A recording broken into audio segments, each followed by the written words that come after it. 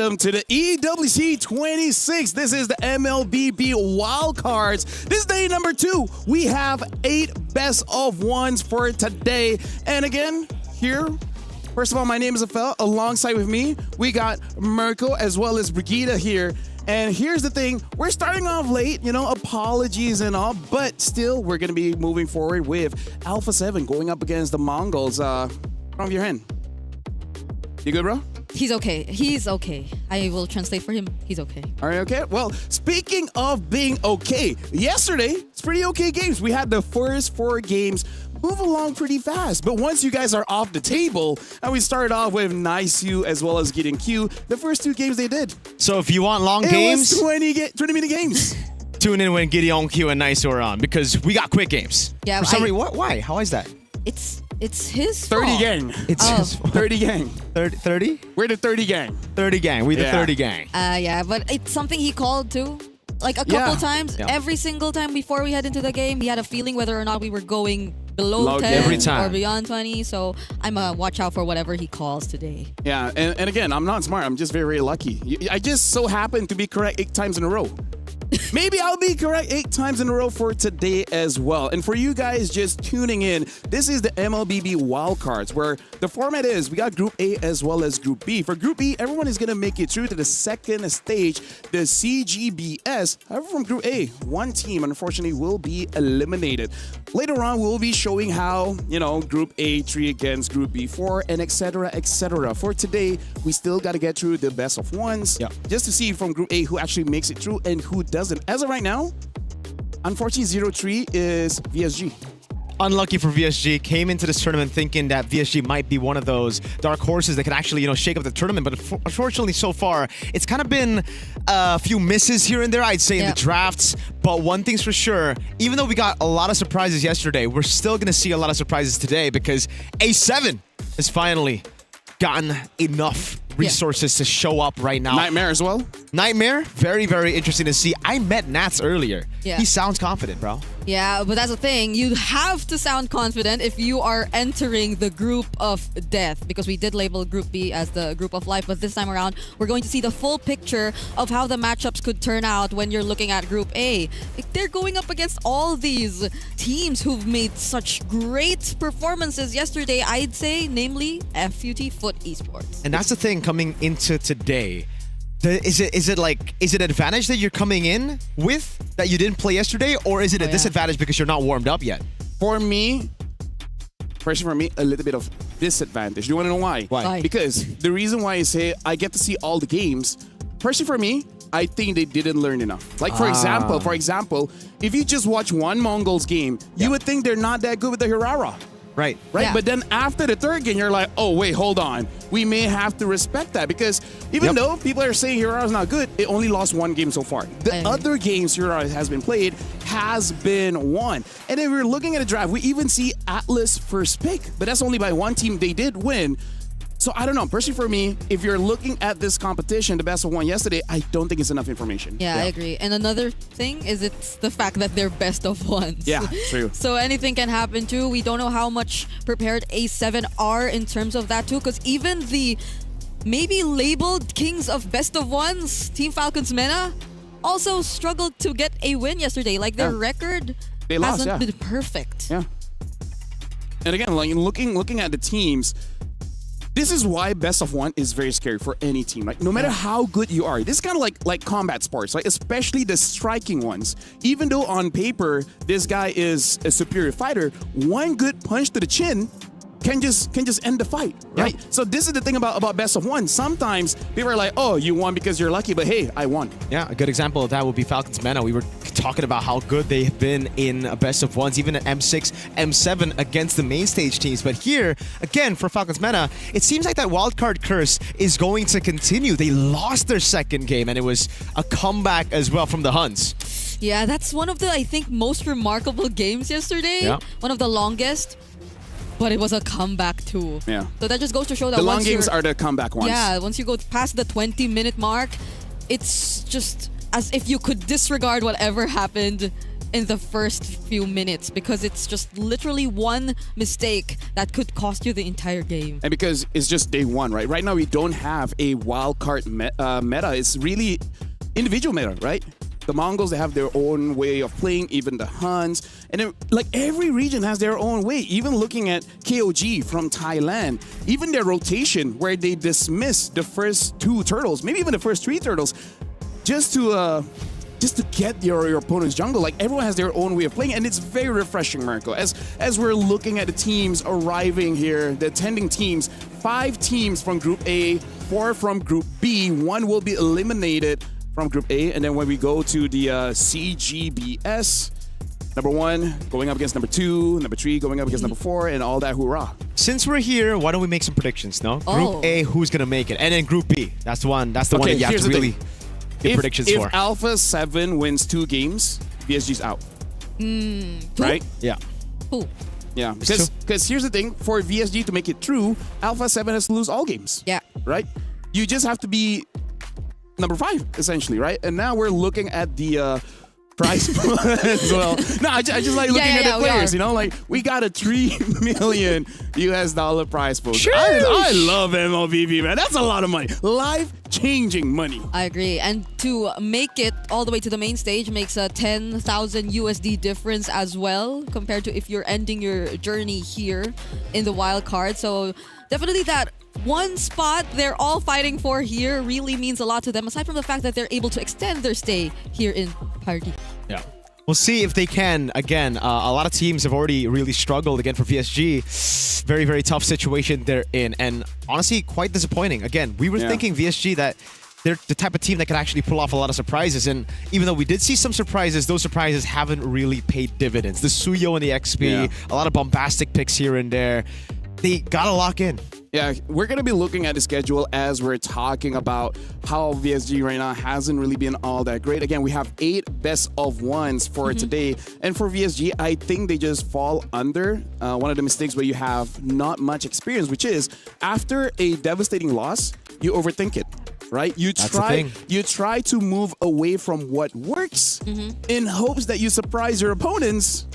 And then they just don't know what to do with it, you know? Yeah, it's tough. By the way, Alpha 7 is playing all 4 games today, so a bit tiring, but hey, it is what is it.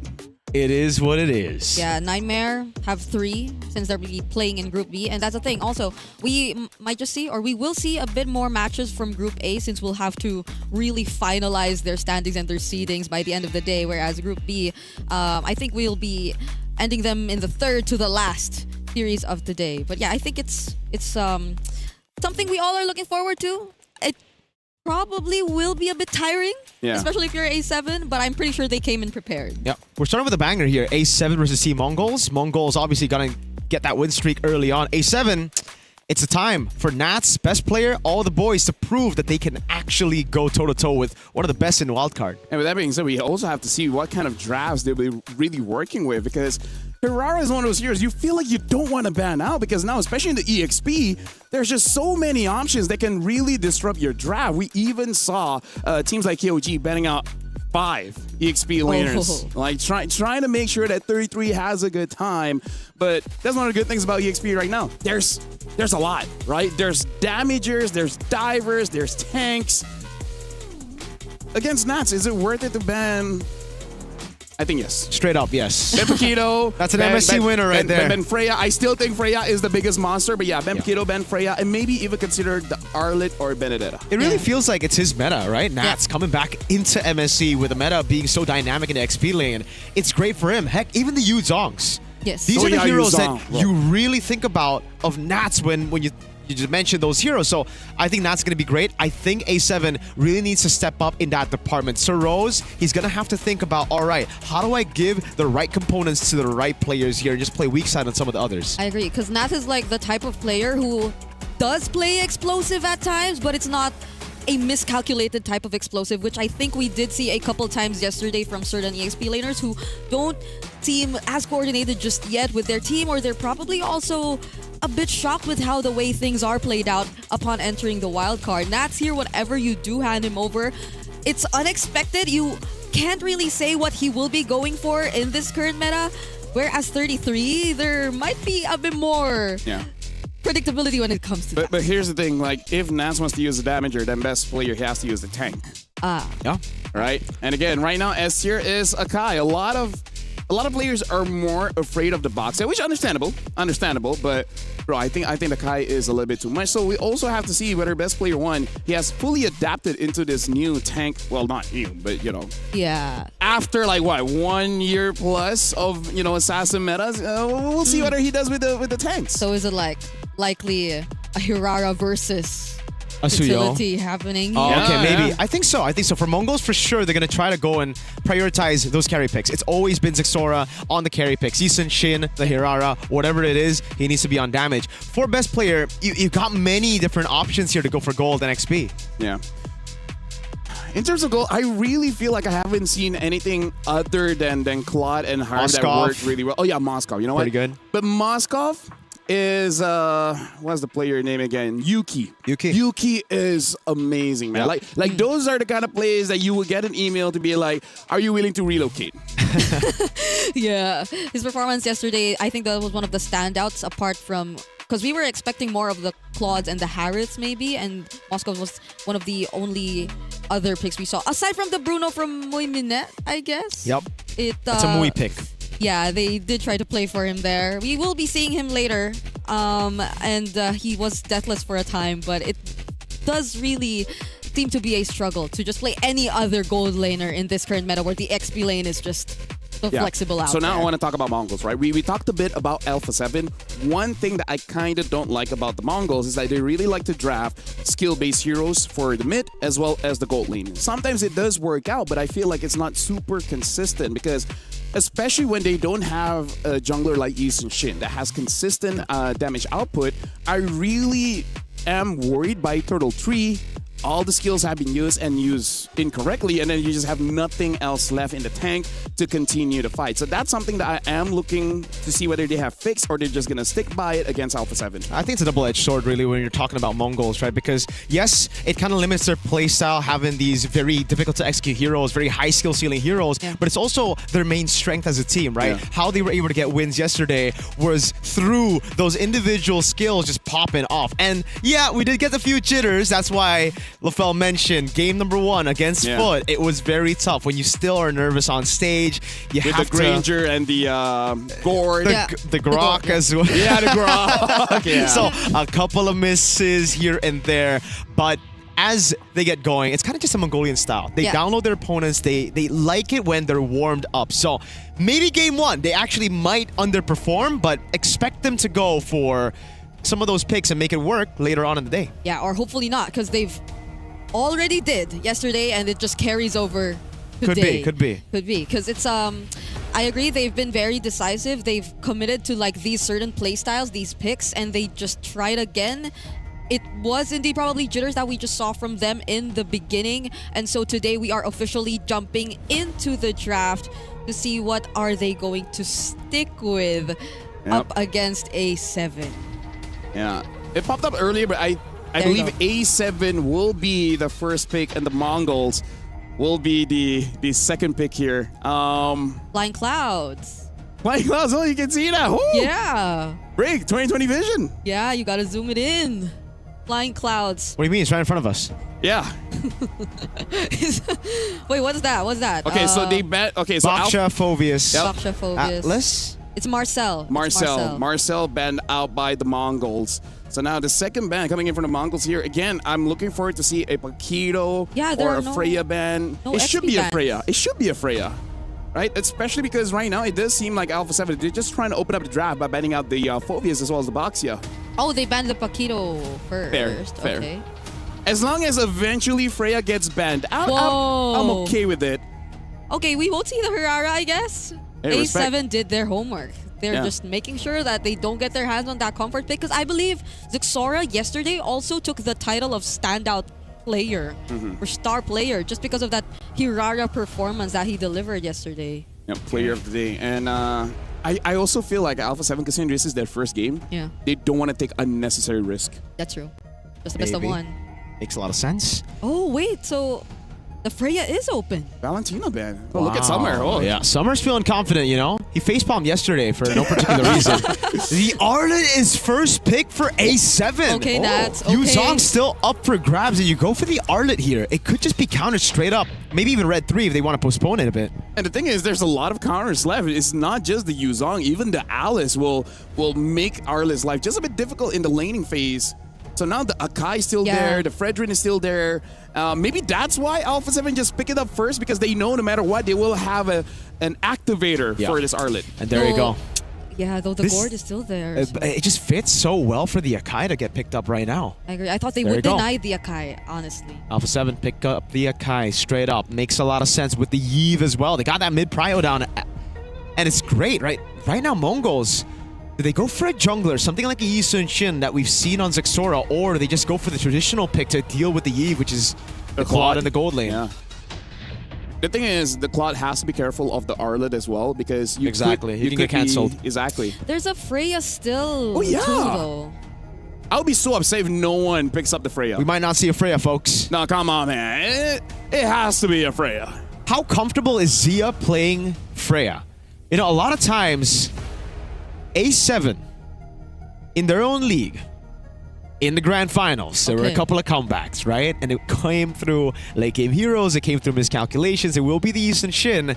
And speaking of those two things, miscalculations, misplays towards the late game, Mongols are clean in the late game. They're good at scaling with the Eastern Shin as well from Zexora yesterday against VSG. Yeah, at this point, when they do have that Eastern Shin, it does make it a bit possible, or I would say relieve some stress a bit from the gold lane to be like, you are going to be the carry, but you don't have to be the only carry, right? Even if there is some losing traits, it's not that bad. It's going to be tough now. You really saved your EXP matchup for second phase 2, so A7 might just take out those picks that'll make things a bit more difficult for the Arlot altogether. I kind of feel like Mongols has to respect a possible Khalid coming in. Yeah. Nice Mathilda ban. I like that. The Yuzong gets taken out as expected. I think the last ban for A7 should be the Claude, and Mongols mid prio seems to be a very important thing. Maybe they go for the Cho ban. We know Shark has played a few Cho games. Pretty good against the Atlas. How do you feel about Cho, Brigida? You like it? Yeah, you played Cho earlier. Yeah. Yeah, it hit 50% win rate today. You don't have to say that. Oh. You could have just say your win rate increased. Oh, yeah. You don't have to say by how much. You beat an Atlas. It's okay. They don't know how much matches I have with it. Ah. Yeah, but it's true. I think in terms of targeting, the Yi Sun Shin will be one of their biggest advantages, though, but not with that ban. So the phrase Good. Yeah, at with least Yi it's Sun banned. With Yi Sun Shin in the jungle. Yeah, at least it's banned out. Makes a lot of sense. So right now, I think picking up the gold lane would be the wise choice, like a Claude. Oh. I mean, like I said, Alice does well against the Arlet, and in a way does well against the Eve as well as the Akai. So it's an okay pick. It's a good pick. With this front to back for Alpha 7, knowing that there's an Alice, some tanky boys as well, do you just want to go for the carry? Yep, carry. Because it's a good matchup against the Claude too, right? Yeah. The Mongols, it really looks like they're thinking about it. Maybe if the carry doesn't show up, then they go for the Claude. The Bellery comes around, and it makes a lot of sense. It's just a box, so I'm not against the carry at all. I like it. Everyone, Dusin, Alice, Atlas. Now that there's a Beleric, they snatch it away. Twice. Still pick up the Claude though. I like that too. Yeah, I think it's gonna be okay, especially with the Beleric on their side. So it's just gonna be an easy response for them every single time they want to go for the counter engage. Now it's K. What is left? There's a few, you know. Harv is there, Claude is there, Moskov. I don't know if I want to go Harv against an Akai. Yeah, I'm just listing the hero, okay? You don't have to be this way with me, okay? I don't think I want to see a Harv against an Akai, bro. This is our first game, and you want to throw shade to me? I don't think I want to see a Harv. I'm listing the heroes to show my massive memory. Yeah. And this is what you do to me? Yeah. Yeah. No. Say no. We. Wait, so like, what's else? The Obsidia? Guess the Moskov is also an option. Yeah. I would say Moskov is safe. Oh. The Obsidia is great against the Arlet, but with the Purifies on the Claude and the range of that Eve, Don't think about it that way. Don't think about it that way. Just hit your abilities. Okay. Avoid their abilities, and then you'll win, right? With that being said, this is the draft coming in from Alpha 7 as well as the Mongols. This is the first game for Alpha 7. So with that, Mirko as well as Brigida, make sure you guys do a good job for this game, even though it's a bit difficult, you know? Thank you so much, Lafel. We are all hyped up and excited to witness the first game in the second day of the wild cards here at MSC 2026. Yep. Team Zone, they did come and shake off whatever jitters they had yesterday, but A7, this is the first time we will be seeing them play today. Mirko, that was a last pick, Obsidia. You still feel 50-50 about it now? I'm not a fan of Obsidia, man. I think it's good only if certain situations come about. So if they're able to just snowball out of control, it'll be great. Thing is, though, it really seems like A7 have gotten the better composition to get that early snowball through neutral objectives. Yeah, but it's an Akai all over again together with the Belleric. I think the Belleric has been making a statement ever since day number 1 of the wild card. These roamers that we're seeing, they're just really going head to head, okay? This is Ox, by the way, yesterday. I think he's had also quite a difficult time trying to go up against pick-off lineups, but this time it's a bit different. Zixora is here? Sneaky Zixora. They got the mid-prio, but hold on. Best player 1's going to actually find out about it. Gonna go for the red tree in time. Zixora with the red tree steals it away. Grand Theft Orange. We saw this yesterday. But it was the Akai doing it on the opposite side of the map. Now it's Zixora immediately resuming back to his purple buff as well. None of the members from A7 notice it. They did such a great job at making sure their attention was just caught. Yeah, I think it's mainly because Cold World was at level 2 with the first wave. He flickers out of the perfect match. Best player 1 poked down by Zixora and Makey, putting the damage down again. And Nats is just not having fun against Mumu in this lane. Okay, that's a first pick, Arlott. Just gotta remind you guys. But they're going up top. Yep. He's gonna have to play safe. Best player 1 gonna be caught. Traceless forward. Zixora gonna go for the kill. First blood to Zixora and a flicker out from Shark. Mongols were so prepared to deal with that. A7, they definitely just wanted to take away that orange buff as well. Just to catch up in terms of EXP, because best player 1, he got his own orange buff stolen away from him. But Mongols already saw it coming. Now Mongols, they got 2 orange buffs in as early as the 2 minutes in this game, and now they're rotating down bottom. Nats, this is not what we expected to see. Yeah, definitely not. It really comes down to the combo now for A7. If they can get the combo going, it's going to be great. Great taunt onto Makey. Crimson Beacon coming down as best player 1 goes over. RWM Nats with the final slash picks him up. Cold World picks up the kill. Best player 1 spins around McKay. Takes him down to Sia. Goes for Blazing Duet. Stunned up in the back. He's going to go for more damage there. Good throw to Ruin. But Cold World gets a double. And it's still a turtle over to the Mongols. K trying to sidestep, but it's Cold World with a big triple. Our mid laners have been getting triple kills and savages so far here in the wild cards. And that definitely looked like A7 finally clapping back. They were able to deal with the members of Mongols one step at a time. Ox. And with... Okay, hold on. Oh, Fatal Links is back up just on time. Cold World! No flickers on cooldown, but boom! Roots. Makey, Ox cannot deal with it. They're going to have to just respect it. Shark, though, he might actually get taken out. Good shot from Zixora. Traces forward. Shark gets a bit more HP. But it is inevitable. Zixora with his second kill of the game. Still took quite some time though. That's the Belleric for you. Zixora did have to help them, but going back, Zixora. What are we supposed to even call this kind of jungling pattern, you know? Dude, Zixora is one of those guys who just has a very impressive... Oh, he's gonna go bot. Wait a second. Mountain Shocker lands. That's with the final slash. Not enough to keep him alive. The pathing from Zixora is immaculate. Agree. This is something that A7 could barely deal with. Like, their players or their heroes aren't exactly the proactive type. Maybe apart from the Arlott at this point of the game. Best player 1 could just watch.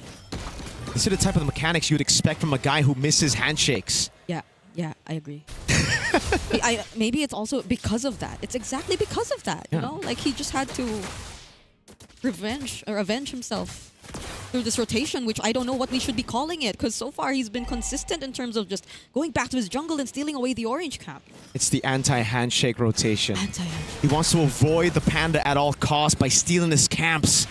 The Dragon Warrior yesterday was the one stealing camps. He's honorable today. The Dragon Warrior, which you couldn't spell Without an S. S. Without an S. Without an S. I don't know how many times I heard that statement yesterday, but we're going to 5. see the next turtle come Whoa! up. Fatal Links flicker. Oh, there you go, though. The Akai, the heavy spin, and Ox gets away with the perfect match. Nats tried to get a final slash in, and now it's a big flicker burnt out. With no heavy spin, they're going to go for a bit of damage on Mumu, but it's just such a tanky Alice to deal with. Yep. Mumu's trying his best to zone. Nats too, looking for the targets. Yep. Ox is low. Uh-oh, final slash lands on Mumu in the back. Oh, it's just a full chain CC, even with the Wrath of the Dryad, it's not enough. Mumu gets a double. Gets in the midst of it all. Makey with the Crimson Beacon picks Cold up, throws him back onto Mumu. Onto Zixora as well. It's a triple. Oh, Sokolino gets away just in time with the BMI. It looked as if Ox definitely would have been that one crucial pickoff in that fight, but just as Nath used his final slash, he casted his Fatal Links. So it didn't matter at all. Let's take a look at that instant replay where clearly they were just trying to find the right and the best targets possible. But it was after this moment that Zixora and the rest of the members of Team Mongols just literally outplayed A7. A7 have not been successful in looking for whatever plays they wanted. It's as if, yes, these crucial ultimates are always baited out just in time before the major fight breaks out, such as the heavy spin. Oh, we see more of that grok from yesterday. Ox thrown back into everybody. Free resets for Nats. But luckily, Ox got no bounty. Okay, that's gonna be okay this time around, but the damage from Zixora is no joke. He's actually so farmed up. He's already level 10, whereas best player 1's just 8. Yeah. They're putting all their effort to defend this bottom turret, but Mongols, they're just so proactive around the map. Zixora, oh my god. It's a 3-level lead and an endless battle at 6 minutes. Oh, that's tough. Just look at that. Yeah, 2,000 is kind of crazy for the gold. I mean, for the jungle's gold. You would expect the Akai to have the better time. He just has that heavy spin to deal with every single objective take, but even before you get there, he's used it already. I don't know if it's just such a reactive use of the heavy spin, because I feel like some of it were very unnecessary.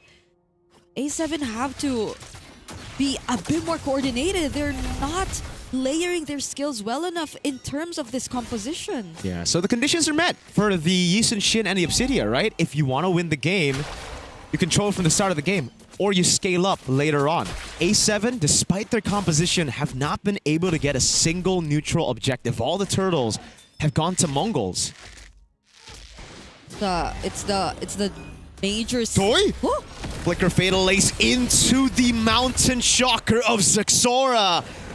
Yo, Mongols! Hey. Well played. Yeah, it's as if Nath too has been one of the bigger targets from the start.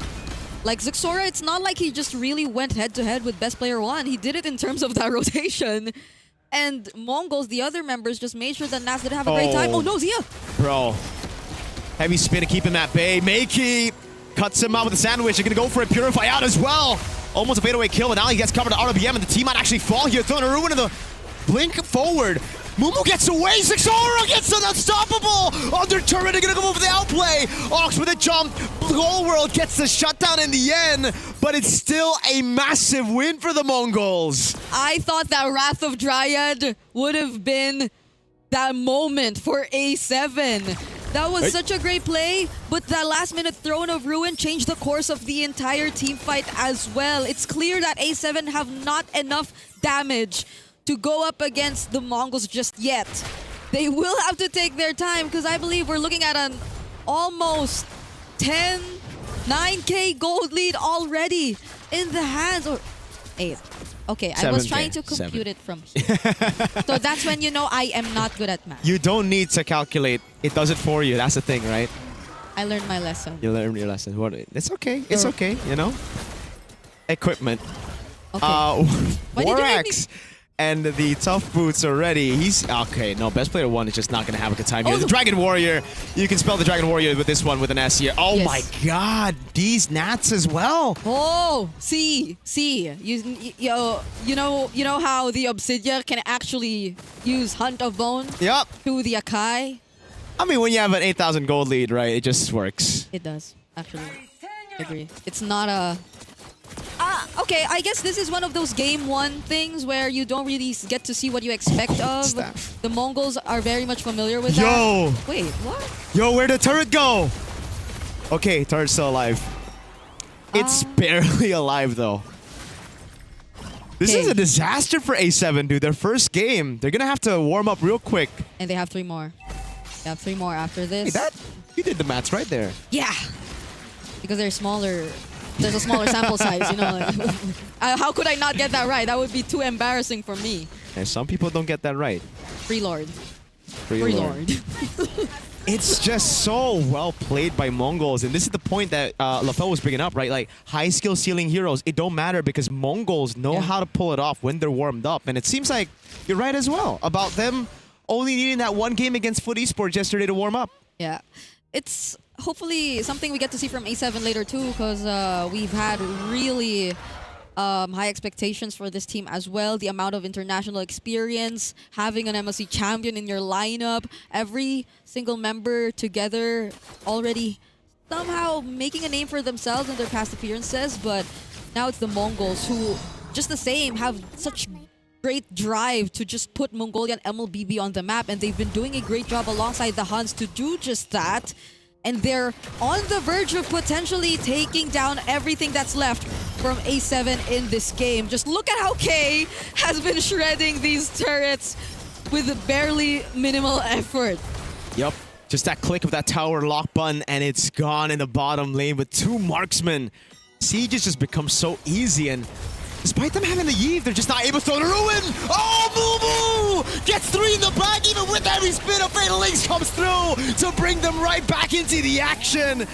Team Mongols are just better. It's a wipeout to end match number 1 of day 2. Match 1, day 2 ends in less than 12 minutes. A statement from Team Mongols showing that they've indeed carried over all that momentum they've secured in day number 1. And LaFell, I didn't get to ask you your thoughts if this would be a 10-minute game or a 20-minute game, but was this what you expected? I expected it to be faster, actually. Oh? Yeah, I thought it would be ending by 11 because, I don't know, you just gotta move away because here's the thing. Alice, if the Alice as well as the Arlet player have roughly the same level of strength in terms of the mechanics, Alice is just unfair for the Arlet to play against just because she has the kit to have continuous damage and the Arlet cannot escape without those minions. So once the minions are out, he's just gonna take free damage. And again, this might just be a warm-up game for Alpha 7 because again, it is the first game. And let's talk about all the growing pains here. Best player 1 on the Akai, he's not there yet. That's number 1. Number 2, the mid duo wasn't able to protect their own jungle, right? They didn't have positions to scout where Yusushi was going, right? Zixora got free camps, and by the time they knew about it, it's way too late. So far here in the wildcards, one thing is consistent, right? In terms of all the objectives, the most important one is your opponent's jungle. Yeah. It feels so sad to think too that the Arlot felt like it was just really punished. Super punished. That first pick Arlot, to be exact, because it's not just the Arlot pick; it's the fact that they prioritize. Only Vinuya can do that, actually. You know him? I do. He does that, but people don't complain. Yeah, it's weird, man. It's like he got a buff or something. Anyways, though,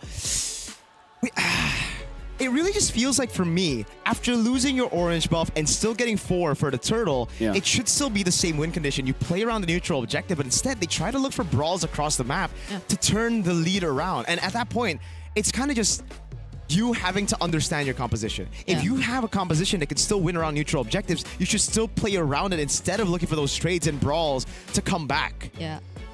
And again, part of the problem that I don't like, they actually could have gotten more kills if best player 1 didn't push them away. Yeah, it's been a lot of like.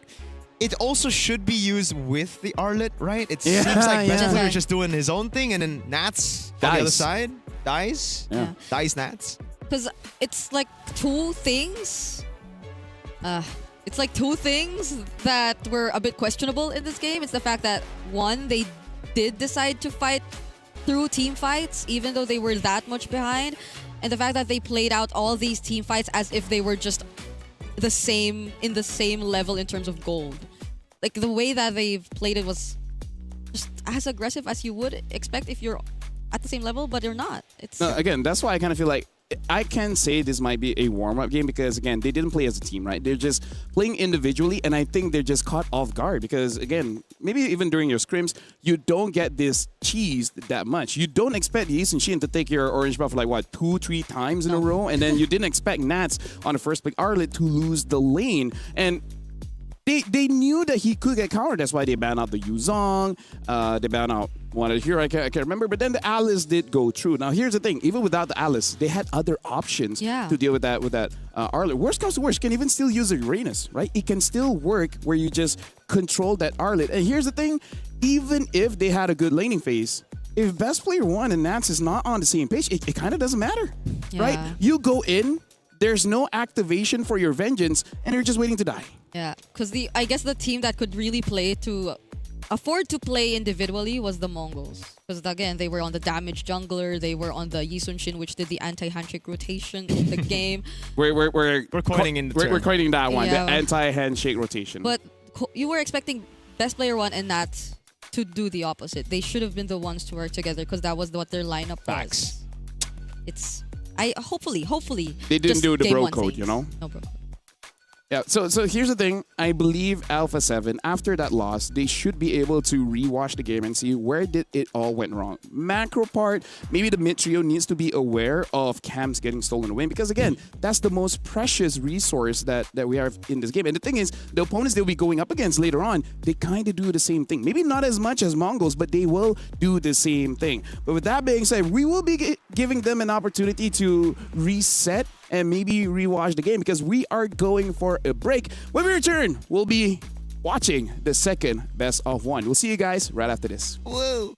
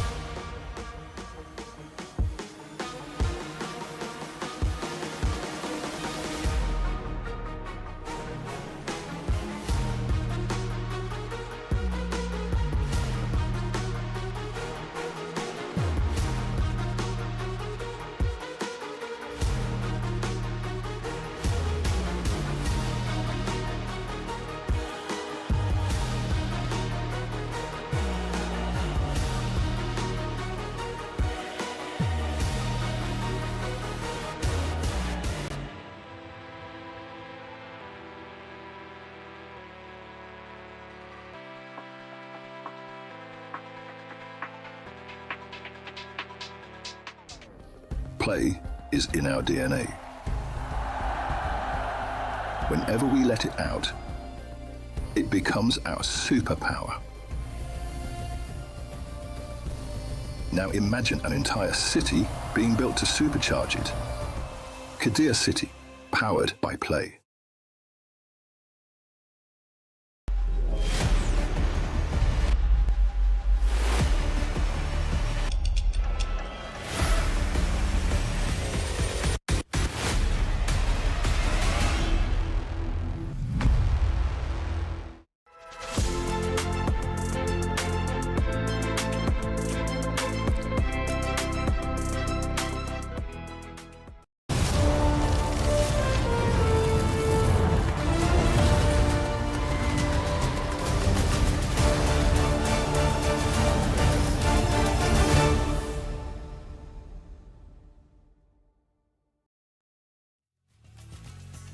And with that, we are back here at EWC 26. We just got done with game number 1. The Mongols show up very impressively against Alpha 7. But hey, it's their first game in the best of 1 here. And welcome, my name is Afel. Alongside with me is Mirko as well as Brigitte. They have done an amazing job casting that game. Amazing jokes, a lot of entertainment, a lot of energy. Now here's the thing. We'll be keep looking at Alpha 7 just to see how they improve later on, and hopefully they get okay. Yeah.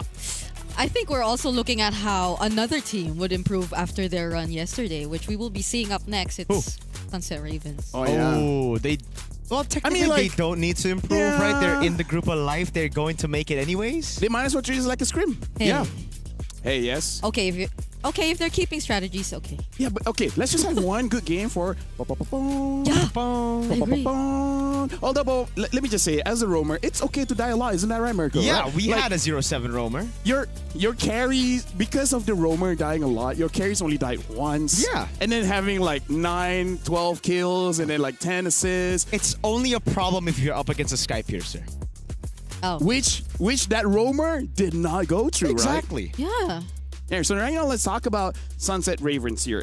Let's address the elephant in the room. They got to make sure that the laning phase is serviceable, because at this point, it almost doesn't matter what kind of draft you get. Even if you get a very good draft, if you still lose the laning phase, it won't matter that much. Yeah. In terms of like, when we say good drafts, they were drafts that we really expected. Or, it's like meta-ish, yeah, right? they're meta drafts, but at the same time, does it mean that it's a bit more predictable then for them? And given like the gap that we kind of observed in terms of mechanics and the decisions in game, then that's something probably other teams have capitalized on. But I wonder if how, like, since they're at this point where they're just one game away from being winless in the group stage, would force them into being a bit more creative, you know? Like, Coach Ryzen? Yeah, Coach Ryzen really got to dig deep, right? Because they're up against Nightmare Esports. Now, Sunset Ravens, a lot of them are new. Nightmare, they've been here before. They know what it feels like to play in an international stage, heck, in a wild card even. We've got so many names that we've seen so many times already. Get Juviana Too Easy for Lexi.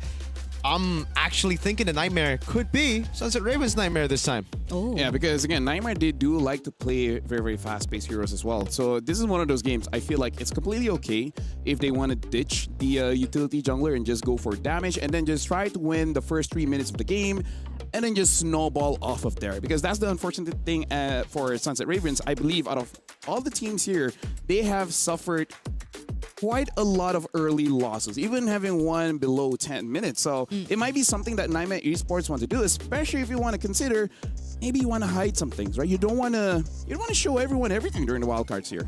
Yeah, because they've lost, like, it's always them losing their winning conditions early on. And I think that's such a problem because they've always reverted to just muy minute on the Bruno, or just playing around muy minute in the late game scaling. But oftentimes here, up against the teams that they've been up against in Group B in the wild card, that's a thing. Like, I think Group B has the more experience in terms of the wild card appearances teams, like Team Falcons Mena. We also have Nightmare, who have been here for quite some time, but we're just really waiting for that one breakthrough moment that's yet to come. That's the thing. They got experience, but they have never won wild cards. So it might be the time, but having, again, to go back towards what you said, Coach Raizan, he mentioned a couple of times that they're going to be playing for comfort here for his team. So far, the only team that has done well with comfort over meta has been the Mongols. So I think you might want to just lean back to the meta. Yeah.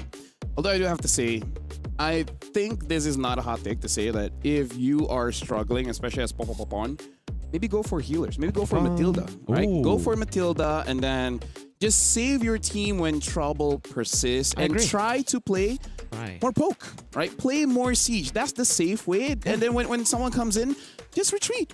Yeah. Right? Especially when you have a Bruno player, just play range. Yeah. Right? Something that'll make you a bit more proactive in the early game because that's where they lose on a lot. Yeah, but with that, looks like Eterna is ready with Nomad. So let's see what Nomad has to say for this match as we're throwing it over to Eterna. Thank you so much, Lafel. Eterna here for the Kadia City interview. And yes, we are with Nomad. Welcome, Nomad. Hello, good morning. Welcome. Good morning and welcome.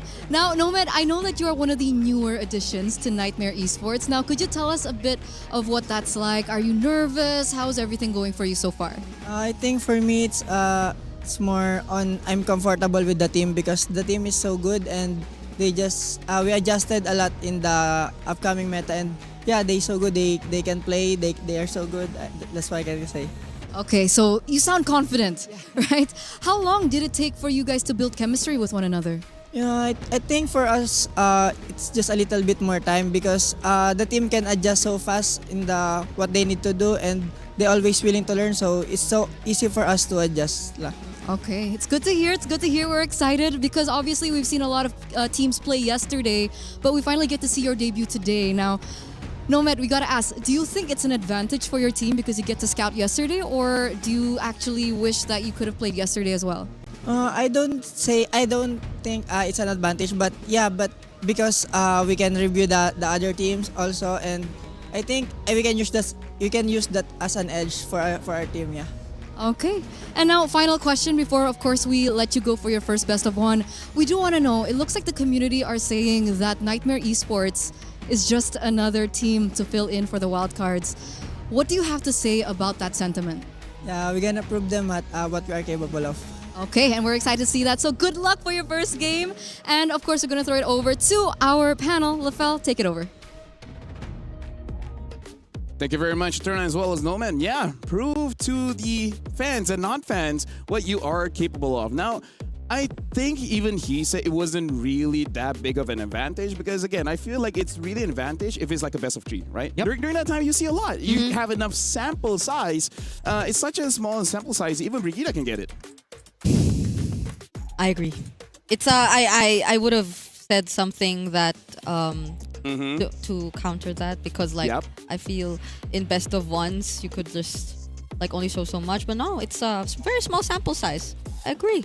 I just get the feeling though from that interview, it left me an impression that he is a mechanical god for just no reason whatsoever. What? No man, reason. Really? No, Zaxora. Yeah. We saw his interview. No man, we heard his interview. We're gonna see some mechanics on this kid. Because he sounds really confident. Here's the thing. Here's the thing. Yeah. If you have a lot to say, if you're confident and everything like that, you're a good frontliner, right? If you're a good frontliner, you have that instinct, right? You have that instinct on how to start fights and etc. But the ones that doesn't say much or step on their words just a little bit, most of their stats go to mechanics, right? Go to kiting, timing abilities, buy and sell. That's just MLBB psychology. Life is an RPG. Put your skills or level up the right skills on the stats. So what about casters? Talking. Yeah, we're fluent in Japanese. Yeah, it's creativity, stamina, and then all the mental health, you pull it all the way down, and then you distribute it somewhere else. Yaparini. Yeah, because I've said it multiple times. You cannot be normal and be a caster. There has to be something wrong with you. Yeah, and if you guys think that, oh no, there are many normal casters, name one. They might be retired. Fine, who? You are not normal. You are not normal, Brigida. My goodness. You want to know what she did to me, Mirko, yesterday? What? After you guys are done and during that long game, Yeah? She was being a menace by WhatsApping me. Wow, what did you say? And then she was like, I'm nice. I don't do anything bad. And he's like, 20 minutes, huh? I'm saying you're good. You're predicting it right. So, Nah. Hey. Anyways, looking at the pick of bands here, looks like Nightmare will be second pick, and Sunset Ravens will be the first, and they themselves ban out the Matilda. Ryzen's like, LaFell, no, I don't agree. aw. What? Ryzen's like, I don't agree. Because Yeah. you told him to go Matilda. Yeah, you told You told Popopopon. Bro, you should have to go Matilda. listened to me, bro. I don't know. I've coached before. The 09 glue looks a bit too good to let go, LaFell. Fine. What does he use? He's like used the Balearic and glue. Yeah. Yeah. Yes, sir. The glue which Died a lot. Same Died as a the lot. Belleric. Yeah. And even the jungler also died a lot. Hey, 33, Hiko and Eterna were a combined age of 90, so the Belleric and the glue are a combined age of, or a combined death of like, 20 something. yeah. So, that's pretty good. That's What not- is our combined age? 59. 59. I don't know yours. 30? Okay, Yeah, 30. So Matt's Sorry, also at 0. Yeah, That's to Caster. I apologize, Brigida. That was such a big number for you. I should have figured it out myself. No, I'm glad because this desk is so good at math when it's small numbers. Yep. The big ones we leave it to Naisu and Gideon. Yes, please. Gideon Q. Freya and the Marcells by Sunset Ravens. These are first pick heroes. Those look right now. It does look like Sunset is the one on red side and Nightmare is the one on blue side. Yeah. Oh, it's been a while since we saw a Fanny band too. Like Fanny and Hirara? Trap has only played utility, no? Trap has always gotten trapped. Come on, man. Hey, listen. Let me put you in the mind of the coach. all right? Which coach? Coach V or Coach Raizan? V. It's V. like, guys, All right. this is smoke and mirrors. You know what they've been doing? What coach? Day one. What? They keep using the tanks. You see how bad they are? They trying to set us up so that they can play the assassins. Ah. So, what is an assassin? Fanny and Harara. So, we Okay. ban those so that he plays the tanks again and then we're good. Okay, coach. I got it. I'll ban Paquito. Good. Because Paquito can also be in the jungle. We saw it just earlier. EU server W. He was okay, but he didn't get the MVP. Of course not. Of course not. I mean, like, come on. Come on, man. Sunset Ravens, first pick. What is it going to be? There's an Akai. Zushin. Juicin Okay. it is. Sunset Jushin. Ravens. Nightmare. What is the answer to it? Straight up.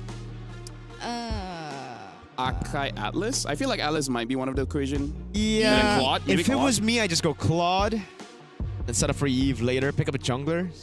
Something like a Baksha if you want to just get a snowball early, Akai, go for Fredrin. fights. Akai, Fredrin, sure, one of those utility jungles. Also, they're gonna match them with utility jungles. Ooh. If they want Yeah. assassin, maybe third pick Suyo or something.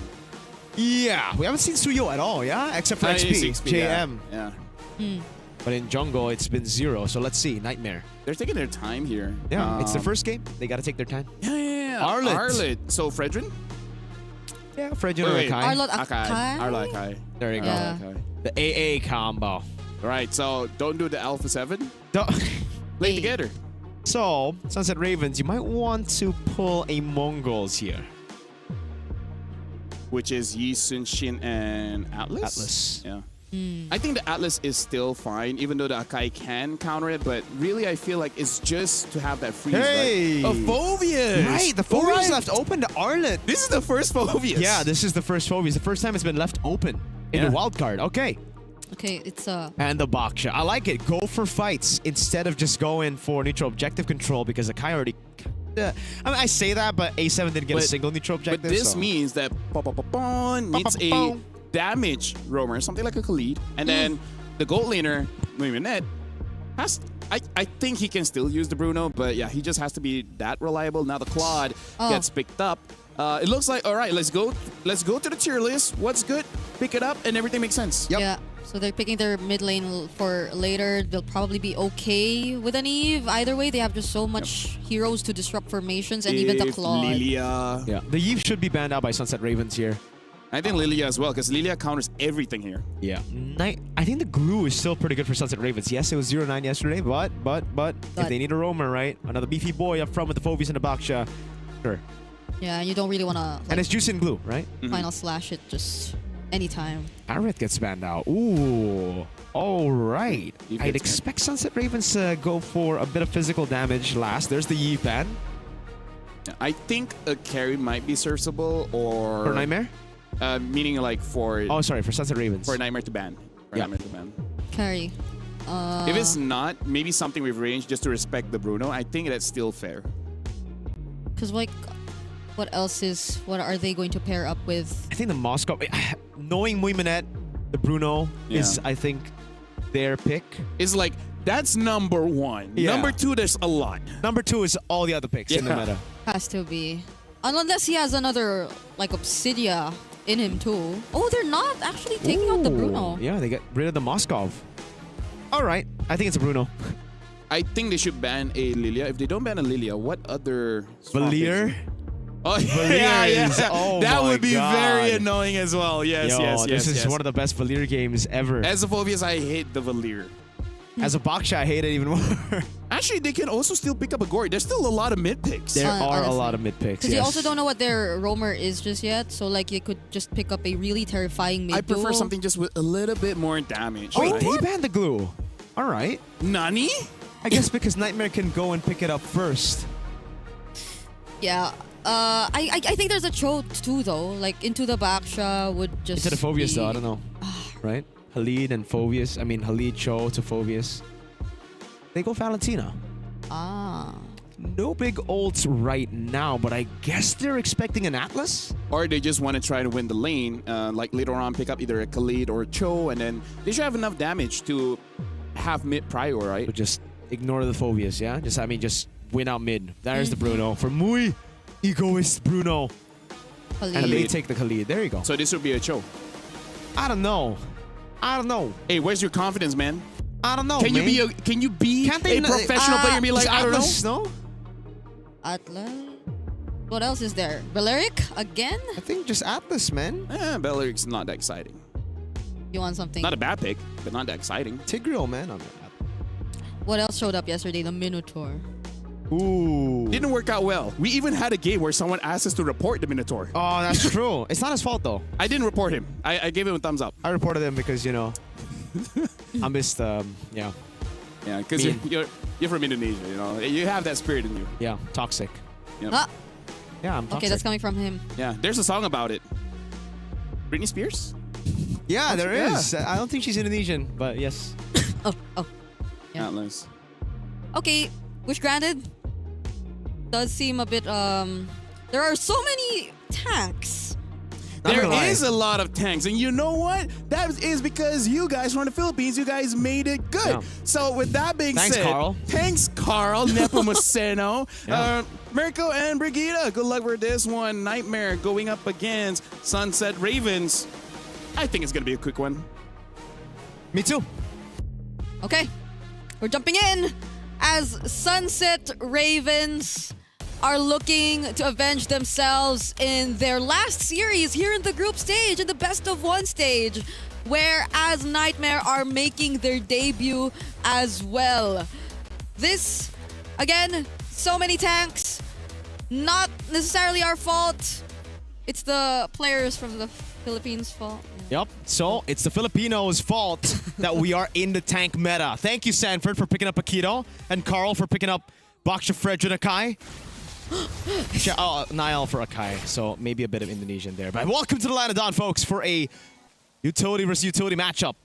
And our first Phobius of the wild card on a concussive blast. Mexi against Juviana. Experience on the side of Juviana. Oh yeah, and Mexi, who just recently has joined Sunset Ravens. We also got to interview him yesterday. Oh, it's a trap. Whoa. Yeah, this is, you gotta be careful. This is such a fast... Hey. Huh? Okay, to be fair, like, Juviana did get level 2 first, so he probably got like an extra vengeance in before Mexi could get the Dark Wave.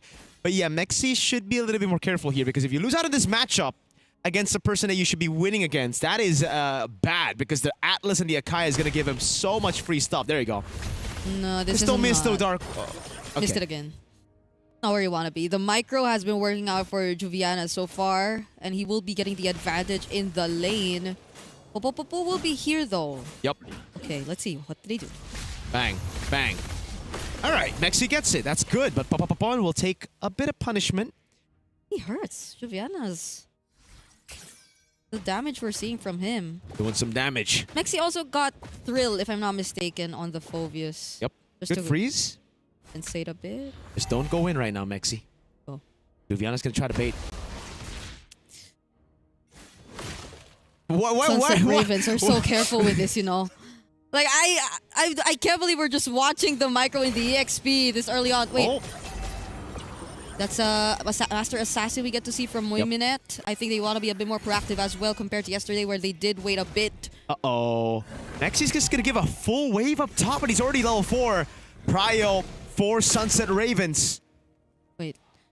What does Juviana do? That goes the final slash. Okay. Now there goes the heavy spin as well. Trap will get trapped again. And is actually first blood in this game. Multiple targets knocked up by the Lantern Flare. Mexi gets to respond to the trade on I did. But it's just a 2-for-1 trade.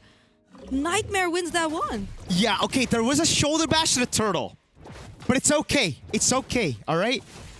Like, we just gotta take these things. And Mexi, he did leave a whole wave down below. Now, Juviana, this is where you should expect the Phoveus to start winning. He can win. Jump, boom, bang. Okay, Flicker used as well, but that's 3 targets onto him, so this will be the clapback from Sunset Ravens. But Jasmine is gonna make it up top as well. But together with Tweezy for Lexi, they might not want to take on this fight. That's at least they somehow equalize things. This is not a significant gold lead whatsoever just yet. But the turtle is still up.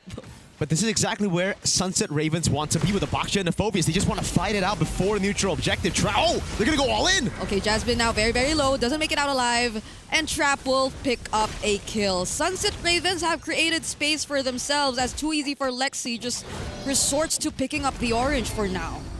Wow, played. There you go. Just go for the fights. When you have this composition, this is why the Phoveus has always been banned out. You're a dictator. You're Dictator Phoveus up in here, right? Whenever you get this pick. Oh. They're really going for the 1-1-1s. Bang. Final slash already committed. They're just going at each other. They won't necessarily convert that into a kill. Moiminet. How has the laning been for Moiminet so far? He's ahead. Yeah, he's done well. But Nomad, he's going to go for the the corrosion side. So it seems like he's going to be rotating early instead of staying in lane with the Bruno. Again, this is where we start to see Mexi start to win, but Mexi doesn't want to bite on the bait. Could be an Akai over up top. Yeah. They're back in the mid lane here, 3 members. What has he been picking up as the Valentina? He picked up a glowing wand first item, and now the Flicker's down. Trap. Oh, the Atlas ult. Wait, what? As a Valentina? No, the Atlas is on his team. Oh, no. He's taking the Khalid ult. The Khalid Khalid. ult, yeah. I mean, they're the matchup, you know. So. Yep. No, Nomad. Nomad. Down bottom, will be ready what to is catch him that there. damage? Together with the concussive blast. Actually dealt quite a lot, but it's Mexi up top who might just get traded out. That's the Fatal Links. And the heavy spin. Multiple ults committed, but Mexi is still okay. Wow, what an escape by Mexi! Nomad though. Has the BMI. Gets to use it together with the Blazing Duet. Okay. They lose the turret. Sunset Ravens are flying in game number 2 of the day. They're doing a fantastic job. Mexi. Uh-oh, Juviana might be in trouble. Can he get out of this? That's an Arlot. No minions left. Final slash committed as well. Infernal Pursuits together with Eska doesn't get to knock him up just yet. Poon burning the Flicker. That's a lot of resources burned just before the next hurdle of this game. Dang. Like, these guys are just surviving, bro. Like, Mexi are losing so much. Juviana just pushed in the wave. But Sunset Ravens prioritize tempo over it. Juviana might be a whole 2 levels ahead. Dark Wave lands on Lexi. Okay, I did this here. What does he get? We'll be joining the fight. Does Jasmine actually go for the Fatal Links? It's Popopopon who falls down first. Trap gets to bump into 1. Juviana falls next, and the heavy spin from Too Easy for Lexi. Isolating Mexi, but is that the target that they want? They finally get the shutdown, but they lost Juviana in the process. It's a 1-for-2. This could be a free lore, or a free turtle rather. Lexi doesn't have the heavy spin. Trap's gonna go for the fight. Oh, Eska! Whoa, Crimson Beacon in. Too easy for Lexi. And the turtle still gets secured even though it was almost reset there. Good job by Sunset Ravens again. They just fight it out. They're brawling it out with this composition, and it's working really well, especially now that MLBB has some of those items. Nomad hasn't been able to walk up on the Claude. He's just been taking MLBB's balls to the face. Yeah, he's been just focusing on farming here as the Claude. Joviana, though. Okay, he will just let go of that turret up top. So far, they're finally able to secure the first turret in this game. Let's take a look at that instant replay right here, where Popopopon unfortunately fell down first. Yep. And I think the fact that they already used the heavy spin here didn't allow them to just continue with the contest for that turtle later on. And the Claude, right, the way it works out together with the team is you need to play together. You need to dive in together so that the Claude can just be supporting damage, especially early on with those nerfs on the base damage. But there, he went in all alone, so it just gave the opportunity for Sunset Ravens to just heal past the Blazing Duet. MLBB has the Haas Claws. He's 500 gold ahead of Nomad. Right now, Nightmare have IDed and Too Easy for Lexi as the guys who are doing better than their opponents. But the thing is, oh god. Like Dark Wave will land. Joviana 1v2. No minions left, but had a flicker. Okay, yeah, I agree. And if things just don't get better from this point onwards, then it's not going to be a good record for the Arlott Akai together.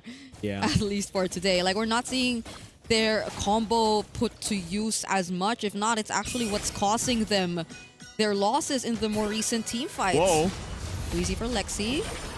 Gotta be okay.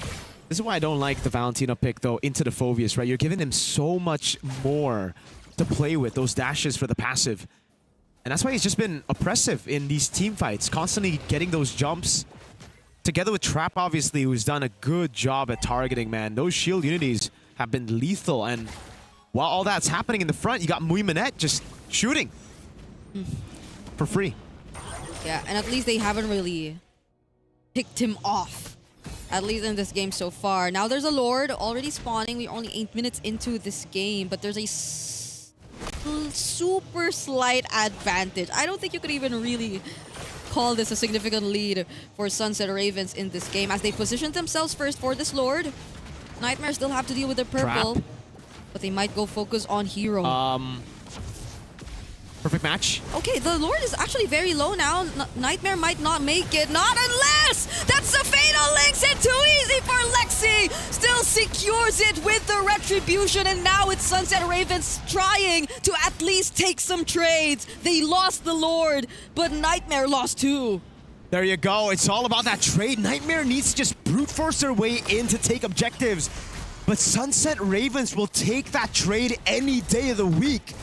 They want to go for those fights. As long as the Bruno, MLBB, the egoist, is free, he will carry in the fight. And those frontliners, no one can deal with them. Nightmare do not have the shred to deal with this. And all Sunset Ravens need to do to deal with the Lord is group up, clear it up. MLBB gets extra gold. Yeah, and they do not feel the least bit hesitant at all in this game. They're always just being so decisive. Even in that moment where they just decided to burst down the Lord, they knew what they wanted to go for. And they clearly won out in that team fight. They're still holding on to majority of their resources and even the mid. Oh. A Malefic Gun? Yep, that's a Malefic Gun. That's the power spike that he's been waiting for all this time, and it's still going to take Nightmare Esports some time before Nomad gets the Golden Staff. Yeah, in M6, if you get that item, it's GG. Yeah. Luckily, it's not M6 for Nightmare Esports. They can still try to turn things around. It just gets really difficult because their only main source of damage, well, their only source of damage right now, it just seems like it's the Claude. Everybody else hasn't... Wait, why is the Claude dealing so little damage, man? He hasn't joined the fight just yet. He's been farming all this time. No wonder these fights have just been very good for Sunset Ravens. Nomad has just been offline. Honestly, it's, I think, what Nightmare have decided to go for. It's just really focusing on the farm and unknowingly getting the map control under their nose. Because Sunset Ravens may have been winning on some of the fights, but they're keeping this gold lead very small. That's why it's been almost insignificant for majority of this game, 11 minutes into this game. But now I think we are slowly approaching the point where you are going to be forced to fight. So let's see how things change now that we might just see Nomad be part of that fight. I think it also seems like Nomad has kind of lost out on that power spike. He should have already hit the power spike by now, right? You get the 3 items. The thing is, SNR just way too tanky. The Chastised Pauldron was the first item for MSC. Trap is building a lot of physical defense as well, so you're gonna have to wait for the Melphic gun before you start being a threat to SNR. As of the moment, SNR, I think Moiminat is the bigger threat. Like, there are just so many tanky guys making that space for him. Yep. And I think they've improved in terms of formations too. Like, overall, their team fights have been more... I think they've been more structured. They're more close to each other. That's something we failed to see from them yesterday. And now that's another Lord. And we'll see how SNR deal with this objective take. Because earlier on, it's just been them dancing around, getting the information, and bursting it when it feels like it's the right moment. And they might just go for that same template now that we are in the second Lord of the game. Win in nature as well from Moiminat. He's going to start shredding down too easy for Lexi. He's going in all alone, half HP. All Sunset Ravens need to do is bait out the heavy spin. It's the exact same thing. Okay, they are finally going in heavy spin committed too, but it's still Trap who wins out, not even using the Retribution, but he just secures the Lord. And now the members of Nightmare are falling one by one, but the response with a Blazing Duet from Nomad, can it actually change something? It seems like the damage is not enough. He does fight Eska, but he falls down too. What a fight, what a retry from Trap. He laid it down. They poked the Panda enough to make him hesitate. And then they just committed on the neutral objective. Fights will go to Sunset Ravens. That was a guarantee. But the Turtle, it should have gone to Nightmare. They played in such a good way. Yes, Moiminat had to sacrifice his life, but he knows that the rest of the team was already capable enough to deal with Nomad. And again, like I mentioned, the 3-item power spike is not enough at this point for Nomad. He needs the Melphic gun to get through these tanky boys up front. That was a sequence that'll take a bit of time to process. Still can't believe he didn't have to use the Retribution just to take that Lord. When in fact too easy for Lexi was already spinning with a heavy spin, but still did not get to secure it for the teams. Nomad? He just used the BMI. Oh, okay, there you go. no one's there to punish. Yeah, he's being guarded. Jasmine is gonna be there either way. And the Flying Clouds is going to help them just a bit to make sure that they actually still get to defend this game. We're already 14 minutes in, and majority of the resources are now going to be taken away. Now, whatever efforts Nightmare have been trying to do earlier on, it seems like it's not paying off just yet. Like, they're focused on farming. Oh, the damage! I had to get out of there.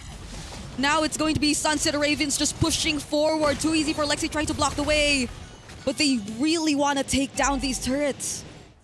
Yeah, you really cannot walk up as I did like that, dude. Not against a full item Bruno, right? Moiminat is already full items by this time. Or he's close to full items. He's at 5 items. Yeah. 0, 1, and 5. Let's take a look at the items again. He's building towards... Is that a BOD? Yeah, I guess. There's he's just lacking 1 item left. Nomad on the other Could be the Sea hand. Halberd too, yeah. But this? I'm feeling the ego. You know what I mean? Well, actually, Nomad just needs 1 more item too. That's true. And that's the real item that'll get him going. The Melphic gun, right? Then he can start shredding people down. Thing is it enough? Because there are 3 Chastised Pauldrons and a Wind of Nature on the side of Sunset Ravens. Yeah. It's like you really have to pick your target at this point. You really have to just dive in whoever you feel would be a great pickoff, but at this point, how do you just get past all these guards? You have Mexi, Trap, and Popopopon, and I think this has been one of the more stable games we've seen from Popopopon here in the wild cards. He's just been very clean, very disciplined in terms of using the Khalid. It's not all those flashy plays that just get you past the crucial moments, but it's what matters. Now we're back in the 3rd Lord. Mexi. Spectacular zoning yet again from Sunset Ravens. How do Nightmare deal with this? Darkwave will land onto too easy for Lexi. Crimson Beacon already baited out from Eska. Juviana might want to focus down onto the mid laner, and with only a Purify, he still doesn't find the kill. Moiminat has too much space. They've created too much space, and now he's just free. Nightmare are struggling to contest this objective. Heavy spin committed a bit too early. Infernal Pursuit still going on. There's going to be the stun briefly from Jasmine, but that's all just to disengage as Sunset Ravens take this next objective too. Well played by Sunset Ravens, understanding the win condition, going back to Eska, who was left all alone against Juviana. But we have to question Nightmare Esports and their decision-making. They had a Claude up top. Nomad was trying to build a slow push, yet the team went for a 4v5 against a very full item, doing a lot of damage. Ego is muy minute on Bruno. That was kind of crazy, no? Nightmare took a 4v5 knowing full well they didn't have Nomad. I can't tell if that's an effect of just them learning from the past two turtles that SNR are just not going to hold back. They're really going for those quick bursts. They have the anime plot armor.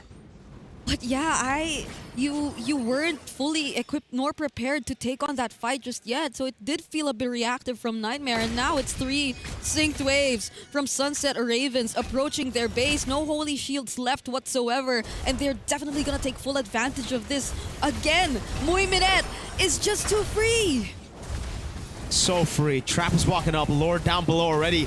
They're going to be looking for the siege to end this game. Can they do it? The Lord is already in the base, but they've somehow dealt with it as SNR just decided to focus on the base turrets. Yep. So Nightmare had enough room to still prolong and extend this game. And for the first time in this desk, I think we are going to see a 20-minute game. Hey, something new. Hey, you might have jinxed it. Or maybe not. Imagine if you say that, a Nightmare just go in again. I mean, it's a possibility. It went in 4v5, right? Yeah, I love how Sunset Ravens are taking this, right? They're not getting too hasty with it. A lot of teams with 0 wins in a wildcard stage, they'll already be so desperate. When they're in the lead, they'll try to force those fights, they'll try to force a win. But Sunset Ravens know that if you want to win, you gotta take it slow when you have the lead. And they already have that far lane. There's no real reason for you to risk anything at this point. It's all up to Nightmare Esports to make the desperate play to come back in the game. Yeah, and they've been almost perfect in terms of like the objective takes. They've only really let go of 1 Lord recently or in this entire game. And other than that, Nightmare have barely positioned themselves. So I wonder how Nightmare are planning to address it this time, because now that they definitely have to leave at least Nomad to deal with the far lane, it's going to be a tougher task for them because he's the main damage. He's the only damage. Lexi. And yeah. Even before we approach the Lord, Nightmare have a problem moving around their very own map. Yeah, I mean, it's a given with these base turrets taken down. Nomad is clearing up top, so they're really trying to get a good wave going. But look at that. If Nightmare just push a bit too far, Sunset Ravens are in position to actually... Oh, God. Wait. They are on the opposite side of the map right now. They're just going to go for the slow push. There you go. Slow push straight into the Evolve Lord. They already deal with the slow push. Nomad. He's going to hold that way. Okay, there you go. That's the green light. Straight up to the Lord. Nomad's up top. They got to try to force a fight again. A 4v5. And the wave is just going to constantly build towards Nightmare. This is why they didn't really have to rush things. They have a template for how they go. Too easy for Lexi, already very low. Does he have the immortality still? And now on the other side, it's Juviana falling down first. Too easy for Lexi. Actually gets to walk away, but remember, knock up with the Dark Wave. SNR are going for the chase. They're taking on the fight. Nomad gets blasted and is barely able to accomplish anything. And that's enough for SNR to maybe just push forward, to maybe not even consider the Lord. Another 4v5. Nomad was top and he jumps back to the BMI. Uvas! Okay, here we go. SNR have a minion. They have their immortalities up. They have another wave coming in mid. And they almost are complete and ready to put an end to this game. Heavy spin to desperately just extend and find whatever opportunity they can. But they could not, as Sunset Ravens secure their first win here in the wild card. GG Sunset Ravens! They break the lose streak up against Nightmare Esports, who've played their first game today, and you can finally see the expression of Sunset Ravens, man. Those happy expressions, Mexi feeling it. It feels good to break your lose streak. Sunset Ravens on course to make it to where, LaFell? To the cross breakout. CGBS. CGBS. The CGBS. And yeah, I was looking at it. They were so excited. We're so happy. And they deserve it, right? They played well. Nightmare didn't play so well. So I think the lesson that can be learned, playing day one is great. First. It's better to play on day one and then warm up into day two. So Yeah.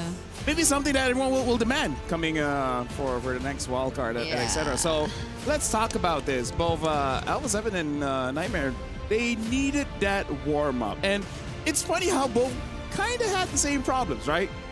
Individual plays without a team. Sure, there are some individual mistakes as well, like the Claude. And the Arlet Akais have lost 2 games. Yeah. But it's not their fault, Okay, game 2 it might have been because of the Phobius. They let go of the Phobius. No, you know what? It's the Valentina. If they had the Gord or the Valir or the Lilia. Lilia, Yeah. even this is a bit far, but even an Aurora might have been a little bit better. Because here's the thing, Aurora. Gord as well as Valir, they're student teacher. And while they were training, they used Phobius as the training dummy. Yep. And Baksha. And Baxia. Yeah. And Fredrin. And quite a few lists of men that are tanks. Hylos, Khalid. Yeah. That man. Valid, I really feel like was the botch of that draft. Because admittedly, I do not want to think that this is how Nightmare, who's been playing for so long and has made so much international appearance in the wildcards, actually has evolved their gameplay. Like I really do feel like there might be some game 1 jitters to it, similar to what we saw from A7, and hopefully they do get to recover from that. Because I don't think this has been like the cleanest from the start from Sunset Ravens as well, but it has been definitely more decisive. Like they've been cleaner and clearer in terms of what they wanted to achieve, and I see that multiple times, especially when we look at their objective takes, like the way they just execute their objective takes. Let me just say, there's some things that Sunset Ravens did should have been punished, right? For example, the early game, the EXP. Arlet won, right? Arlet already won that lane, and then quite a few missed abilities coming in from the Phobius. You could have countered that, right? You could have punished, and then you could have just controlled their jungle, but it didn't do that. A lot of missed positions, especially from the damage dealers, because I really don't feel the presence of the Claude. I really don't feel the presence of the Valentina. It really is just the Akai. But he's more of just getting attacked on. And why does the Arlet have the need to feel like he has to 1v5? I mean, like that's the real thing. Like Mirko said, your only damage dealer is so far away. You could have just waited. Waited when he came by. If he's already around like mid lane, then yeah, maybe you can start something so that he can eventually come, blaze into it, maybe get 2 kills. Even if the Lord has been secured, like you still get something out of it. Instead, you got nothing. Was that going too long? No, it's completely fine. I was just happy looking at Mexi, Pon finally seeing a smile on their face, man. They were flexing the Sunset Ravens logo as well. Hey, feels good, man. Feels good. We wanted to see that. Like that was the Popopopon game. Popopopon. There you go. he should be happy now. Ganbate. What's congratulations again? Omedeto. Yeah. Onigashima. What? That's something in One Piece. Either ways, right now we have done with 2 best of ones, and for now it does seem that the teams that just arrived playing for day 2, Alpha 7 as well as Nightmare Esports, they need a bit of time to get used to all the other teams. And Sunset Ravens, after day 1, it looks like they have a rough idea of what they really want. Moving forward, though, they have to consider what if they don't get the Phobius, because the Phobius was one of the big reasons why they won. But with that being said, 2 best of 1 done. We had 1 short game and 1 long game. We're going for a break. After this, going to game number 3, which I believe Alpha 7 will be playing again. We'll see how they shape up. We'll see you guys right after the break. Ooh, kills.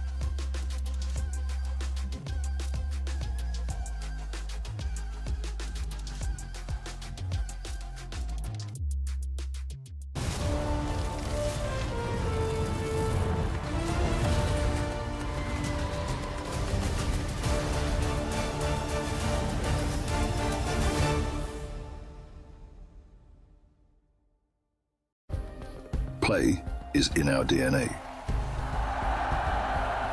Whenever we let it out, it becomes our superpower. Now imagine an entire city being built to supercharge it. Kadir City, powered by play.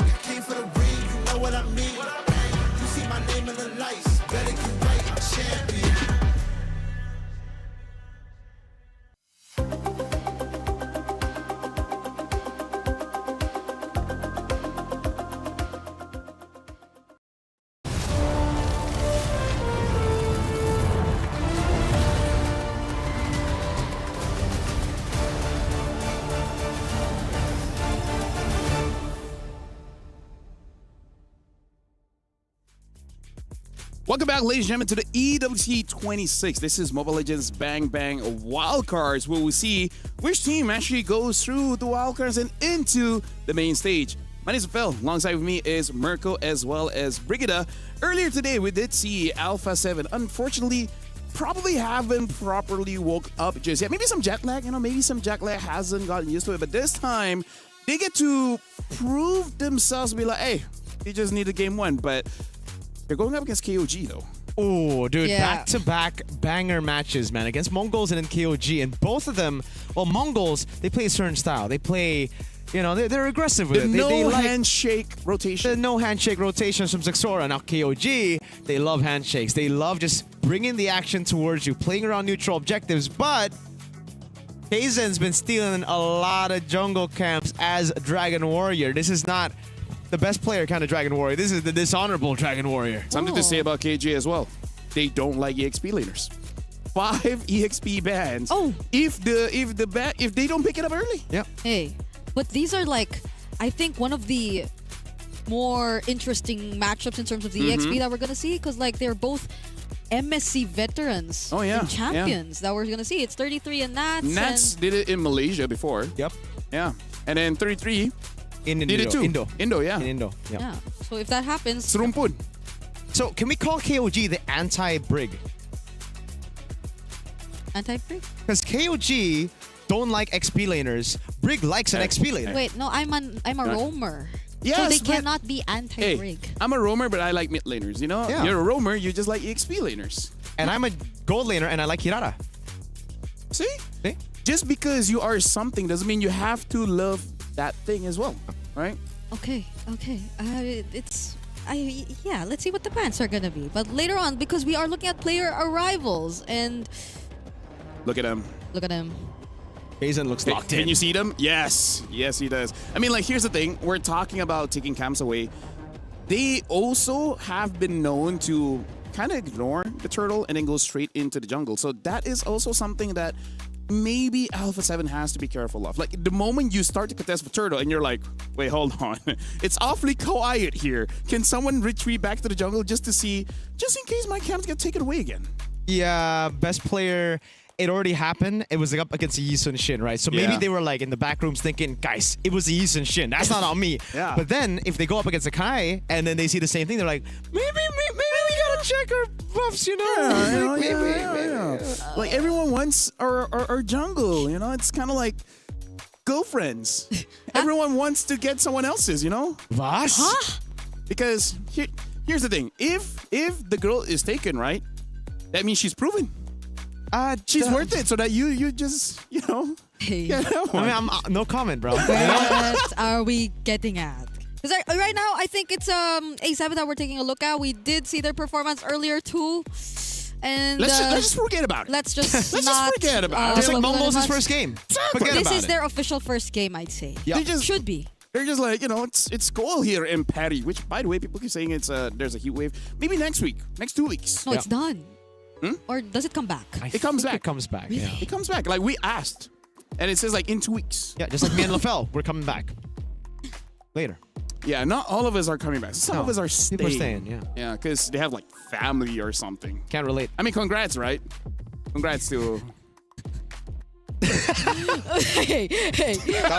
Someone shut the Official lights first off. game. bro. Again. Official first game. First game, first game, like first we game. said, something has to be wrong for you to be a caster.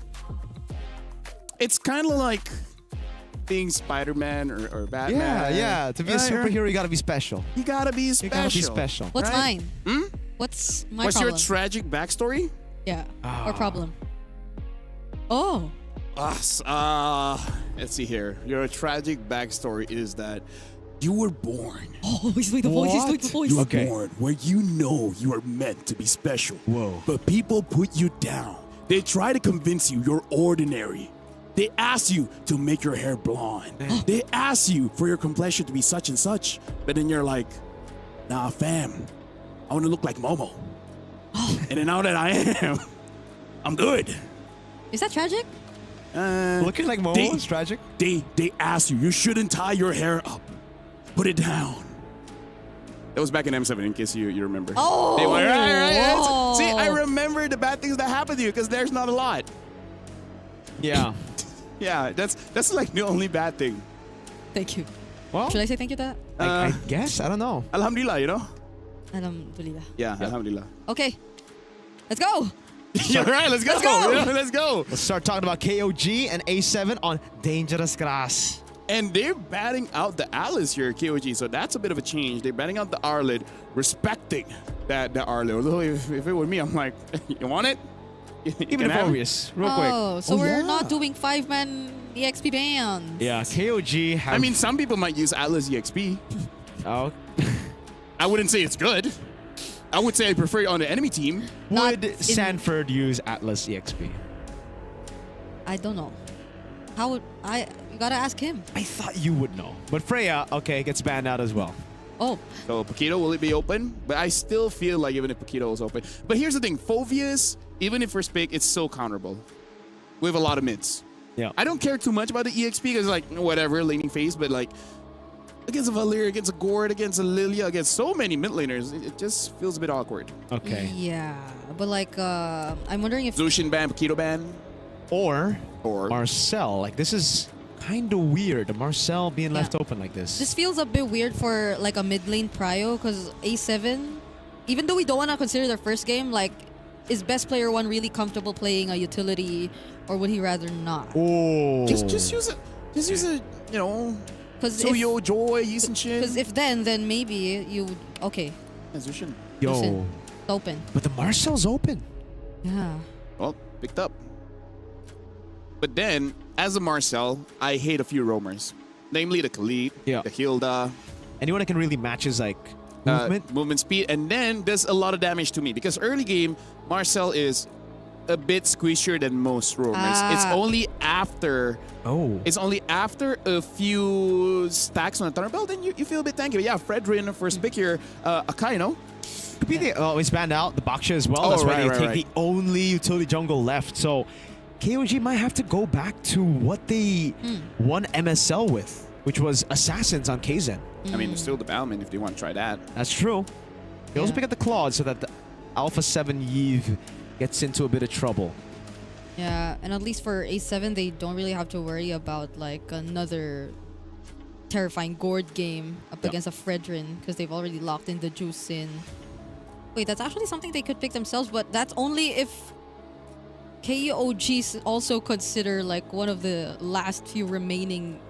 No, there aren't any remaining utility junk. Whoa. Oh, there! Oh, yeah. Yeah. Forgot about it. It's also very, very good against the Fredrin, by the way. It's a known counter. Paquito gets picked up in the XP, so they're aiming to go for what, like a Harith pick, but A7 pick it up before KOG can get it in the second phase. Right now, KOG looks like it's full dive here, Yeah. right? Like, even if they pick All up a in. carry, I feel like the carry will be safe because there's so much protection in the front. They can still go Claude as well. Claude's something that can Yep, actually go yep. play both sides, dive or front to back. Then all they need is a beefy boy up front. Now, what tank do you go for here? I mean, we saw Grok yesterday. Ah. Even a high loss wouldn't be bad here, going up against Marcel That's as what well I'm as thinking. the Fredrin. Hylos, not bad at all. They're not like KOG's not really gonna go dive either, so Especially if the Gord is banned. High loss, why not? Okay, by the way, they ban out the Eve, so I don't think they're going to go for the Claude. I think they're just going to go for a front to back, like you mentioned. Yeah, or they just want a safe ban, you know? Could be. Just want a safe ban. Mathilda gets taken out 'Cause by it- A7. because if it's not that, I mean, like playing the Cho into this is gonna be a bit tricky too. You're always gonna be spotted out by the Marcel. I Yeah. feel like it's not necessary because even though you can still use the choke quite well, it's annoying going up against the Marcel, especially if you commit a flicker and then you just get platinum snapped. Yeah. They're like, girl, come on. That's true. Okay. Final ban coming down for KOG. What is it going to be? Should be Gord. I feel like it should be Gord. Gord. If it's not Gord, I can see... Yeah, maybe just Lilia because I Gord think Marcel. Yeah. it's still okay. It's still okay. Mm, Kimi wouldn't be bad too. I feel like Kimi can fit Alpha 7. it's a Yuzhong. Okay. So the Claude is actually still open for KOG later on if they. Maybe they do want to know. let the Gord through because they do want the Claude, right? Yeah, but they pick up the Kimmy. So they want someone to have continuous pressure. And now when it comes to the EXP, if the Paquito gets a good angle, he should have a few good shots here. Now, in terms of the pick in the gold, I still feel Carry or Claude either is okay. Yeah, because there's a lot of magic too from A7, by the way. Which kind of makes it good for a high This loss. front to back is kind of crazy for A7. And it looks like both teams kind of want to play that, right? Yeah. We'll just... It's front to back with it really feels like AOT. Yeah. What? Titan's coming this way, Ah. and then the Soldier's coming on this way, Yep. and then just like... Sasageo. Hey, you know what? A7 might actually take a bit of inspiration from the Mongols here by picking up an Alice last pick. They need a frontliner. But that's all Claude is magic, shred. really. That's true. That's true. Oh. Whoa. So 3 damage dealers. Nice. And not really a tank in Marcel. The only frontliner is Fredrin here. They're Front really... to back. They're really Wow. trusting So- best player one here. Yeah. Hey, you can have your opinions to yourself. I'm going to be throwing it over to you, but I would say KOG, they have a pretty interesting draft. It is good, but it requires high execution. With that being said, I'm going to throw it over to Mirko as well as Brigida for KOG going up against Alpha 7. Here we go, folks. It's a Guinevere. Honestly, on paper, I like KOG's draft. It feels much more... Normal? Normal. I mean, the 3 damage dealers with a Marcel. You got a combo with the Marcel with the Kimmy, Yeah. but you got a lot of magic damage. I guess the balance is with the physical damage. At the end of the day, though, how the heck is this Fredrin going to go up against a Guinevere to win out those red tree battles? Yeah. Okay, we're heading into game number 3, and I'm thinking that could this be their way of just really keeping it quite similar to the first game that we saw from them, but this time a bit more successful because it feels very individualistic. Like the draft. Now like that you mentioned that, it makes sense. It's like they the- were very individual in the first Yeah. match. Maybe they just need to lean more towards that side. But is that really gonna work? Because it's a macro team you're up against. It's KOG. Yeah. They play as a team, literally as a unit. And if you're just really aiming to go for these individual plays, like the Benedetta on Naths, the Kimmy, and the Marcel doing their own thing. Oh, I'm here. All right. Hey! One thing's for sure, to counter that argument, A7 got no synergy. So Yeah, if because- they try to out team fight, if they try to out macro KOG, I think it's just So they're leaving everything else at the door. So now that me- you see this, For me, makes Nats sense. cannot throw because we saw yesterday when I believe it was the 7th match of the day where it's escaping my mind who played that, but VSGA's, no. It Hey. was We're back. Mongols it- KOG. no, I think it was back? VSG. But yeah, like the Benedetta dives in and then just puts his own team in a situation where Yeah. yeah. Oh, that's right, GM. But yeah, still, this is just something that I feel like when you're using a Benedetta, when you're using an Arlet, when you're using a hero that can dive, that can set up for your team, you just gotta be careful because you. Yeah. As a roamer, right? You and me, Brigida, we're roamers. We're roamers. We know when we make a good engage, we feel good. But we also know we have those engages that just sabotages our team, right? Yeah. And then people have the gall to say, okay, then right, you guys can go in the game. Hey, welcome to the Land of Dawn, folks. Both XP laners go for lethal ignition. Whoa. Oh my goodness. That's the MSC champion matchup in the EXP lane for you. That's true. That's very true. I 33, 2017, right? Yeah. And that's 2022. Lethal Ignition, Festival of Blood. But there's a bit of difference. 33 has gone for extra penetration. Now, Nats doing a good job against the Paquito. This should be, on paper, a winning matchup for Paquito. Okay. Now I Kaizen? see how they're planning to make it work. Kaizen is very low here. Full World and Shark are actually looking like they're going to be a very dependable mid duo this time around. So if we were to go back, then yes, A7, that might be the game plan. It's just probably really the trio mid that we need to see a bit more coordination from. Because it's a Fredrin, I don't think you can really be like too individualistic if you're a I agree. Fredrin. I like the improvement, though, straight up from A7 already. game number 1, they completely let go of their topside jungle. So best player 1 got evaded very early. Here, it almost happened as well. KZ straight from the Raptor over, from the Lizard straight to the Beetle. But A7 caught it early, and it will not be a full-on buff take. Oh. That's in 33rd here. Get a bit of help from Shark and Nile. And I like how it's... I agree. There somehow in the wild card has been quite, or a bit too much explosiveness coming in from the damage EXP laners, specifically those getting a hold of the Benedetta. But I'm hoping and I'm seeing how they're definitely going to try to keep it a bit more balanced this time. Yep. You definitely could not make as much mistakes as Nats this time around. Now look at that advantage he's gotten over 33. Really good eye for an eye there. Take away some of that damage from the jab of 33. A7 with Prio. It's Cold World and Shark already in position. Best player 1 holding on to the neutral objective. Oh, Shark scouting out majority of the members. Traction pulls laid down too, What? but Kaizen actually wins out the retribution. Does A7 still go for it? It's a no. Okay, this is a much disciplined A7 we're seeing, but KOG do not want to let them be like that.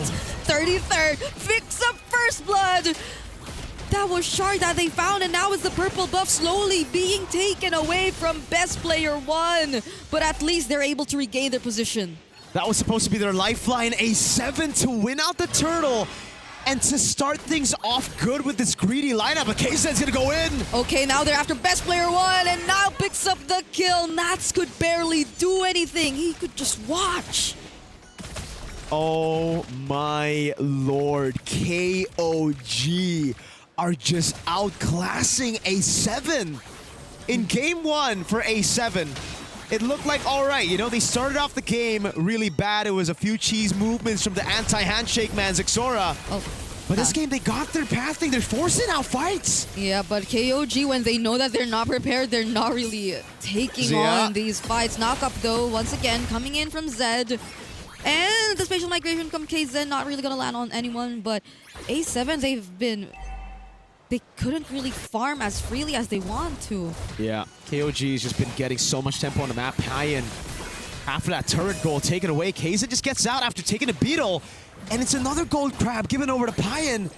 This is just disastrous for A7. It is fantastic, though, for KOG. Yeah. What did we say about KOG working as a unit? Right now, it seems like majority of their rotations have been at least 2 or 3 members alongside Kaizen, and they've been making it work. This is the exact opposite of what we're seeing from A7, where they have been doing some things individually on the map, specifically when you look at the EXP lane, but together with best player 1, we're not seeing much. They haven't been able to really utilize this composition just yet. And now we're seeing the next objective come up. Shark, this is how you expect a Marcel to be played, but you're not really getting much value out of it when you look at the other members of A7 just yet. Yeah, and you saw just how squishy he can be when the Paquito gets his hands on the Marcel. Shark got blasted by the Paquito. Look at his rotation. Tempo in the bottom lane. They're going to make Nats lose a whole wave as they rotate, and A7 did not have control over the neutral objective. Nile, good job taking the aggro, and Kaizen's going to try to bait out the Purify up top. Kaizen went for Zia first, forcing out the Purify and even the Zaman Force. Now A7 lose a major resource before this objective, but they're still going to go for it anyway. There goes the Golden Orb! Oh no. It stops even the turtle, but it's still A7 who are able to secure it nonetheless. Now Kaizen falls in. They're going for the chase. They want to take more. Payan looks to be the next target, but they're being very careful. They do not want to risk it. Usually that would be a big mistake, man, for the Marcel to just freeze it out when the Fredrin, best player, could go for the retreat, but Sharks takes it at the end of the day. So, hey, if it works out, it ain't a bad play. A7 still in this game. Okay. That was... I also couldn't recall how exactly things happened because it's just literally 1 HP left. Yeah. For the turtle. Before it actually went over to the hands of A7, and I don't know if the Retribution was already used in time. Wow. Okay, damage EXP. This is why we also called in Nats Entertainment way back. There's just so much action going on. EXP damage. It's still very tough, though, to pull off the Benedetta against the Paquito. Only few have succeeded with that matchup. And Yeah, I thought that was going to be really bad with Zia already uses a Mount Force and Purify, but they managed to come in. Shark, so far, saving A7 from a possible, 3,000 gold lead for KOG. Yeah. At least they also are really holding on to the majority of their resources. Just even though we've seen KOG multiple times just really attempt to keep the tempo going, even occasionally stealing away some jungle camps from A7. Best Player 1 is a bit behind, but not too significantly. So I wonder how A7 are planning to be a bit more proactive this time. They definitely are with the Marcel. We've seen that countless times, but the damage doesn't seem to suffice just yet. Traction Pulse that's used though, and Crimson Beacon is down for Zed. Good damage coming in from A7. Good poke. They bait out the Crimson Beacon right before the neutral objective. This should be free. Never mind. Payan up top, staying in this lane. The man that I thought was going to be the star of the day yesterday. Predictions. With the Claude, it's his comfort pick, but finally, there you go. A7 with the neutral objective control. That's 2 turtles to 1. Yeah, the macro team that KOG is clearly just decided to let go of that turtle in exchange of more structures across the map. And I think this is really one way that they could definitely deal with the threat of the Benedetta and how they're able, or A7 is able to utilize it. Because now they're forcing reactions slowly against A7. They're going to force a fight down bottom as well, but the damage coming in from Zia will be enough to take down 33. But again, it's a damaged Paquito, so kind of like expect him to be one of the better targets too. Yeah, and that's why we don't really see too many Paquitos go full-on damage. Usually there's a good mix. Good ult, golden hour. Okay, now it's Best Player 1 intercepting from behind, making sure that he will be providing assistance to this team. But A7, they're still going for it. Nile will be the casualty. And now it's Kaizen. Oh, Payan! Payan is actually gonna go in. Okay. That's just for the orange buff. Yep. Leashing Best Player 1 to get the orange buff. They're actually converting on objectives really well. Clearing out mid. Nat's doing the dirty work here. Dodges away from the spatial migration. BP trying to punish Kaizen. Traction pulse almost. Oh, even a bonk. Oh. Dang. They really want to get Kaizen down, man. Kaizen's been like... He's the one doing a lot of the more individual things. Making sure that the waves are managed. Even in that mid lane where it feels like it could have been something that A7 just immediately transitioned towards right after they were able to get that bottom turret. Didn't really happen. And now it's a bit tricky if you think about it, because even against Best Player 1, or especially against Best Player 1 and Zia, it seems like Kaizen has been very particular with who he wants to use the spatial migration Violet Requims on. Like, you see him walk in front of you very honestly, but it's a mystery how he's still able to land these spatial migrations on the targets that he wants. And there's usually just a combo together with a Gwyn. That's why you pick it up. You want to have a combo with it. But here it's just an independent Gwyn. And it wasn't even like a full neutral objective win, right? I mean, Turtle won, 50-50 retry, he won it. But then after that, it's just been a Shark and then a free one for BP up top. It's a 1v1, 33 versus Nats. Whoa, okay. They probably are not going to continue this anymore. At least we know both XP laners are up top, trying to deal with the waves before we fully transition to this next objective, which is already the Lord. Kaizen's already here. Best Player 1, 2. They're just seeing each other. Who's going to go first? It's all about the combo. Nats has Prio up top. He already rotates first. Tempo on the side of A7. Oh, they're bursting it down. They want to make his store. And now the traction pulls. Oh. They're bursting down Kaizen. The best possible target before this objective taken. Now Payan using the blazing to it, but it's cancelled by the energy eruption. Whoa. 33. He finds Zia though. Cold World trying to deal with him. What? But the Lord, Payan. Whoa. Payan actually takes the Lord. Seals it away, the Art of Thievery from the Claude. Payan saves the day, getting the kill on BP. Nats and then the Lord. Oh God, what a chaotic fight. They got Kaizen at the start of the fight. They could have just gone for the Lord, but instead they looked for the chase. It initially looked good as Nats got the Petri, but no one else was on the same page. They were all held down by 33. KOG side laners with a massive save, with a massive play to keep them in the game. Yeah, they were both low but they both agreed to just go for the Lord. And that was knowing that the entire team fight has been split up. Anyway, Nats, Kaizen finds him yet again. It hasn't been such a great time for Nats just yet in this game. Traction pulls. Crimson Beacon out. They're holding on to this mid-turret. Bayan almost taken out. Golden R trying to keep him safe. And best player 1 walks out, but Shark will be the sacrifice. Oh my goodness.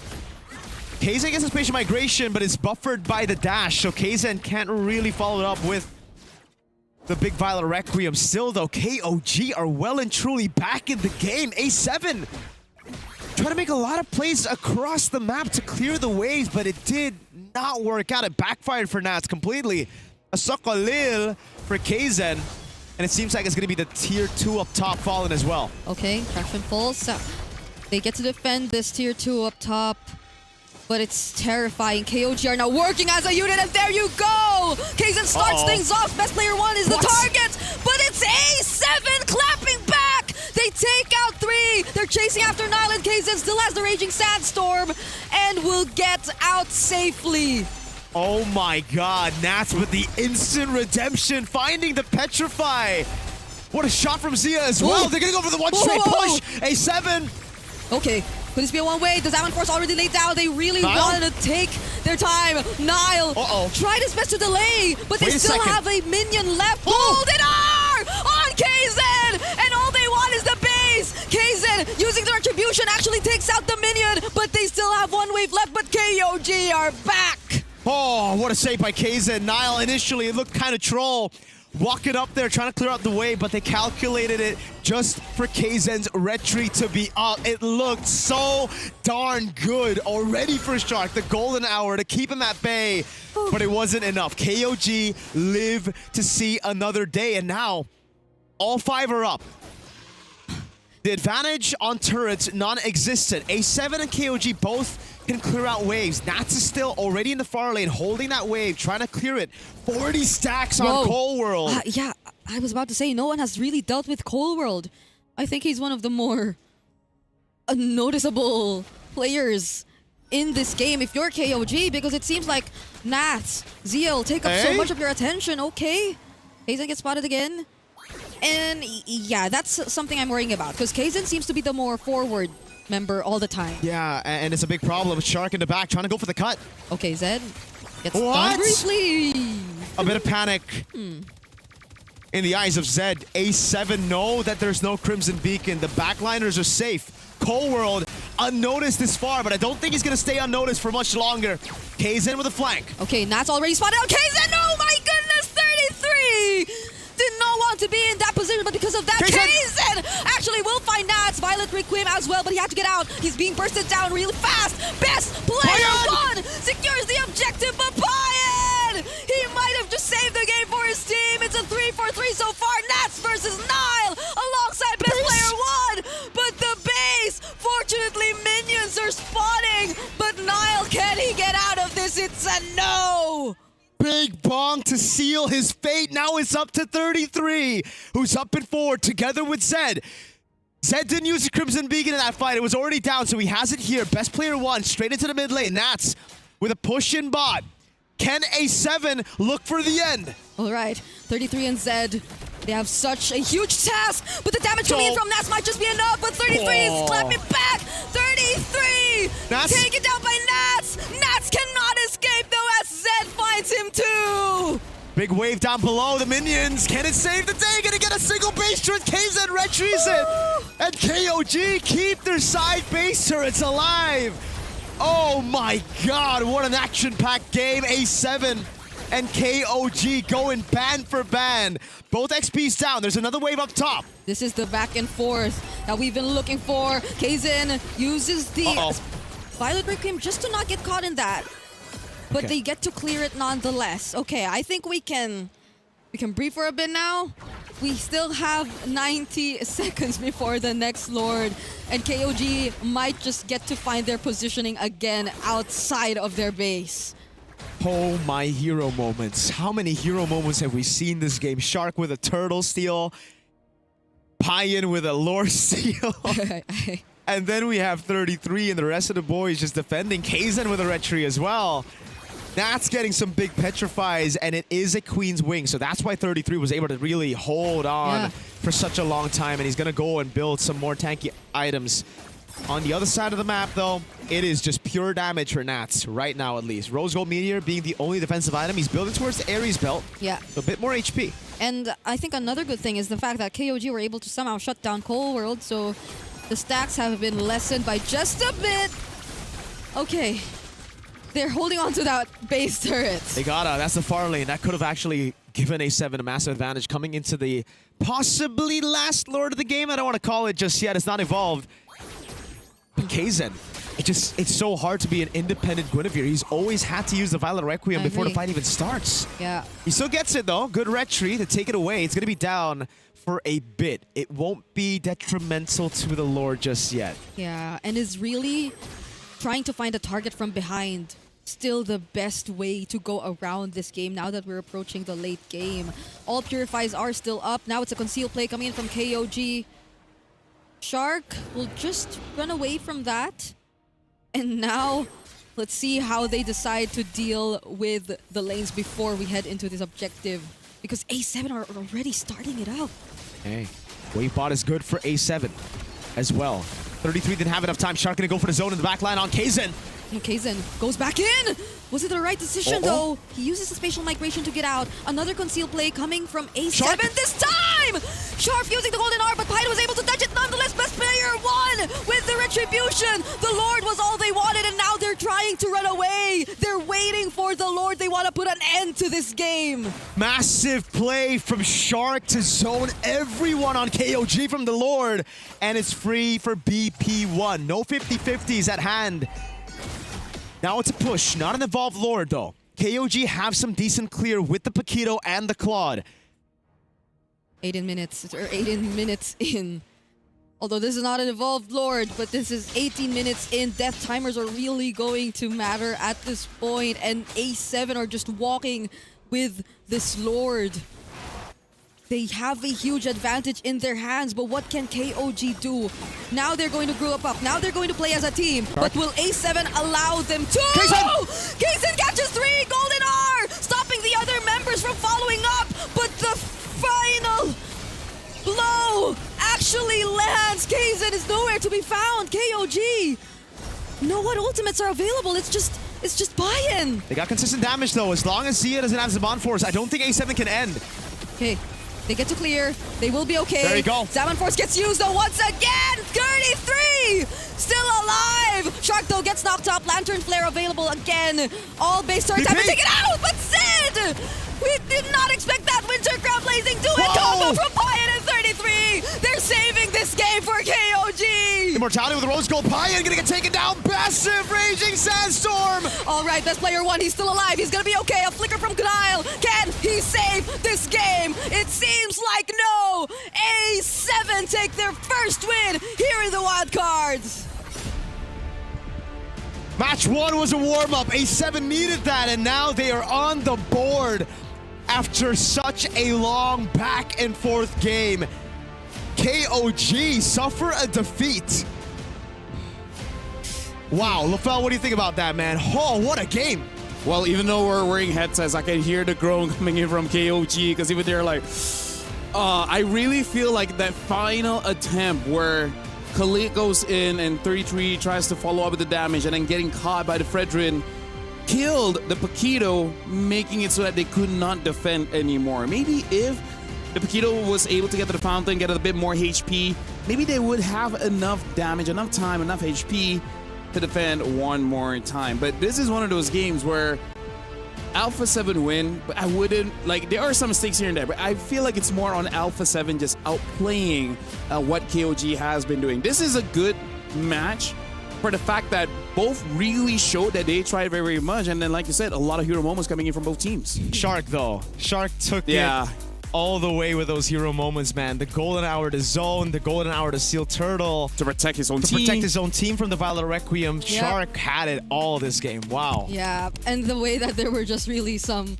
redemption plays all across the board because it hasn't been the cleanest. I think Nats too. Ever since the first game here, we didn't really expect this performance from him, I guess, but that was one play which definitely kept them in the game, if not actually handed them over the advantage. And on the other hand, it's quite sad to think that KOG just suffered their second loss in a row because they have been such a team we were all watching out for too in Group A. One of the favorites, yeah. One of the favorites. KOG, unfortunately, though, I really feel like the panic settled in way too much. The desperation from KOG. How many times did we see a Violet Requiem, a Crimson Beacon, some of these big initiation tools, big fighting tools get used up before the fight even starts? Yeah. 33, bad spot couple of times as well. Yeah, I really feel like Zed as well as Kaizen didn't really make their presence known. In fact, they sometimes put themselves in a situation where the rest of the team is scrambling, trying to cover up for their mistake, and that is something that you don't want to see coming in from any of the mid trio, right? Especially Zed, where he should have been able to control and then give an opportunity for his team to fight back. Yeah. But we also have to say 33 on this Paquito didn't contribute that much as well. He had some plays, but compared to world-class EXP laners, we expected more. For sure, with the experience he had as well, right? And it's just the buffer. I really feel like the buffers, man, from Shark. Here especially, the way he just walked up right as the spatial migration landed, he couldn't, for KZ, pop the Violet Requiem instantly, and he had to just run away. Yeah, I feel it's tough. I like this. That should not have happened, by the way. That should not have happened. It's I don't know, because Kaizen's been doing majority of the shot calling too for his team. But then KOG, this lineup again, you mentioned it. There's not much hero synergy for the Guinevere as well. So I feel like there would have been synergy if he was involved a lot in the early game, because at that point, you know, magic damage on the Gwyn, magic damage on the Zushin, there should be enough damage for you to actually make some plays that really, really matter. It's just about the tempo control coming in from KOG wasn't enough to really matter much against Alpha 7, especially because of the Marcel. The Marcel is such a tempo breaker to the point where, again, when you are a professional player, when you have very high, what you call it, response time, you know, reaction time, it being just slightly off feels a bit weird. But what's not weird is Eternal will be talking to Nats to ask about that game, because that was an intense game. So we would like to hear what Nats has to say about that game. So Eternal, off to you.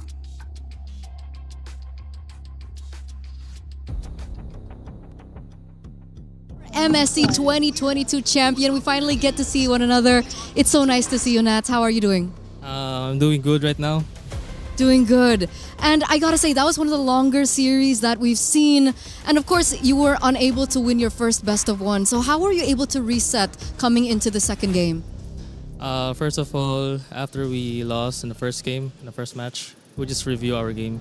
And I think we didn't really perform our game style in first match, but now in game 2 we won, so I think we can continue it furthermore. But how's the morale of the team so far? Is everything okay? In the first match, it's not kind of okay, but now we won. I think we're gonna do better than the next match. It's definitely a momentum boost for your team here. And of course, coming into this match, I think a lot of people have been missing you. We haven't seen you in quite some time, especially on the international stage. So how does it feel to come back here on the international, and of course come back as a symbolism, I would say, of the return of NA after being so absent? When when we lost in the grand finals in our league in Amer, I feel sad that we didn't qualify for MSC, but still we have a chance, and I can really show my performance. We still have a chance. So now here in the wildcard, all I can say is I feel great, and I feel excited that I'm here. I'm how do you say? Overwhelmed right now because I'm here playing again. I really miss this so much. But yeah, that's it. That's it? Okay. I mean, we've really missed you, and we're all really happy that you're back. So, final question before we let you go to, of course, prepare for your next matches. We do want to know, what do you think about this best of one format? Do you prefer a best of one, a best of three? What are the challenges in a best of one? The thing is, best of one is really a tricky because they can like really pick a lot of poison heroes. So for me, I'll prefer best of three. So both teams could like really show their true game style. Okay, so I think that's it for now. Thank you so much for being here, and of course, we hope we get to see you and of course talk to you once again here up on stage. So good luck for your next matches, and thank you. We're gonna throw it over now back to Lafel to break down what exactly happened, and of course, maybe talk about the next game that we're gonna have. Thank you very much, Eterna and Nats. Yeah, no pressure. Talk about the next game. No, she also just mentioned LaFell, so. Next game is Hans against Nightmare, right? Nightmare, we've seen Alpha 7. They bounce back, able to get a bit of their original playstyle that they really want, which, as Nat say, in the best of three, able to really flourish on that one for best of one mistake, and that's it. There's no way for you to claw back, right? So, up next, it is going to be Hans going up against Nightmare, which, by the way, Hans is also looking pretty good. They also have used the Harara, so I don't know. Alpha 7 was able to come back. Do you think that Nightmare could do the same? Keep it simple. They got to get down to business to defeat the Huns. Ooh, it's that's tough though. It's the Huns who have been. I would put a jingle streak, behind that, but yeah. Yeah. 2-0. 2-0 is the record for the Huns, so. Hey, Hans is looking pretty good. Alpha 7 as well as KOG, that was a good match. But for now, we'll be going over to a break. After this, Hans against Nightmare. Can Nightmare come back? We don't know. We'll see after the break.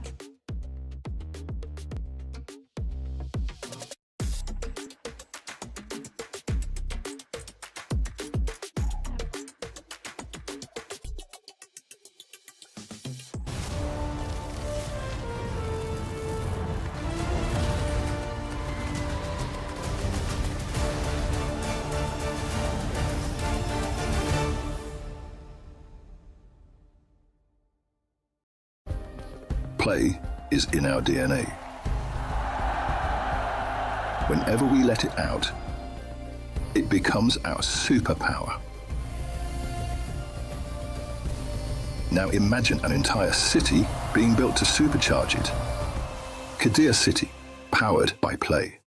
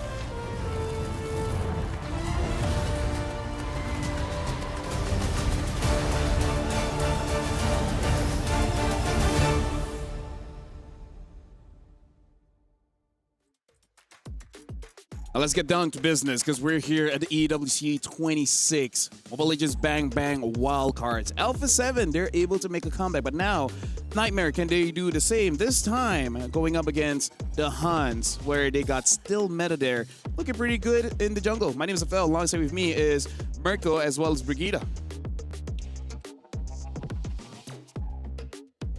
What's up with the hand? I wanted to shake your hand because you're doing play-by-play for this one, so... Or should I not let them know? No, they Right? should figure out This- in the game, bro. This color Brigida. Hello, Brigida.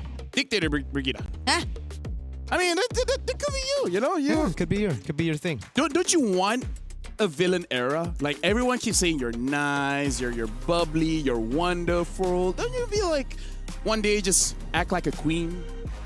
is a queen a villain? Some. Have you not seen Disney? Anyways, right now we are looking at the player arrivals here. Huns, again, like Brigida, you've mentioned, they've been having quite a good streak here, They've had especially amazing streak, still meta, man. Showing up with Harara, showing up Yeah. with the Fredrin, so he can go both ways. The Fredrin is still meta. The Hirara is kind of like it's a statement for him. Still It's- meta, bro. Still experimenting. Yeah, Yeah. and I gotta go from still meta to Bankai because I think the main star of this team is Bankai, bro. On that Arlet, he really popped off, carried his team, and I think even when still meta was on the Fredrin, it just came down to the XP also carrying his own weight, doing a really good job. Yeah. And right now, I think that's where Nightmare's roster will have some trouble because Juviana was doing a good job in lane. Now, what will happen if Juviana doesn't have a good job, if he gets capped by Bankai in lane? Yeah, because at least based on their first game, that quote-unquote in lane has been just for maybe like the first 2 waves. Yeah. And afterwards, it's been a bit questionable from Juviana in terms of his decisions and the way that he's decided to just partake in the fights. But overall, it's Nightmare who hopefully again are just experiencing the game 1 jitters because the Huns, we've seen much of how, yes, Bankai and the rest of the members have really performed well, but also even for more on the young bloods, Yuki as a 17-year-old really making a statement as a gold laner here so far. I think that Moskov, we really have to pay attention to that.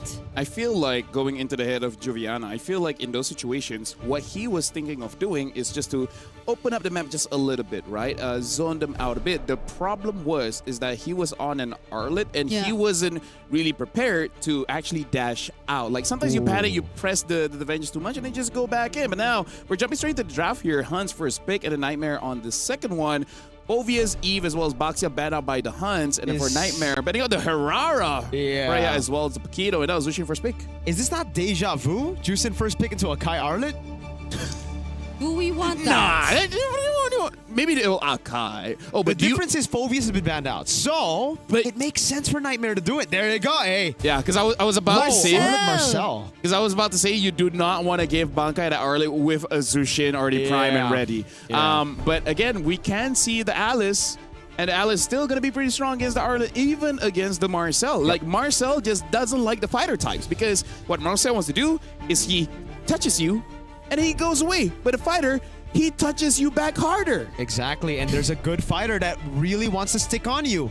Yuzong, very good against the Arlet as well. They go for the Claude, but what do they pair this up with? They have a Claude Juicin. I think it's kind of... They're kind of forced to just go for a jungle, right? Unless they want to Fredrin or flex still Akai. meta later. Yeah. Fredrin or Akai, just to get either or, because if not, it's going to get They banned out. snatch it away, yeah. So this one, it should be a Fredrin and then just ban out later roamers, I guess? Yeah, Or I mean- EXPs that ban out the Alice, ban out the Yuzons, and then it should be agree. good.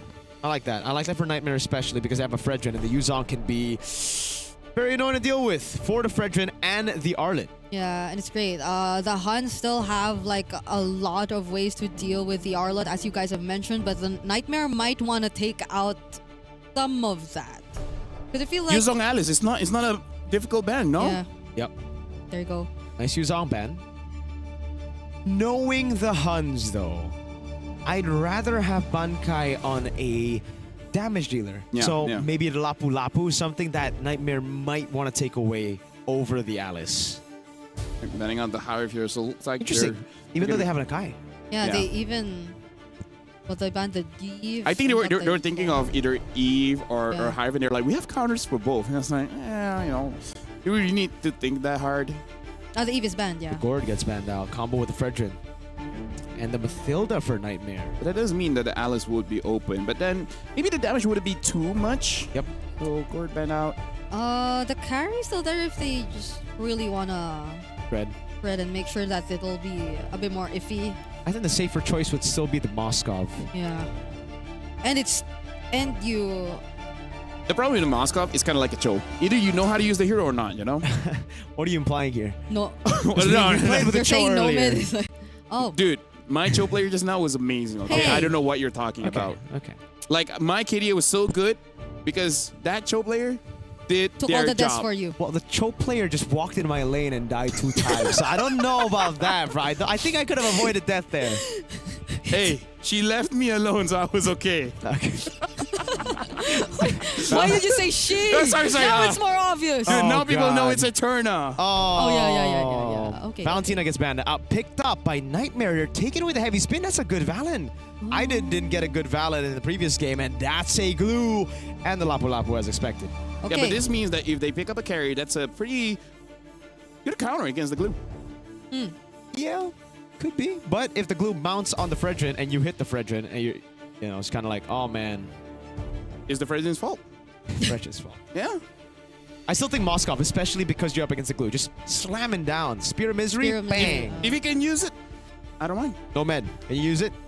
If not, Obsidia. Hey, we did say you feel like Nomad had spectacular mechanics based on the interview. Yeah, but you know, jet lag, Jet lag. you know. First game, And then jitters. there you go, the carry, just to deal with the glue. Simple and easy. If Fredrin gets caught, it's kind of on him, no? But with that being said, looking at the pick and bans here, I think it's pretty solid from both teams. I think there's pretty clear winning conditions. For Nightmare, they kind of want to fight, so they got to fight pretty well. And then for Huns, they almost kind of have a drive that can fight at any moment of the game, especially if the Claw gets a good laning phase. So with that, Mirko as well as Brigida, good luck for Huns against Nightmare. Okay. We will be getting down to business as we head into the 4th best of 1 of today. We are watching out for whether or not Nightmare eventually bounces back, because it's going to be a tough task. They're up against a 2-0 team, which are the Huns, based off their runs yesterday. A lot of good questions that you raised. For me, it's just as simple as, have they gotten down to business or not? We are seeing utility matchups in the jungle all over again. Even though we did see a bit more spice yesterday because teams are catching up. They definitely do not want to hand over the Hirara to the Mongolian teams anymore. We've seen it priority banned in the draft earlier on. And taking a quick look at the emblems just now, there doesn't seem to be much difference. Oh, Nomad! You Oh. can't be doing that. Oh my, Nomad! You can't be doing that, brother. Still has regen, but You have to be very- swift as a coursing river, bro. You cannot be doing this. Yes, it's... That was a force of a great typhoon by Yuki, for sure. Okay. He will probably have to recall if he still keeps this up. Unless he just plays it extra safe. Okay, but now let's take a look at the EXP lane. This is an Arlot up against the Lapu, who flickers out just now. I mean, at least he's swift as a coursing river there. He saw the move and he just flickered, right? So, okay, let's take a look at the tempo. Who has tempo right now? I think it's good for the Huns. Okay. Bankai here. The Lyrics will be... This is, okay. OU on the glue, we did mention earlier on that it is going to be one of the things that'll pose a potential threat to the Fredrin. So let's see if that eventually happens, because we are approaching the first hurdle and they are setting their eyes on the Arlot. Yep. No flicker on the Arlot.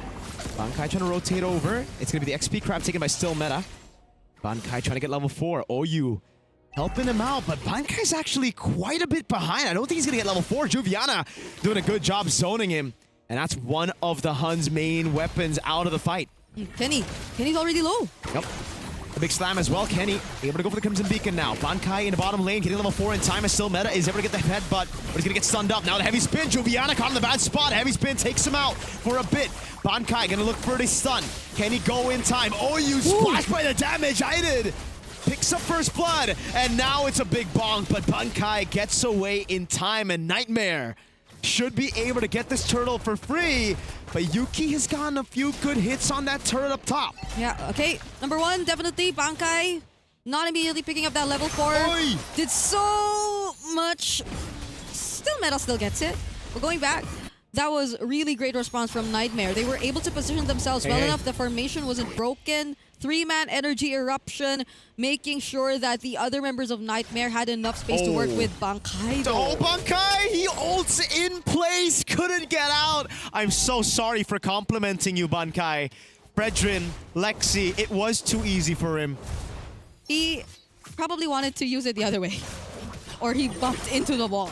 I just really would like to think that it should have been away from Nightmare at that moment. But yeah, that's a kill over to too easy for Lexi.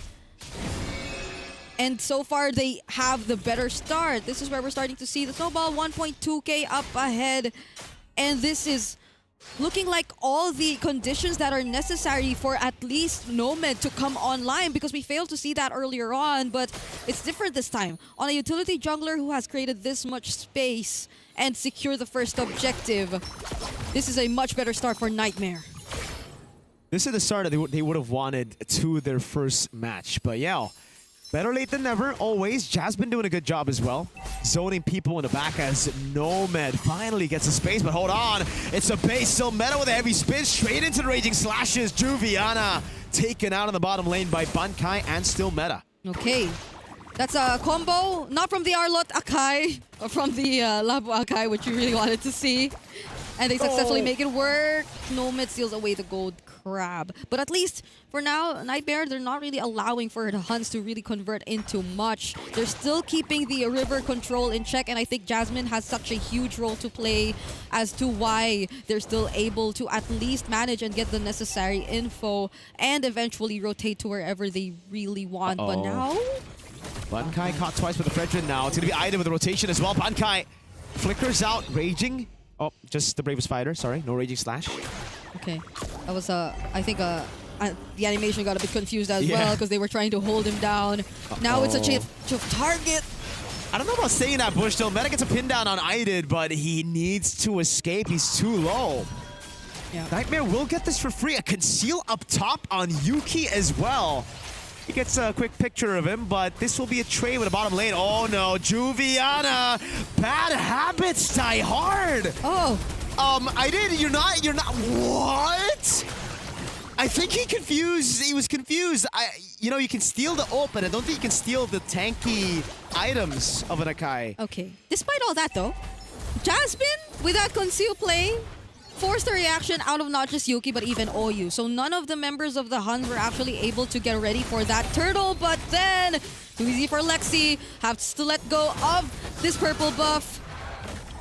And still Meta will secure it for themselves, but going back, yes, after that supposedly clean approach to securing the objective, Nightmare went in one by one and had some questionable decisions. I think they really need to keep it tight if they really want to secure and maintain this lead. And now it's Bankai, who they eventually found down bottom. These are very awkward fights happening across the map, man. Like, overextensions, disrespectful from Juviana in a 2v1. Bankai with no one on the map as well, walking up way too aggressive. I don't know. I think it has something to do with the EXP lane today. Like majority of the matchups. Yeah. I think it's not just even the matchups. It's the micros. How do you know so much about XP matchups, though? No, it's just based on what we're seeing today. Right. Right? Like we're expecting so much of the macro to come into play, but then a lot of times we're just focused on seeing the 1v1s, and I don't know if that's the way they really want to go. So now it's a relatively smaller lead that Nightmare has in their hands compared to earlier, because again, we've seen a couple slip-ups from their side. But still, this is the last objective. They're in position first. And let's see if the Huns would like to contest. They're at least the same level for both junglers. It's back to a slow game, 3-3. This is very Filipino, right? PH games, very slow, just playing it simple. Nightmare walking up. It's actually prio for Oyu up top. Holding on the turtle, delays it for a bit, but too easy for Lexi. He's on it now, and Bankai has space going. Oyu with a... Oh, he just goes straight in for it. Good heavy spin in the retreat from Still. Meta actually takes it away from too easy for Lexi, despite the heavy spin from Idid. Now in the mid lane is going to be Juviana, caught by Yuki as he goes in for the Blazing Duet. Bankai taken down, Still Meta also taken out by Nomad on a double. Oyu wants to get on top of him. The mount comes around. They don't need to hit him. Oyu gets brought into the turret. It's a triple kill for Nomad. Yuki doing a good damage. Kenny picks up a kill on too easy for Lexi as Nightmare is caught on the Crimson Beacon now. Final moment catching him now. Kenny gets a double, but it's without the Sky Piercer. Only now does he get it. I initially thought that would have been the wisest decision for the Huns to still go for the fight despite losing 2 of their members already, but them catching up actually equalize the trade somehow. Now it's less than a 500 gold lead in the hands of Nightmare, and even without Oyu nor Still Meta, I think it's just fine. They have all their damage dealers still intact, and the fact that Idid was also gone and taken out really hurts Nightmare and the kind of rotation that they still want to pull off from this point onwards. Now taking a quick look at the equipment again. The junglers, the gold laners, they're all very, very close. So we're seeing just a matter of back and forth and the need to just really polish these errors that we're seeing, because I think it's just majority that gets punished for both of these teams. It's so rough, Nightmare. Like, they did everything well. They controlled the turtle. They had a Fredgen. They had Idid with a heavy spin, but Still Meta brute forcing his way into the turtle, just like he brute forces his way into the meta with a lot of the non-meta picks. Yuki's been doing a phenomenal job as well, man. Yuki, Kenny. Yeah. Hold on. Too easy for Lexi, getting a bit of poke. Yuki finally hits the 3-atom power spike, and I think Nomad gets there at the same time up top to 1v1. Again. Bankai versus Juviana. Bankai, no ultimate. He's just going to go for the fight as the Mountdown comes around, as well as Jasmine is able to escape. Too easy for Lexi now. Caught on the slam and a pass, immobilized a bit. Bankai still fighting. Has to flicker out. Jasmine catches them in the golden hour. Yuki with the BMI backwards now as Juviana tries to go in, but Nomad has forced out the heavy spin. Final slash, catching Yuki, but he's able to flicker out in time with the Blazing Duet as well. And it's Juviana that respects the Lantern Flare of Kenny by flickering out. The team fights feel very staggered, or it's like they're not fully breaking out. They're not really committing. It's like they're dancing between wanting to just really fight and not. And I think Nightmare, in that particular instance, the fact that Idid really couldn't get much value out of the ultimates that he steals away, that was a defensive heavy spin that we got to see from him. So majority of the damage is just really coming in from Nomad, which currently is bursting the Lord! Oh, Bankai's getting bursted as well! He goes for the raging slash. This is not enough, though. He gets bursted down by Nomad. Final slash from Juviana! Yuki gets caught in the midst of it all, and Nomad's just free hitting. Double for him. The Huns are forced back away. Nightmare win the fight and the neutral objective. Wild card is so unpredictable. Group B is so unpredictable. Now it's Nightmare taking the lead up against the Huns and pushing forward. Together with the Lord, they just left it down bottom and they're taking out as much outer turrets! Final slash again from Juviana! Gets both Still Meta and Kenny straight into Nomad. 7-0-0. Call him Bond James. Let's forget about game number 1. This is also Nightmare's official game 1. Just look at this performance that you're seeing individually. Nomad on a 7-0 stat line and them taking out almost all the energy shields together with the Lord. Nightmare has solidified the lead. Oh, they're going in! Hold on, Juviana. He's gotta take a chill pill. He's gone in again with the final slash. He might be caught. Juviana all alone in the midst of it all. Jumps all around. The golden hour saves him. Bankai walks over with a raging... Never mind. The raging slashes could not come through. Nomad is going to go through all of his. Still Meta gets away. Barely Nomad with the flicker in. And the win of nature. But Yuki gets out with the BMI. Now Idid with a splash of damage. Huns looking to go in. Idid with a heavy spin. That's a good frozen moment by Jasmine. And it will be a disengage for Nightmare. Imagine Juviana still walking out alive after all of that. And now he's back. He didn't even need to recall. He just took some time off, regained some of his HP back, and the Huns, they felt very desperate to just really take that kill, but Nightmare, with the presence of the Golden Hour, still are able to stop them from really finishing him off. The Huns, at least for now, are able to somehow move outside the map, but that's 39 Thunderbelt stacks for Jasmine. How much does it get to a point where you're like, okay, I don't want to play against this Marcel anymore? How many stacks does it take? How many stacks did I get? Today? Yeah, I was thinking. Did you get Thunderbelt today? I got a Thunderbelt earlier today, but then that's not a Marcel. And at least for this point, just look at how safe Nomad feels in this game. I think that's also one of the biggest differences here. Guys, really good juke out of the Golden Hour, but now he's caught all alone. You're going to go for the Meltdown on Nomad as well. This is a very staggered fight, and Yuki has done a good job. Oh no, Nightmare went too far. I did. Flickers in. He gets a kill, but I don't know if that's worth it. 2 for 2 in the end. Yuki was the other casualty though. I think that hurt the Huns a lot. Oh god, he's just gonna have to take it. Panda Man! What? Okay. I could hear the... Way too aggressive. He just walked up knowing that 2 members were down, and now it's good for Nightmare. This is free. Very good for them. They'll definitely get to just burst this down. I wonder how it came to a point where it got that split up. Like, it was just OU chasing after Nomad. The backup wasn't really there. The follow-up wasn't really there. And Nightmare just the same. Even if it's Juviana that they lost, I don't think that would really hurt them. So now it's a Lord. The base is wide open. Nightmare Esports, they're just this close to potentially putting an end to that win streak for the Huns. The Huns have looked fantastic throughout the wildcard, at least day number 1, but day number 2, Nightmare. They went through that training, man. That montage with a little jingle on it. They got down to business. Yep. Yuki can deal with the Lord. It's not gonna stay for long. Oh, final flash on Bankai.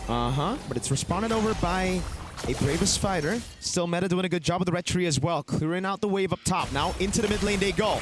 No Bravest Fighter. Jasmine going through all of them, collecting so many Thunderbelt stacks. Big final slash. But OU's able to get the pass in time, and Nomad has already used the ultimate. I did with a splash of damage. Jasmine trying to go for the turret. Doesn't deal enough damage to take it down, and it will just be the base turret down below that falls for the Huns. Okay, really great wave clear that we're seeing from the Huns here. Gun for Yuki. Electric Gun picked up for Yuki, and again, one of the standout players too. But Nightmare, they're not really leaving this place. They just want to keep pressuring the Huns. Wait a second, this could be a mount down for OU. Big bonk, Yuki with a good sidestep away from it. Jasmine walks up on the Marcel, as annoying as ever. Yuki tries to bait it a bit more. Very risky moves, Aiden. With a splash of damage again, has the heavy spin, goes for the pin down on Yuki. That's gonna be the heavy spin coming down as well from Still Meta. A big fight, Nomad already with the ultimate going in. Now OU trying to get a mount down onto 2, easy for Lexi. Juviana doing a good job, but now might have to use his flicker. He gets thrown back by the Lantern Flare. No one there to follow it up. A wave up top. All they need is 1 hit on the turret, but they are able to keep it alive as Juviana goes for the final slash. Golden Hour catches Kenny. OU trying his best to get that mount, but the Krabby Patties just ain't full. The back and forth. It took that long with no casualties at all. It seemed as if somehow it could have been a very dangerous spot for the Huns, especially as it was Yuki who got pinned down. But then Bankai also being there, it seemed like there were just so many targets that were available for Nightmare. So I think they also got kind of split up. They just couldn't really find what to focus on in that scenario. But this is a 9-0-1 carry of Nomad we're talking about right now. What do we have the highest record of kills already so far? That's a good question. We might have to double check. Or could this be the one? That's something we will be double checking for later. But so far, I don't know, like it's looking like such a perfect KDA. It's 9 kills. Oh my god, he goes in. That's a bombastic move, but he actually gets him out down on Nomad. He brings him all the way. Body cover the fall off. The golden hour saves him for just a bit. Yuki with the lazy into the back line right now, and they get rid of Nomad. It's already the immortality popped in as he flickers out the safety, and now it's going to be Yuki and Kenny who gets to shut down the Huns.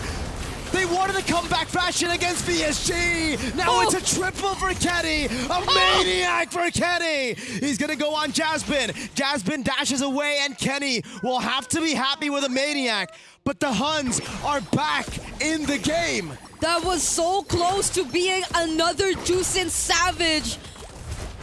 First was from Psyche, but this is a maniac that you're seeing from Kenny. They're just pushing forward. They don't care about the minion waves. It's Marcel. Nightmare Jasmine with the minion waves. Now still meta into the base already. Jasmine trying to delay as much as he can. 7 seconds on Nomad. Kenny gets his unofficial Savage. 3 seconds for Nomad. There is no way for him to respawn in time. They got the minions, they got the fight, and they got the comeback again.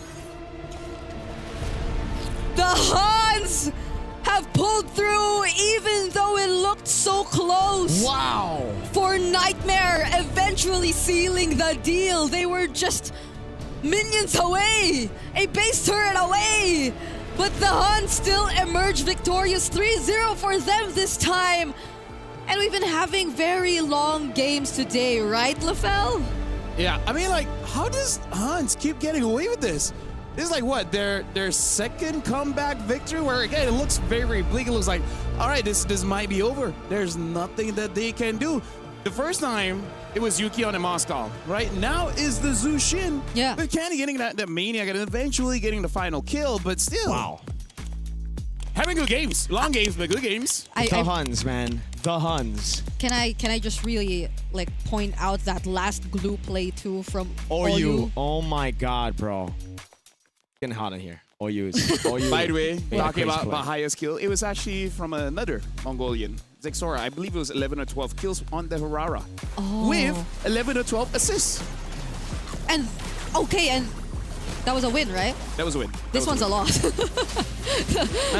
Yeah.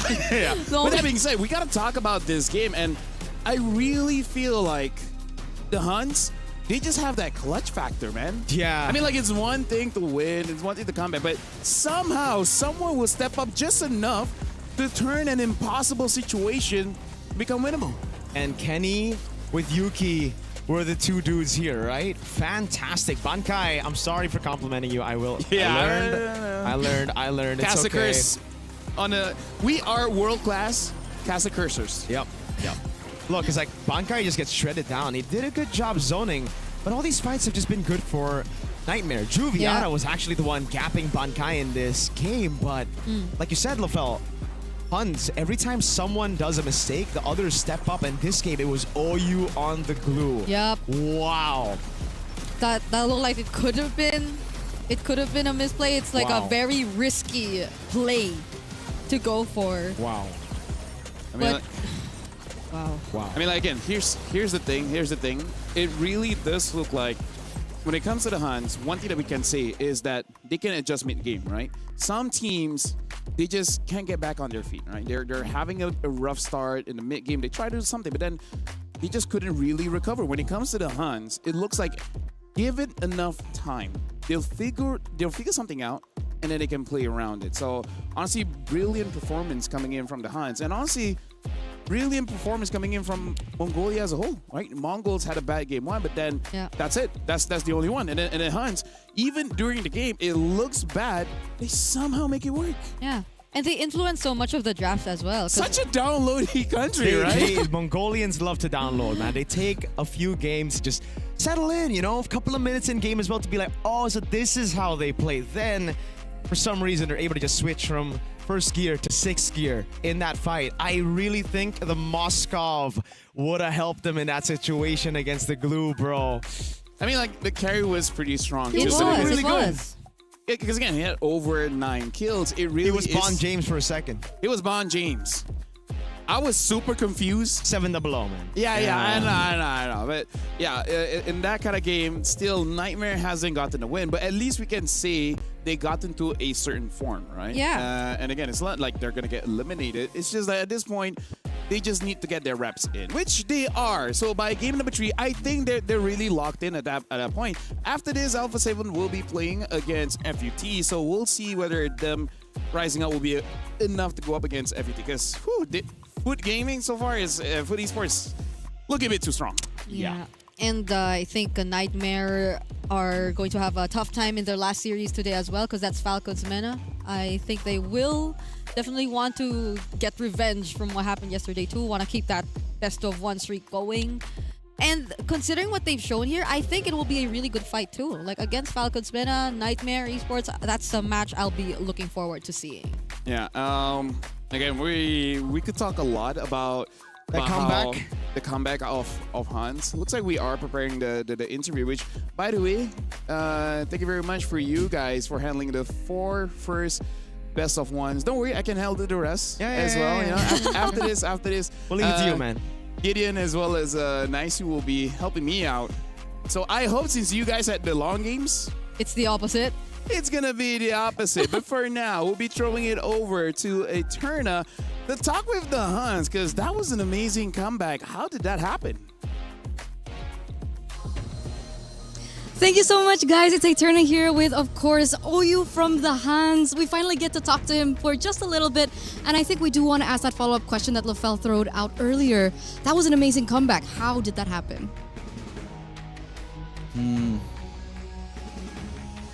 I think it was mainly focused on our drafts. I think because like we had the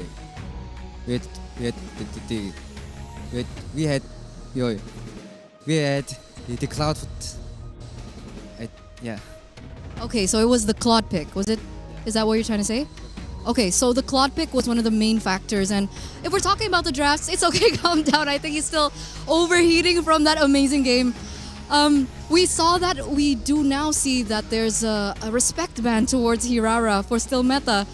What do you think about that? I have no idea. I think the other teams. I just think the other teams can't play against Hirara. I think that's why.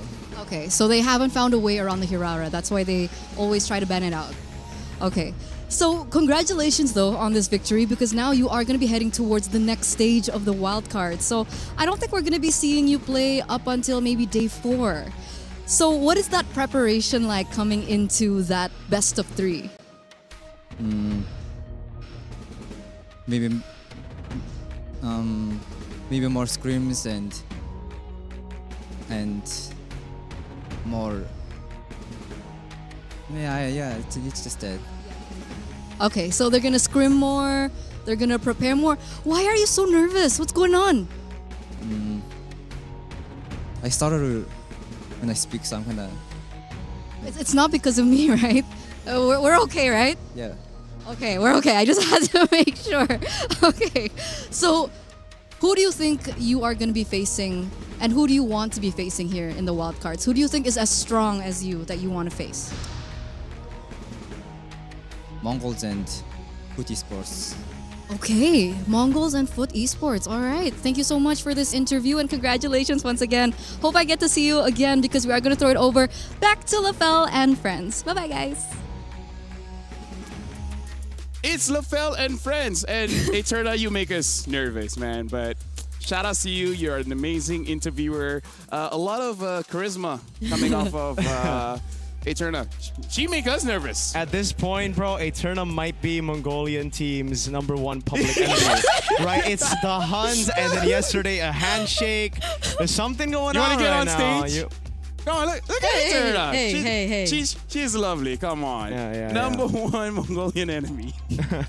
For some reason, man, there's just Something about her. like whenever they're Maybe on stage that's with why. Eterna, they're like, Maybe that's why it's like, no handshake. No, Maybe. it's like just no handshake. maybe no handshake. OU was like, yeah. Last time I saw my my countryman get ignored by you when he went for the handshake. So he's just like, Yeah. I learned from others' mistakes. Speaking of, again, thank you very much, guys, for handling the.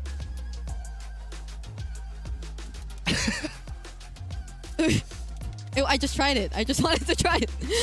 I just tried it. This is why I say she has to go through a villain arc. Dictator. Because bring it up. she's been so nice. I didn't thought she would do it to me. I expected that from you. Yeah. I expected that. That's why. I also expected it just from me, Yeah. but she did it, and I was like, wow, that just happened in front of my eyes. Thank you, Mirko. I'll see you after this, but for now, we're going for a break. After this, it's going to be nicer as well as getting cute. It will accompany me for the other 4 matches. So we see you guys right after this break.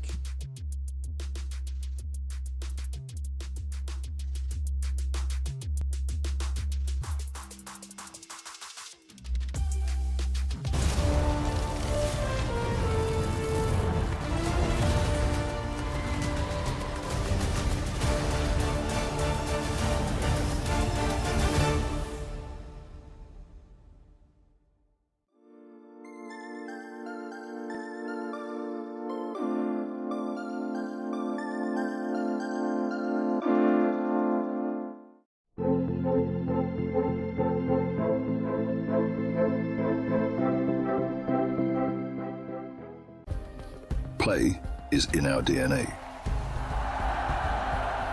Whenever we let it out, it becomes our superpower. Now imagine an entire city being built to supercharge it. Kadir City, powered by play.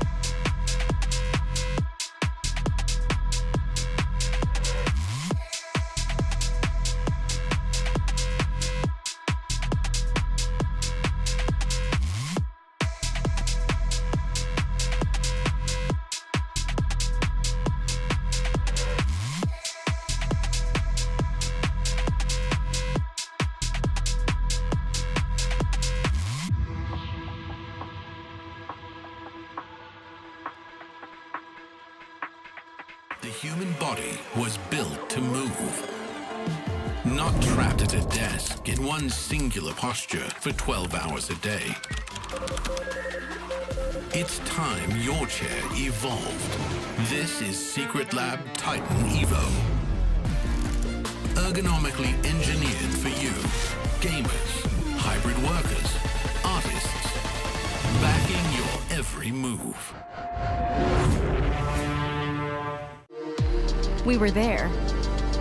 For every click, every clutch, every respawn. We were there for the years of grind. And we're here. Now. The proud founding partner of EWC. Powering the biggest event in gaming. Shoulder to shoulder with the world's best. Making history. Greatness deserves a stage. Lenovo Legion. Reach your impossible.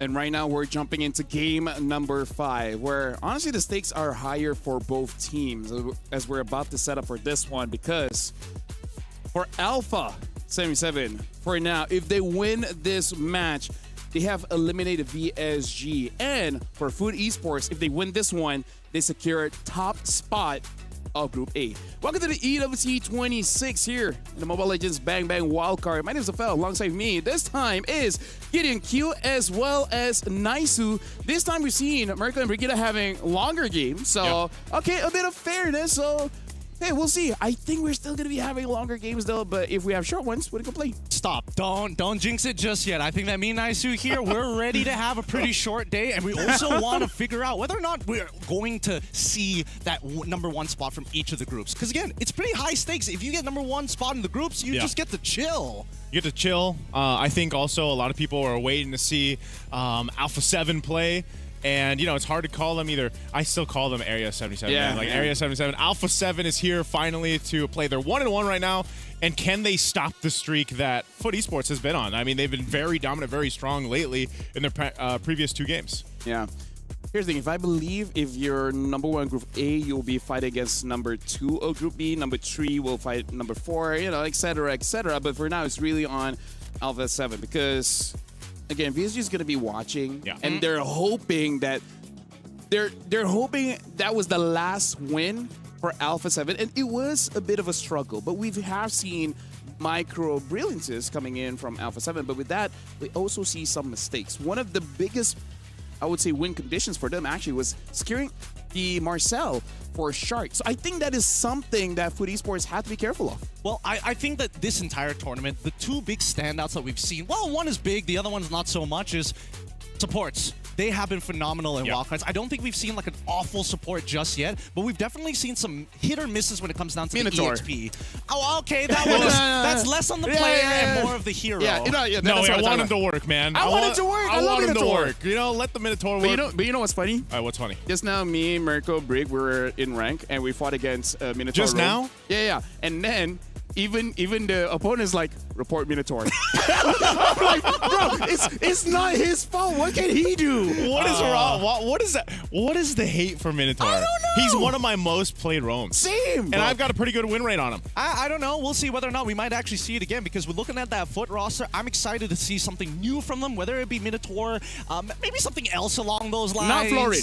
Not Florin. Not Dear Florin. God. I do not want that in my rank games. Me neither. On the opposing side. On the opposing side. You know, but I think not just the roams, because I think yesterday we talked about the impact of the XP laners right now, and I feel like that has been an apparent difference in a lot of the teams is the XP lanes, their performances, what they're able to do. There's been a whole lot of Claude, too. That just hasn't been the usual of what we've seen in terms of, like, Claude performances. There's been some questionable BMIs and Blaze and Duet combinations, but hey, maybe this is the time in these last 4 matches of day 2 where things kind of change here. Yeah, the appearance is warranted. The performance is the one that's lacking a little bit. Looking at Alpha 7 as well, again, Shark played phenomenally, but we still have to question a little bit on best player, because in the objective that he secured, Shark and Nas basically made sure that it's not a 50-50, right? It's it's 100%.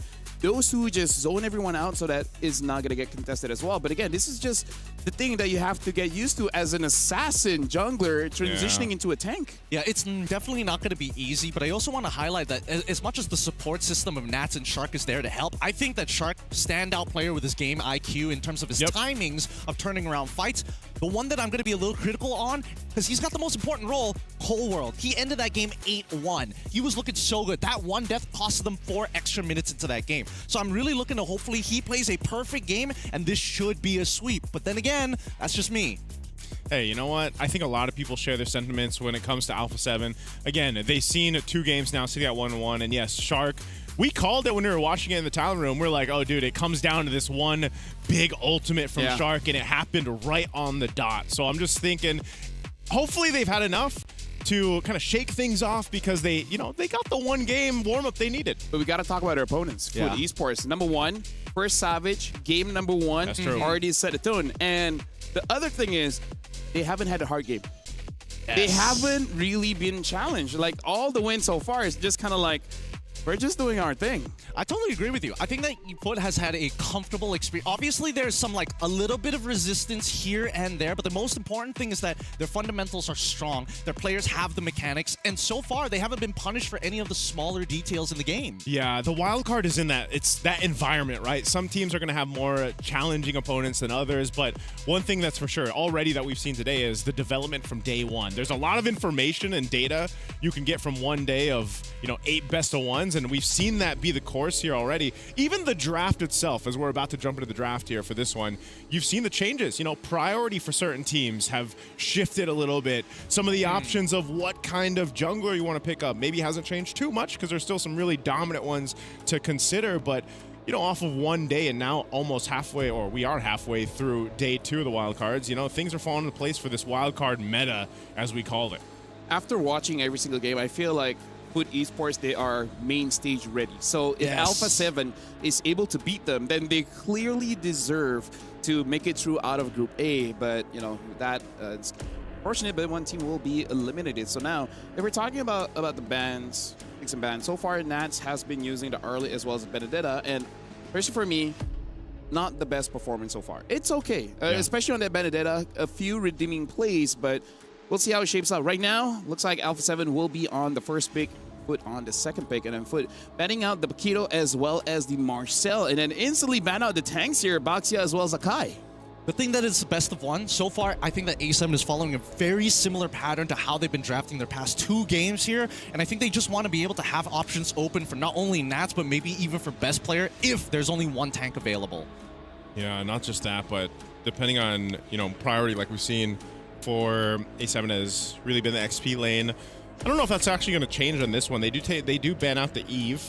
I think they want the Fredrin, but if they ban the Fredrin, Freya's going to be left open. Yep. Oh, yeah. No matter what, going to be a powerful pick in the hands of the blue side. Whether it goes into Nats is going to be a very different story, but I think that Freya, it's a good flex pick no matter what. That's something that Foot has to decide upon. I think it has to be banned. Just deal with the Fredrin, right? Deal with the Fredrin, try to counter with either Gord, carry, stuff like that, yeah. That's a hard decision right now for Foot. Again, if they do just kind of let that Fredrin slip through, then you have plenty of tools to deal with it. And having those first 2 picks on that red side can already help that. They're actually going to take out the Atlas. Very smart. Very smart, yeah. Because that means they're going to have access to Zushin. So no matter what A7 does, they have some form of They took it. Wait, so... Okay. They're giving Freya Fredrin? They can even go like... Oh no, Phoveus is still open. Oh yeah. Red for sure, but then where do you go from here? Matilda? Oh, that's smart too. Yeah, we were talking about the roam options, and you got to remember yesterday, this was a really good performance from Blotzfet on the Matilda, that they had in their hands. So this is comfort, but it also just works really well with the Fredrin, just like we saw yesterday. So now coming in, the Claude is still open if they want to get that priority over. But again, going up against the Fredrin, you already have a Zushin, not enough stretch. So do they want to get the carry to deal with the Fred?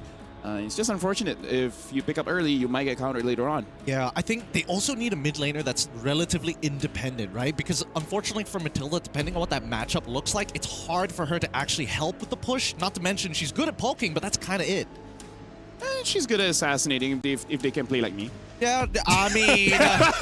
They've got the damage. Whoa, the Ruby! We talked about the Ruby yesterday. Yes. Ruby, and it comes through. Ruby is going to be interesting. Because again, we don't know where it's actually going. It can still be played in the roam position. It can be played in the EXP. Ideally more towards the EXP, but we'll see. Oh man, if it happens to be roam. No, that is so annoying though. Yeah, but I think it can. Because right now, the change for the passive is that the lower your HP, the more spell them you get. So you kind of want to build a bit more damage. At least one War Axe. Yeah, at least one War Axe is definitely understandable. And keep in mind that Nats, this is one of his, picks that he had when he was winning the previous MSC as well. Yep. Not only that, but I'm wondering, do they pick up a Kimmy here for Foot Esports? I was thinking about that, but I feel like Gore just makes a lot of sense. But you look at the comp on the opposite side, it's like, all right, as long as it wave clears by myself, it should be okay. But they get Freya instead. Yeah, but the Kimmy is a very good shot because even during the Asia games, that's the most consistent counter towards the Zushin. The Zushin really can't do much. Yeah, that's why I was almost especially with the nerf on the mana for Zushin. Yeah. Yes. Hey, Really she needed hard. that though. I mean, there was just too much of just. Agreed. Here's No, my. I beg to Here's differ. my lantern flare all day, all day. No, you have no choice. I think that we were already coming to a point in the meta where we figured out ways around it. So I didn't think the nerf was necessary, but I guess it's a quality of life for everybody else. Yeah, and she's As still a tank good. player, as a tank player, You I'm guys like, have no rights. Please don't try. I mean, like, let me just put it this way, right? Justice for Rome. Justice for Rome's. Mirko was using the Claude, I was using the Zushin, and we're just competing against each other for MVPs. Yeah. Rome lives matter, I guess. That's crazy. Just now Brigitte was using the Rome. She sacrificed. Cho, right? She sacrificed herself a lot for us, more than necessary. But still, we survived. Was she the Cho? What was The she playing? Cho, the Kalia, and the Khalid. Oh, you guys had plenty of time to play some games, huh? Yeah. It wasn't long games. It was. Oh, right. We're on a different server. Yes, That's right, yes, that's right. yes. That's true. That's true. Good ban, by the way. Kimmy, the Kimmy was taken out. That's what we were thinking. Yuzhong is the answer over here, just because they don't know exactly if Navs is gonna end up playing this or not. So I think no matter what, it's going to be pretty rough. You get Arlet on the opposite side. If you ban out Arlet here, then that's fine. Ooh, they get rid of ban. Gord? yes, sir. Yeah. I mean, you were the one calling out the Gord because even picks like the Hive doesn't like the Gord because you just channel your Mystic Gush and then the Hive's like, I mean, I kind of want to dash there. Yeah. I guess I can't now. There's a big beam in the way. I suppose. Oh, wait. What if this Ruby goes to gold lane, huh? No, so yeah, that's the thing. It's like flexed. It is flexible. Because, hey, go back to double fighters. Double fighter. I mean, they have been It's also through- because it's a YSS too. That was Yeah, exactly. was the move back then when the YSS was dominant in the jungle. You pick up the two fighters, kind of helps you alleviate some of that pressure. But helps I don't know, helps having a global ban system, right? Get a lot more practice with a lot of heroes. We get Lilia as the mid lane pick for Foot. Ooh. Oh, man. It feels like Foot knows what they want to be doing, and they're taking away all the potential counter picks around it. If there's a gold laner marksman, I feel like a Moskov should be... Would make the most sense. Yeah, would make the most sense. Because as a carry, your problem is going to be the Lilia. Oh, man, this one's a really tough one. It's a tough position, but now they end up taking the Arlet. We double still fighter. don't know where it... Oh! Double fighter. Double in the fighter. Khalid, yeah. So gold lane Ruby. Yeah. All right, gold lane Ruby. I'm Dude, interested to see how double fighters work now. Especially the Ruby, like because of the Yep. bit of a buff, the change. I haven't seen a bad Ruby. Yeah. Ruby loses, but not because of the Ruby, you know? Yeah, I'm a little concerned, right? Because no matter what, I think that as long as the early game goes well for A7, things should smooth over from like mid to late. But now this is what I'm worried about, right? So now you have a composition that has insane scaling in the later stages of the game. The early game just needs to sandbag your opponents, and the base damage just isn't enough from the side of A7 unless they all commit onto Kazuya, but he's got escape buttons on multiple angles. Multiple angles. Yeah, the utility from the Matilda alone helps so much. Yeah, looking at Alpha 7, looks like they're changing up their strategy every single game, and coming in from Foot, kind of the same, just changing the hero. So I'm going to be throwing it over to Gideon as well as Naisu to cast over Alpha 7 going up against Foot. And welcome here. Oh, once again, it's me, Naisu. Gideon, we're bringing you match 5 to 8 to round out day 2 of the MSC wildcards here at EWC 2026. This one is crucial. LaFell already laid down the groundwork for this one. Again, whichever teams wins this, there's stipulations in play already as we are moving through wildcards. Gideon, we shared our thoughts throughout the draft. I mean, it's hard to pick which side is going to be able to make this one happen, but I will say I have to agree with you on the scalability, the infinite, essentially, scalability that comes with this kind of lineup that Foot Esports brought. Whoa, whoa, whoa, whoa. This is a very early invade coming in from XE trying to proxy the wave, but Best Player 1 is there to make sure that his eyes are set. Hey, you don't get to do this. You don't get to do whatever you want here. They are prepared, and it looks like Foot might actually have to take some time in this game. Okay, so pretty much mirrored starts anyway for the junglers. They're going to go ahead and meet up with that Lith Wander. We'll see who gets there first.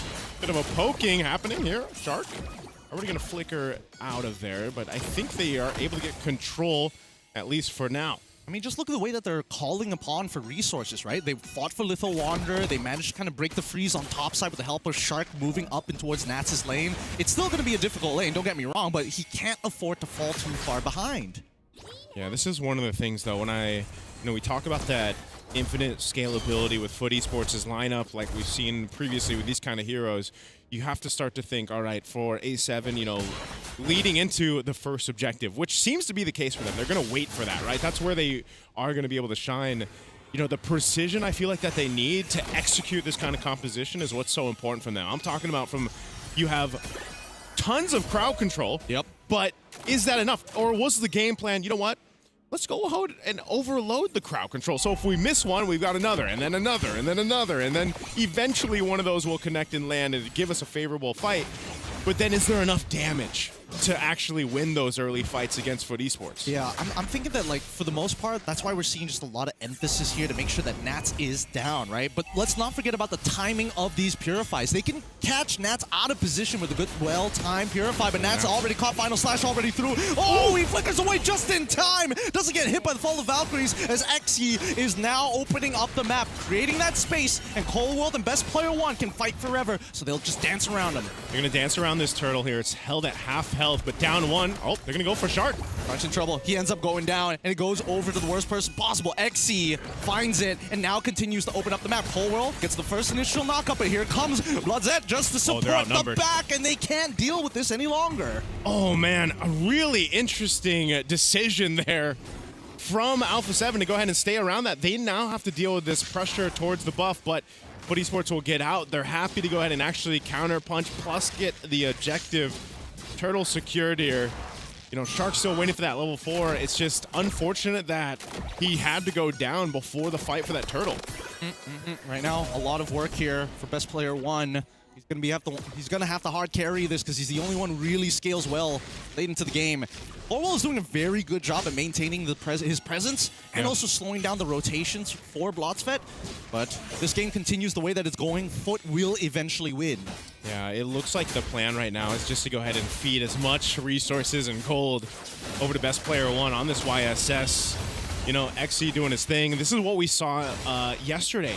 The Freya just able to go 1v2, sometimes 1v3 eventually when you got those items locked in, and you're pretty much fine on your own, whereas in the opposite case for Navs on the R-Lot, you're relying on being able to set things up for your team with the Final Slash, but also he's just a little bit more, I would say, squishy than the Freya, right? So his positioning is so important for these fights, and you saw how quickly he was brought down in the previous matchup. Oh, so close yet so far, but all the resources necessary are out as they extend the fight. Nice Final Slash coming into Nats to help secure this kill. Hey man, as I was just saying, that Final Slash is going to be important in there. Does get the War Axe, some extra gold up top. It looks like there's going to be a counter map play from Foot.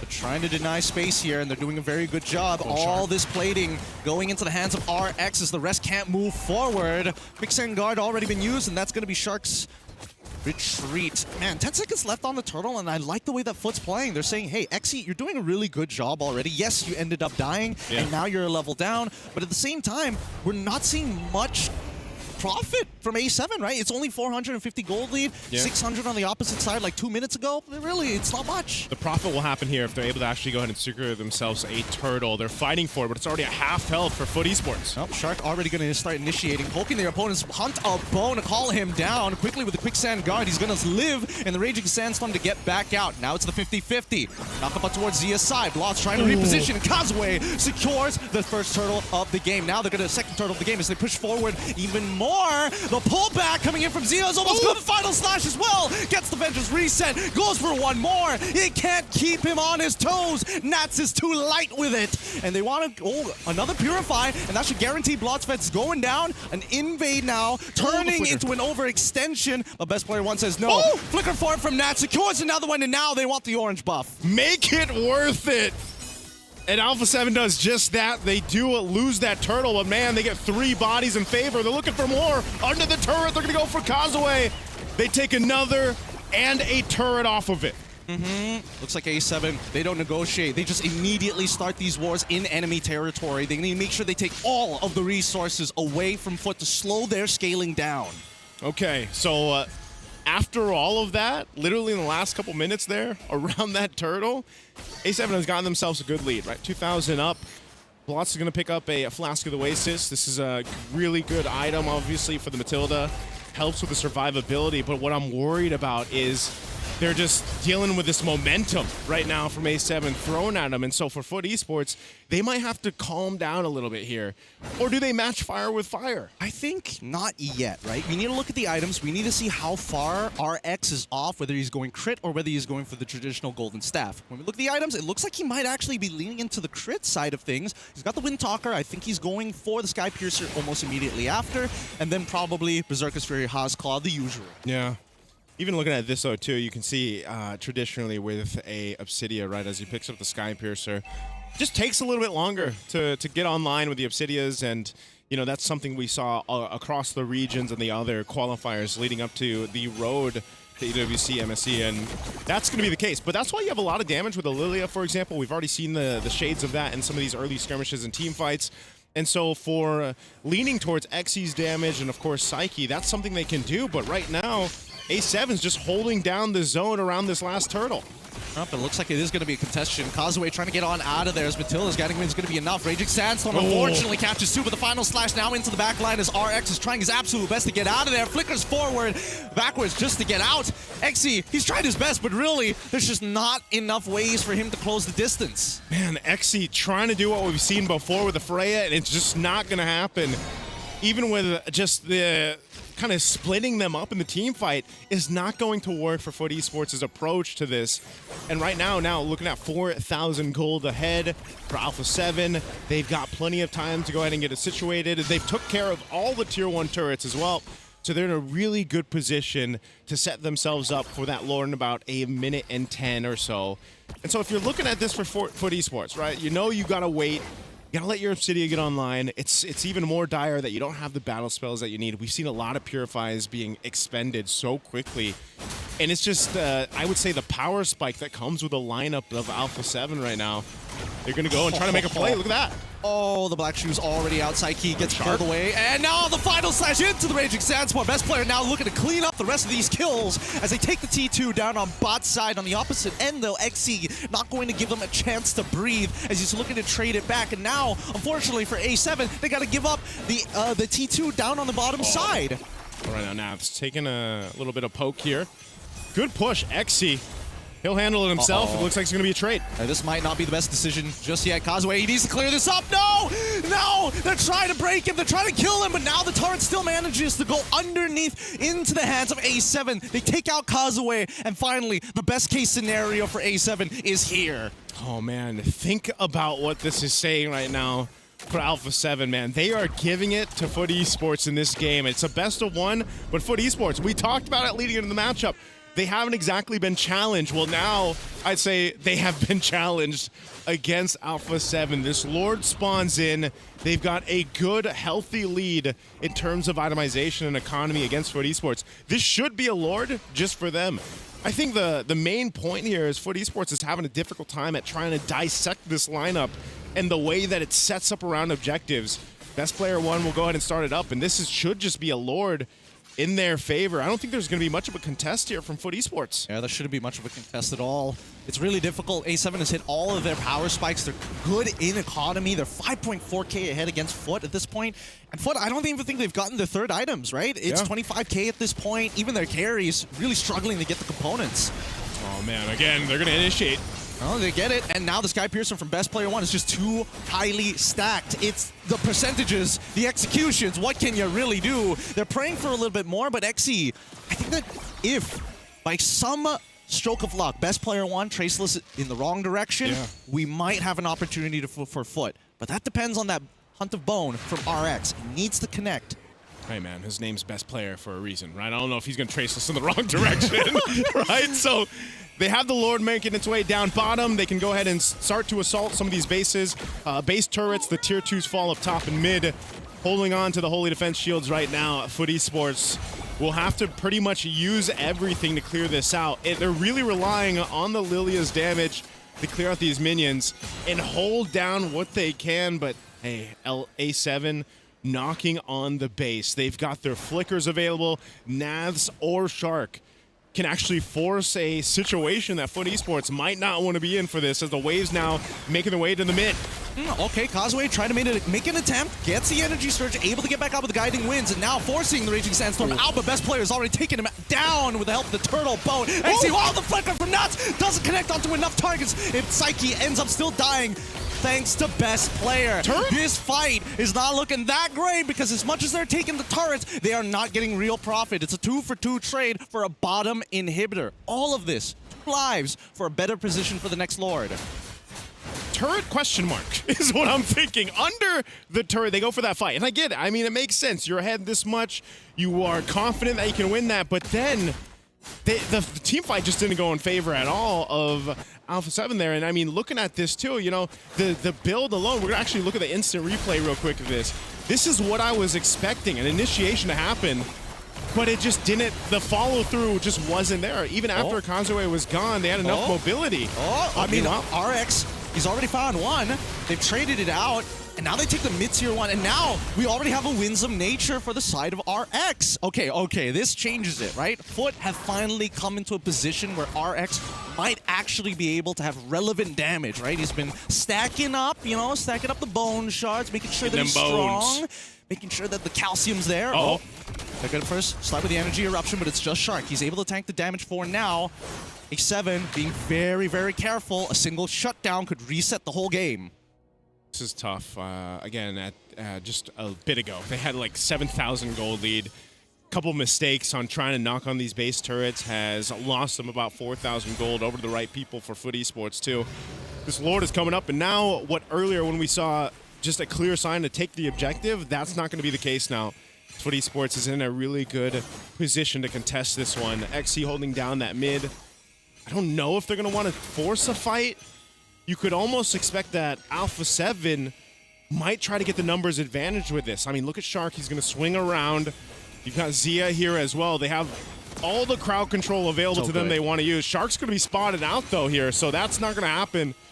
Now Foot Esports holding down this Lord, is sitting at a half health. Oh, look at this balance. Look at this balancing act. As soon as they see Shark, XC's already moving for that tri-brush. And now the 50-50 is Nats Flickers for the final slash. Lands onto RX. He's gone. They're down. Causeway takes the Lord to save the day. As we see XC also getting taken out by best player 1. Causeway, he's done his job. Now it's to buy as much time for the rest of his team, as Psyche is the only member who can actually wave clear. Oh, Causeway buying so much time. He's got Blotsfet there too. They're going to be enough, but finally Causeway will go down. Blotsfet trying to get out, but hey, they bought the time they needed. And for A7, they're not going to be able to do much off of this. They've got no waves. They got no waves to work with. XC's coming back up in 10 seconds. RX is back in 2. And finally, we're going to see Blotsfet eventually go down. I mean... Oh, the shields! Wait, hold on. Does he have his ult? I think it might be coming back up, but A7, unfortunately, next minion wave already pulled up. Cole finally securing the kill, and now we are back to where we started. Gideon mission secured for Foot Esports off of that one. Started with coming down to the Retribution battle. They won it. I mean, think about it.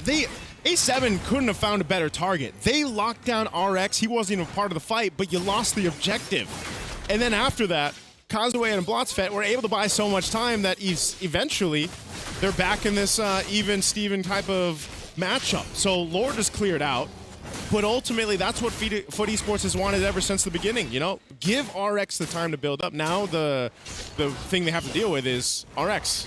Yep. Don't get picked off. Don't get picked off. I think right now, they need to figure out where Nats is. He's the only one who can make this quote-unquote super play, right? Raging Sandstorm, you can kind of see it coming towards you before the flicker. There's a moment of hesitation, of course, to channel up the final slash, but it's really hard to react to. I think Hunter Bone needs to target Nats or best player 1. Ideally, Nats, but I don't think it's impossible to catch BP1. One thing I will say is Nats, you know, he's done this back when he was a former Raider, and it was the surprise factor that he was so known for in the XP lane, especially in his early days into the professional scene, and that's exactly what Arlott does, right? Arlott, in the hands of these XP laners, they're able to surprise the opposing team, and Nats has been able to do that, right? He's got that many assists for a reason, and he's able to go ahead and lock down the right targets. Now, playing against that is what the obstacle is for right now for Foot Esports. Ooh, good reaction time here from Causeway. He smelled something fishy, and he immediately reacted to it. Now, next Lord is coming up in 36 seconds. Everybody is going for their maximum build. It's 50k to 46. So really, A7 have the extra gold to start swapping items. I think Foot just needs to kill BP one time and then catch Nats. Either or, maybe. I mean, even if they can just avoid Nats, Conceal, they want to make a play on XC here. They're making a hard read. Yeah, XC got the information, but I don't know if he's going to be able to escape this. Oh, okay, Raging Sandstorm as well. The CC immunity keeps them alive, but it helps when you have Purify too. Now they've caught them. Let's see if they're going to get the trade back. Was it? He's trying to create some space, some distance. They give up their orange buff, but that's totally fine. Now they move forward, and they even use the Retribution for it. RX? And they want a little bit more. The Final Slash pushes RX back into the worst position possible, and he's dead while still having his Flicker available. Now, still underneath their turrets, A7 have an opportunity. Why did he Black Shoes? And now he's going to die for it. It's all falling apart for Foot Esports here. A mistake after a mistake, and one more to clean it up. Alpha 7 will win this best of one against Foot Esports. Oh man, after all that hard work, after everything that A7 calculated to try and push for that game, dropped it to make sure that Foot has one more opportunity, and even then it wasn't enough. Devastating game. Oh man, we were talking about how important Naps would be throughout this, and you saw how many Final Slashes ended up making a big moment in these team fights. Even that last one, RX took a guiding wind to essentially his death. It was the Final Slash that found him through that, and it was just, I mean, this is what people were waiting for, right? Can Alpha 7 bring this kind of synergy, this team play together with the compositions they're going to bring us? That took them a little bit to get heated in that specific game, but they made it happen. And again, I feel like this is just their identity, right? Best player wants to be a carry. He doesn't want to be a tank. And then having that double fighter makes it so that they can fight at any moment of the game, which is something that Alpha 7 really likes, right? They really want to brawl it out, where the tempo coming in from Alpha 7, especially with the Sky Piercer on that Yi Sun-shin, makes it almost impossible for Foot Esports to really do anything, because the Fredrin combined with the Matilda has a lot of staying power. But enough stacks on that Sky Piercer is the staying power is not going to be enough. Yep, that's why they just needed to cut those stacks in half one time. One time, and then they could start shifting their attention to the big playmaker who keeps getting RX killed, man. Oh, it frustrates me mainly because there was so much thought from the side of Foot. Like, they knew, okay, they got War Axes. We ain't touching these guys. We need to give everything up. But I think they needed to have just a little bit of a bite, you know? A little bit more bark as well to go into their own jungle and actually 50-50 go for your buffs, or at least the side camp. Yeah, again, it's leading into that fact of, you know, Foot Esports finally challenged in this matchup throughout their course of wildcards so far, and I feel like Alpha 7 knew exactly what they wanted to do with this kind of composition. A lot of these interactions, by the way, as you're seeing from the highlights, is just Alpha 7 saying, you know, we've got all the crowd control in the world. We can just even pop a conceal, make a play happen. I mean, think about it. XC had a Purify, but he even had the information that they were coming for him. He couldn't still get away. So there was just so many options for Alpha 7 to utilize, and they could pick who they wanted to up to that point. And this is a very difficult thing to deal with, especially if you are on an Obsidia. How do you survive that? And that's why you're thinking, well, I can rely on the guiding wind, like we mentioned, my own flicker, the ability to get away. But as you saw, sometimes that can be the cause of your death as well. Yeah, and I like the innovation coming in from Alpha 7 here. I feel like this opens up the meta much more, because one of the strengths of the Fredrin is that double HP bar, right? But against a Sky Piercer, it really doesn't matter. It's not going to give you enough time for you to fill that gray bar again. And yeah, I feel like double fighters, especially when you get an Arlet and a Ruby, that's amazing, because so far we've seen the activators coming in from the jungle as well as the mid. Now they're adding the gold laner as well, able to be an activator for the Arlet to have all those final slashes. So honestly, amazing performance coming in from Alpha 7. Foot finally got their first defeat, and because of that, unfortunately, VSG is eliminated from Group A. That means with that win, Alpha 7 is going through to the CGBS. So honestly, congratulations for Alpha 7, and what a way to do it. Defeat Foot Esports with an innovation on everyone's playing tank jungles. I'm just going to have a Sky Piercer in the jungle. I wouldn't say that this is innovation. I think that they blindsided Foot, right? I was convinced. Ruby is like, all right, that makes a lot of sense. Why would they go for the double fighters? Yi Sun-shin's already starts showing, and then you're thinking, wait a minute, I've seen this somewhere, maybe like sometime earlier this year and even Earlier last this year. year, yeah. And then it all turns around, right? I feel bad because if I was on the Foot staff, I'd probably be thinking like, man, I wasn't expecting a draft like this. Yeah. Oh, I mean, I don't know. I feel like after seeing Yushin and Ruby, if this was like what a year and a half ago, you'd be like, wait, hold on. We're walking into an ambush here. This is one of those moments where you're like, I remember this. Like after it happens. Back in my day. Back in my day. This used to be the norm. This kind of drive, if it becomes popular again, we're gonna have 20 minutes, 30-minute games. Yeah. With a Yushin shit, it can end earlier, but without the Yushin shit, it's just like, all right, who's gonna attack from afar? Yep. Who's gonna destroy the crystal? That's one of the weak points of the composition, though. Yeah. If teams are able to hold on in their base, you can actually stop that base push from that kind Exactly. of composition. They're strong in the fight, but they just can't push. Yep. And that's the thing. I felt like Foot really took into consideration every single part of the game. Why XG was making such a very specific move in times to go for those side lane pushes to alleviate pressure from those Turtles and Lords, because my goodness, they were not winning those 5v5s for the first 6 minutes of the game. I mean, here's the thing. What if RX survived, right? What if he doesn't get caught by Nats? Well, yeah. Maybe it had enough damage. That's just the biggest problem. But with that being said, we're done with game number 5. That's the 5th BO1 for today. We're going to be jumping into the 6th one, but for now, we're going for a break. So we'll see you guys right after this.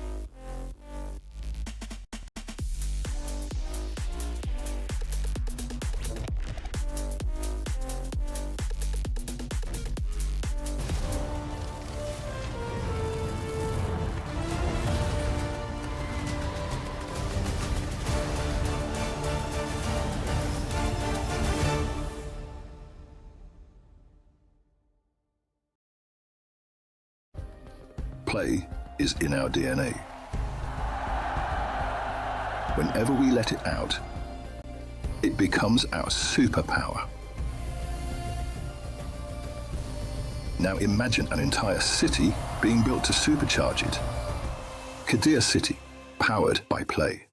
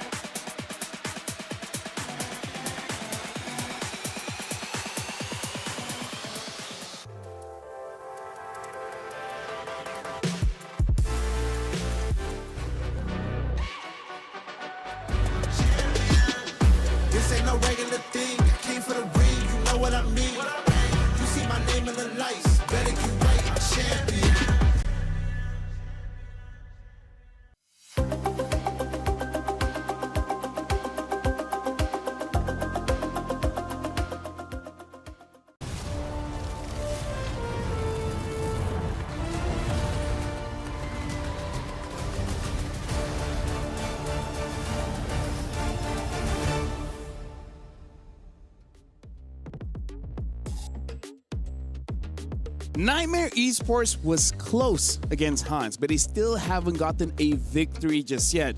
This time they're going to try again against Falcons Mena.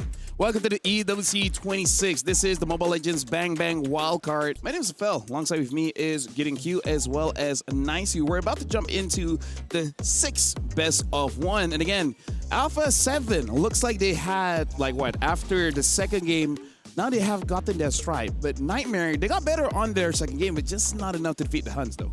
Yeah, there's something, I feel like there's something to be said about this day 2 of the wild cards where teams came out really swinging off the bat. Alpha 7 being one of them, and they found their momentum, I feel like. But yeah, for Nightmare, but also for Mena, man. I feel like yesterday's matches, I was left wanting more from Mena. Yeah. Especially from, guys, think of how many games we've seen Mena play. Like these boys from Mena play in all these internationals. And I just felt like it wasn't where we were expecting to see them. So hopefully today, in this matchup, they can make it happen. I don't know. I felt like this is about where I was expecting Meta was to actually fall into because of the way that the meta has been kind of shaping out, right? Like if the meta jungle and everything else. Exactly, right? I think if the meta was like a little bit similar to what we were experiencing in the regular seasons for professional leagues across the world, I think maybe we could have seen a better showing. It was more refined at that point.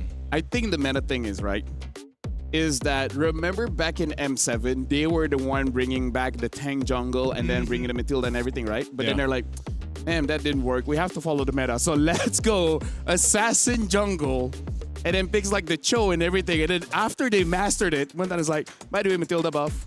And tank jungle is going back. And they're like, bro! We were too smart for our own good. We spent all this time relearning this. Now we gotta go back. But that's the true test, right? And I feel like at the same time, like, again, we've seen so much from Meta where even their own jungler, boy, like they're so used to utility junglers if they need to. Whether there's a fight for it or it's an assassin jungler, it's more so of it's very punishing in the jungle right now, I feel like, especially if you don't get started on the right foot. Think about the last game we just saw. They both had a pretty much easy time to start, right? Until that first turtle breaks out and there's a big fight. Some teams don't let that happen. Nightmare is one of those teams that actually won't let that happen. They will put pressure on the jungle early on if they want to, but also playing into the first turtle is so important for right now the current meta. And so that's why we also put a lot of weight on the XP laners right now, you know? And I think this is something to be said too when you have to break down, okay, just how much impact in that first turtle matters. Well, I think now what we're seeing from the meta is it's quite a bit. Just a little bit, right? I'm hoping that they have something else in the back pocket because as much as I say that right now, the meta may not necessarily be in their favor. It doesn't take away their synergy. Yeah. They're really, really good at playing together, and despite, having imports with local players, they still make it work. They've been doing it for so long that I think right now, they need a plan that is centered around something that, number one, has a clear early game play to make, and number two, have something that scales. I want to see double win conditions here. I don't want to just see a singular one. And off of that, I want to bounce off of what Nisu said when it was the previous game where you're saying that you see a lot of claws, but they haven't been performing that well. So now I want to see more from the GOAT lanes because I feel like for today, a lot of GOAT lanes have had position mistakes, making it so that they're caught early.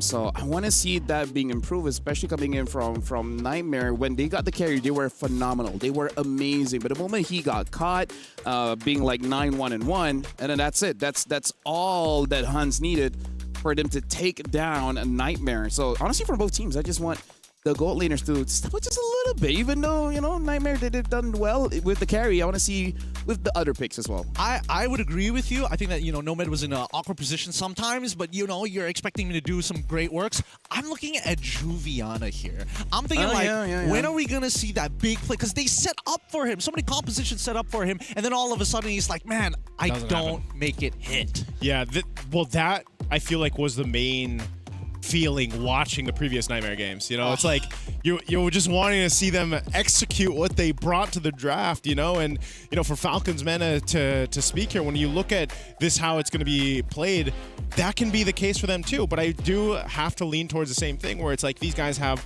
all this synergy.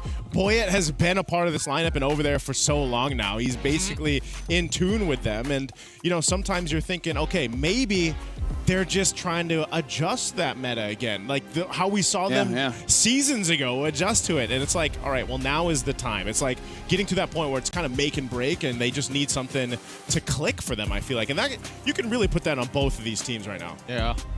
think the easiest way to kind of like, or at least what I'm hoping to expect in this particular matchup right now, I need the jungles to be like really on point. I need the EXPs to be on point. I'm looking at the mid laners now. We've talked about the goal. We've talked about how both roams have done good work. Yeah. Cuffin, I think, is just a little bit more consistent in these scenarios than most other mid laners that we have here today. But he doesn't have enough cool back pocket picks to really open up these drafts. With that being said, like it or not, Guard has been lowered a bit in terms of the pick, and now Zushin's going back up because, again, tank jungles, right? Yeah. And then we only saw like 2 Kimi so far, I believe, for the first 2 days, which I feel like is one of the better options going up against the Zushin, because like you want to constantly fight. Well, Kimi can do the same thing. So I do agree with Giddy. We got to look at that mid, because right now it seems Zushin and Eve, which, how long have we been seeing this too? I would say it's been a while. This is like the new Fredrin Baksha. Yeah, actually, yeah. I agree. It's like, but it's in the mid lane, right? I mean, so we call that utility jungle meta. I don't know what we call Eve and Jushin in the mid, man. It's Peel meta. Peel, yeah. No shoes meta. Circle and square meta. Yeah, basically. Box and cylinders. They replaced Farsa with Jushin. I mean, sorry, Farsa, you don't have as nice of a frame, maybe. I don't know. Maybe that's what it is. She didn't get a cosplay announcement video. Maybe that's what they need to do. Maybe they need a cosplay announcement video for Farsa to bring her back. They're going to revamp her somehow. That's what I think they're going to do. That's my guess. It's like, guess what? Farsa is not blind. Farsa be like, I can throw meteors at them, and I'm being beat out by a girl with a lantern. Hey, you know, the world's not fair, man. Farsa be like, that takes no skill. Farsa. Me, I had to aim with my eyes closed. You know what? Maybe you shouldn't turn into a bird. Maybe like a better animal that isn't going to outlive you. Nightmare going up against Falcons. And it's going to be broken walls, so a lot of doors will be open here. Nightmare betting out the Phovias, Matilda, as well as Baxia. It looks like the Arla as well as the Marcel has been banned out by the Falcons. And Freya. So Paquito open, Zushin open. Honestly, quite a lot is open. Yeah, maybe a little too much for my liking, but let's see. Because again, so far it is Zushin. So far, yeah. Fredrin being open too. Oh, there's a Paquito. So they'll pick up Paquito. This is what you were asking for, though, wasn't it, Gideon? You want to see Juviana, you know, have a little more punching power. I agree. I agree that I wanted to see him have more punching power, and it's good that we also see that the Arlet alongside the Phobias, some of the bigger counter picks are kind of out of the way. So we have to see whether he can pilot it correct, because I've seen many boxers walking into a punch. So hopefully he doesn't have that kind of experience, no? Or maybe it's just high-level IQ. If I get hit, I'm going to knock him out with the next one. Yeah, like my punches will be stronger if I get hit too. Yeah, but that really works if you have a very tough face, you know? Paquito has a tough face. He's got a champ stance, man. He does have a pretty tough face. Yeah. He does. Who do you feel like doesn't have such a tough face? Jushin. Oh, easy. Brigitte. Oh, the casters and the heroes. I'm like, we're on different pages here.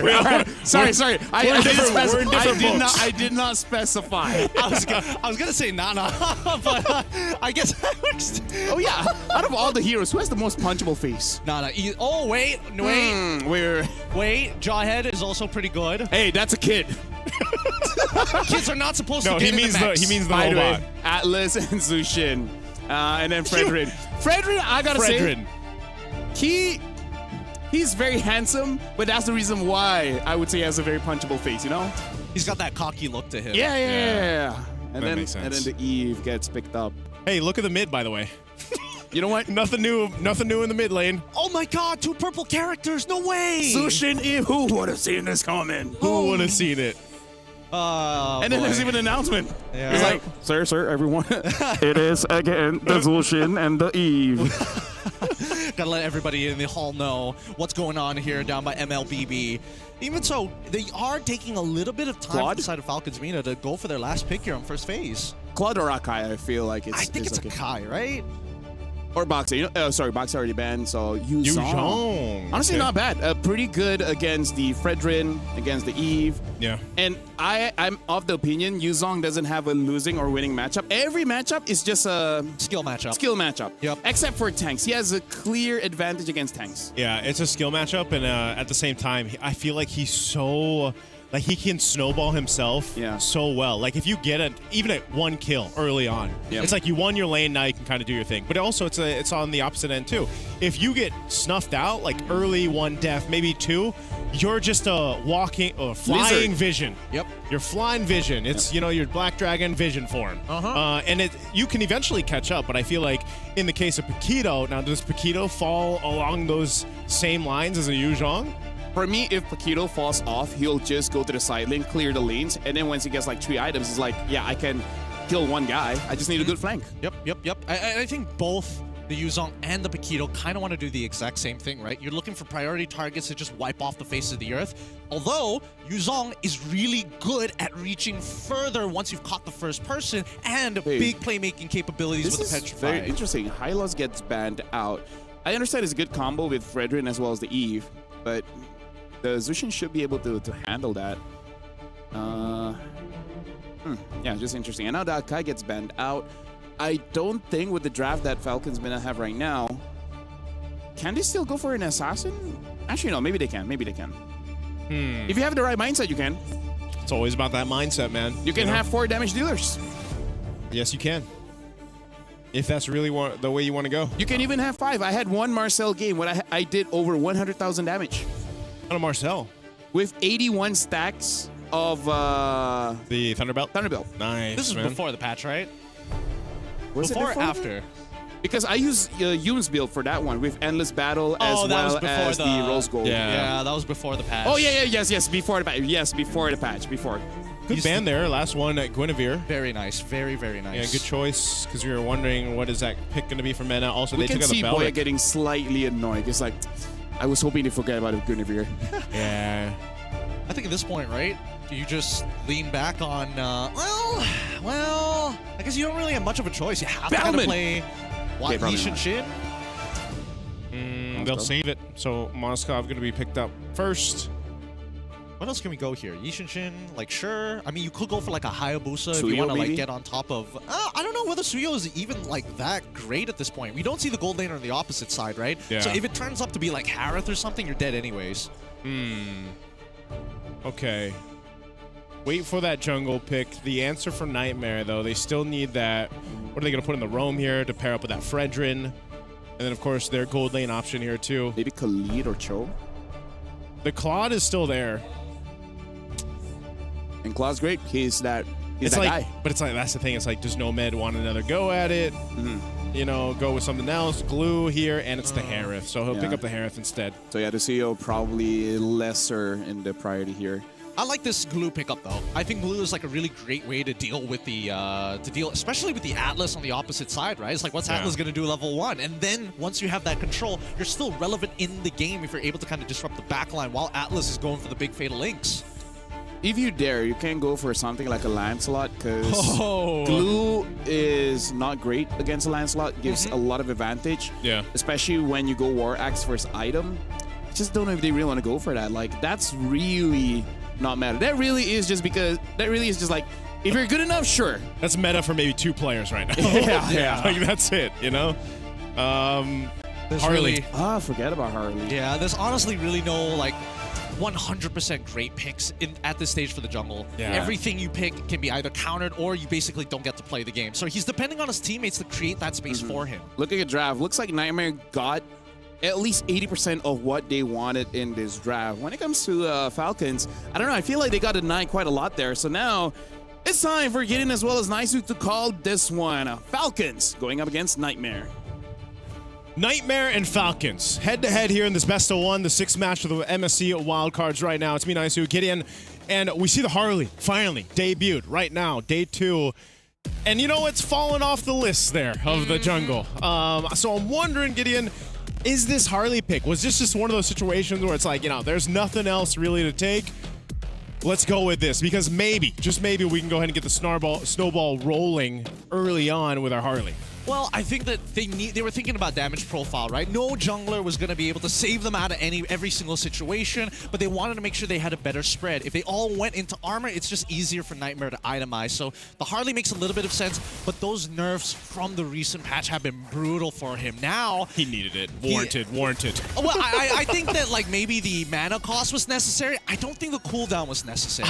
I think we talked about this so much in the MPL Philippines, man. Oh yeah. And we have some prominent Harley players there, and it was the sentiment of, you know what, just add a little bit of cooldown to that skill, man. You gotta be good. You gotta be good. I like the idea that it's like, okay, we give you this ability, but you can only do it a certain amount of times. And now first blood, but oh, Juliana, that was a hot flicker. Good stuff. But now his teammate might be in some trouble as Juliana turns around and takes out Boyette. Well, maybe if he had a little more cooldown on that, he would have been able to get away, but no. So he goes down first blood. It was a good attempt to try to get Juviana. I mean, they even thought they had it in the bag because they at least got to burn the flicker out. Whoa, no med. A whole lot of battle spells being used this early on. Oh yeah, I mean, look at this. He's going for Master Assassin. He has the extra little bit of damage that he's looking for. Juviana, unfortunately, takes a bad trade against Sanji and now evens up the score. No battle spells, nothing. As mid lane is contesting hard, Boyette needs to quickly ramp back up. Before this, you get to roughly about level 8. You got 2 second cooldowns after you've extended the range. Is that the best way to explain it? Yeah. Really maxed out the range here. But now, on top of too easy for Lexi, Cuffin's going to make sure that he's not going to get too much. Even with the Appraiser's Wrath, Sanji able to find one. Black Dragon form to guarantee this onto Juliana. Troll, he's trying his best, but that passive is just too big and too hard to deal with. Wow, a lot of damage there thrown this early on, and Turtle for the taking for the Falcons. Jasmine just around the corner, at least to provide some vision for this, but I don't think they're going to be able to do too much. It just goes for a potential to take it. But yeah, secured by Boyette with the Retribution. They're going to be fine off of that. And this is one thing. As you just saw that last team fight, this is why it's so annoying to deal with the Jushin. You know, early on, you're even trying to get away in some of those fights. And like I said, you expended a lot of your battle spells already before. So how are you going to get away? You know, you're just kind of a sitting duck, and you're just going to be dragged back to the fight. And that's one of the powerful things that a Jushin brings. Uh-oh, Sanji might be in some trouble. Doesn't have the Black Dragon form, but does have Petrify. He might make an attempt. Petrify comes through. Shot residue. Oh, the Appraiser's Wrath almost gets him, but the Deadly Magic is going to be enough to take out Juviana. A brilliant play coming in from Sanji. As we said in the draft, man, a move like that, a hero like the Xuzhong, allows you to do things like that, utilizing the Petrify. You said it yourself, Gideon. Petrify alone is even something that makes Xuzhong such a deadly threat early on. It's nasty, and thank God they increased, well, sort of increase the amount of time it takes for the shot residue to actually get to you. Now Sano, unfortunately, taking a pretty bad trade of his own. The Zaman Force had to be expended, but keep in mind, Sano is still maintaining an EXP and gold lead against Nomad. What is Sanji building here? I wonder if we can take a look at the items, because, you know, 2 kills early on. The fact that he's able to just go ahead and man mode himself against Nightmare Esports is something to be worried about. You know, that's going to be a nightmare for themselves, and dealing with the Xuzhong will take some time here. Now up in the mid lane, Jasmine, he should be able to get away on this glue, but it's just up to Team Falcons to play with this advantage they built up. It's nothing massive, but it seems bigger when you're looking from lane to lane and the way they're approaching these skirmishes. Uh-oh. Oh, yeah. Oh, the spear doesn't connect. Sano isn't able to participate, but they did get the Zaman Force out of him. He still has no control over his lane at all, but now down by the bottom side, the Hunter Strike finally complete by Juviana. He might have enough damage to actually one-shot Boyette if he has his charges. Oh, Troll going in. Oh, they pull with the Fatal Links, and now the RWM comes through. Black Dragon form on top of Idid as he falls into the Appraiser's Wrath. Juliana is the one who secures it. Appraiser's Wrath comes through, and unfortunately, it's going to be Glue who finds the kill. Boyette takes out too easy for Lexi as Idid has to back up. All right, a bit of a trade there. Nice attempt, you know, a good set with the Fatal Links, but ultimate. Oh, Sanji! He felt the punches there from Juviana. Juviana, he's back online. I think he's pretty much dealt with Sanji's little power spike that he had early on. Well, to be fair, Juviana just hit his own power spike, right? Yeah. He completed the Hunter Strike. I'm not 100% sure, but it feels like Sanji might have gone for like Fury Hammer and then started building in towards the War Axe, which may have costed him here. Yeah.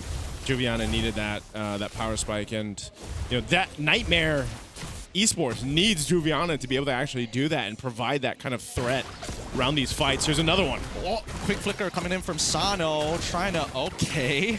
All right, buddy. I don't know where that ult is going, but you're going to be dying anyways. They're still trying to protect this mid-tier 1, but this is coming at the cost of an invade on that top side. Kraser's Wrath out for too easy for Lexi. A small camp? Whatever. I'll take it. Let's try and go for a second one.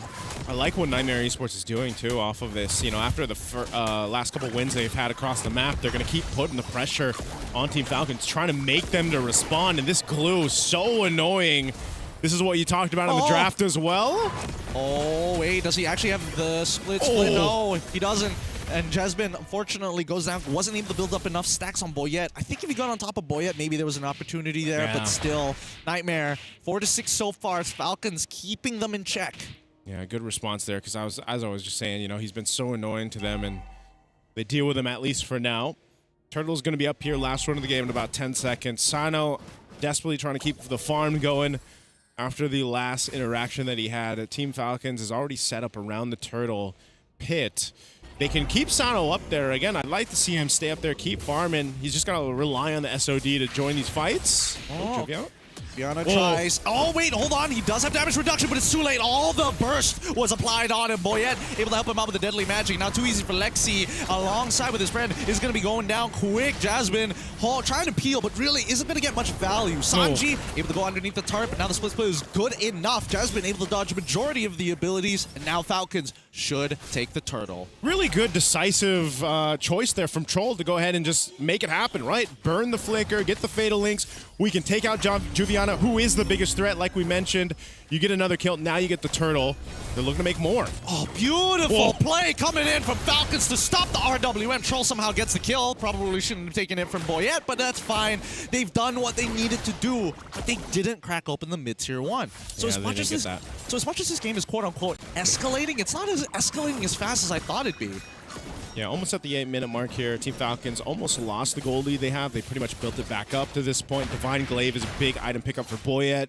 You've already seen the threat of his deadly magic, especially with the Genius Wand, and it works so well with the Jushin.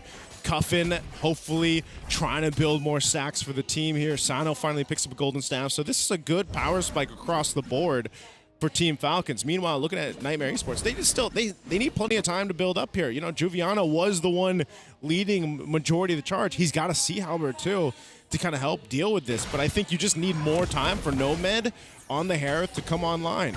Let's see whether it's going to be enough, right? Because he's still a full level down here, and well, you know what?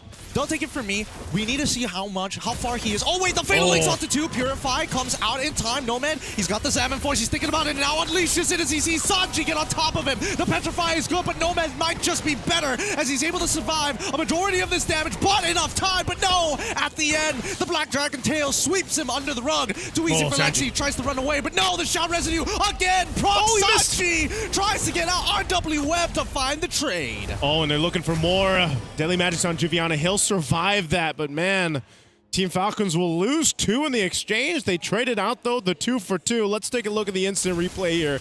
This was all started up just like we've seen previously. Fatal Links, Flicker combination, gets a Purify out. They fight this out, basically against them. The numbers weren't for Team Falcons, and this SOD doesn't land either. So it takes some time to get here, and Sanji continues forward. It's unfortunate that he misses some of the abilities, but ultimately, he got the job done. And, he ends up going down here, but Team Falcons, they should set themselves up for a better time to secure the Lord, but so far, Nightmare Esports hasn't shown any hesitation to just go for the fights if they can. And maybe they just rely on just mechanics if they can overcome the team fights here. A big part of this, like we've seen previously, whenever there's a Harley across from you, is surviving that initial burst. Fatal Link's coming on to Jasmine. Tries to dodge as much as he can. Able to take out Troll in the meantime, though. Really good play coming in from Nightmare's side. I think they heard you. They were like, yeah, they're making all these plays. We got to out-mechanic them somehow. And Jasmine is like, I'm that guy. I'll do it, team. Don't worry. And actually gives them an advantage now for this Lord here. Sano's still up in that mid lane. He can just join this if they want to. It's coming down to it. RWM already coming out here as Sanji gets on top of Did. Can they still make this happen? Zaman Forsen as well as Spear Misery connects. Too easy for Lexi. He's the first one secure, but Sano loses a chunk of his HP thanks to the Appraiser's Wrath. The peel is good. However, Cuffin, he's got Sky Piercer taking out Too Easy for Lexi. So they lose the Lord, but I think Team Falcons is happy to keep everyone alive, get a couple more stacks. They know they're more of a threat in the next team fight, and they'll clear out this Lord rather quickly, especially with the Moskov in play. So it doesn't really matter too much for Team Falcons to lose that one. Now, obviously, by the time the next one comes up, they want to be able to secure it, but they can also still move across the map here. Nightmare Esports is still desperately looking for that moment.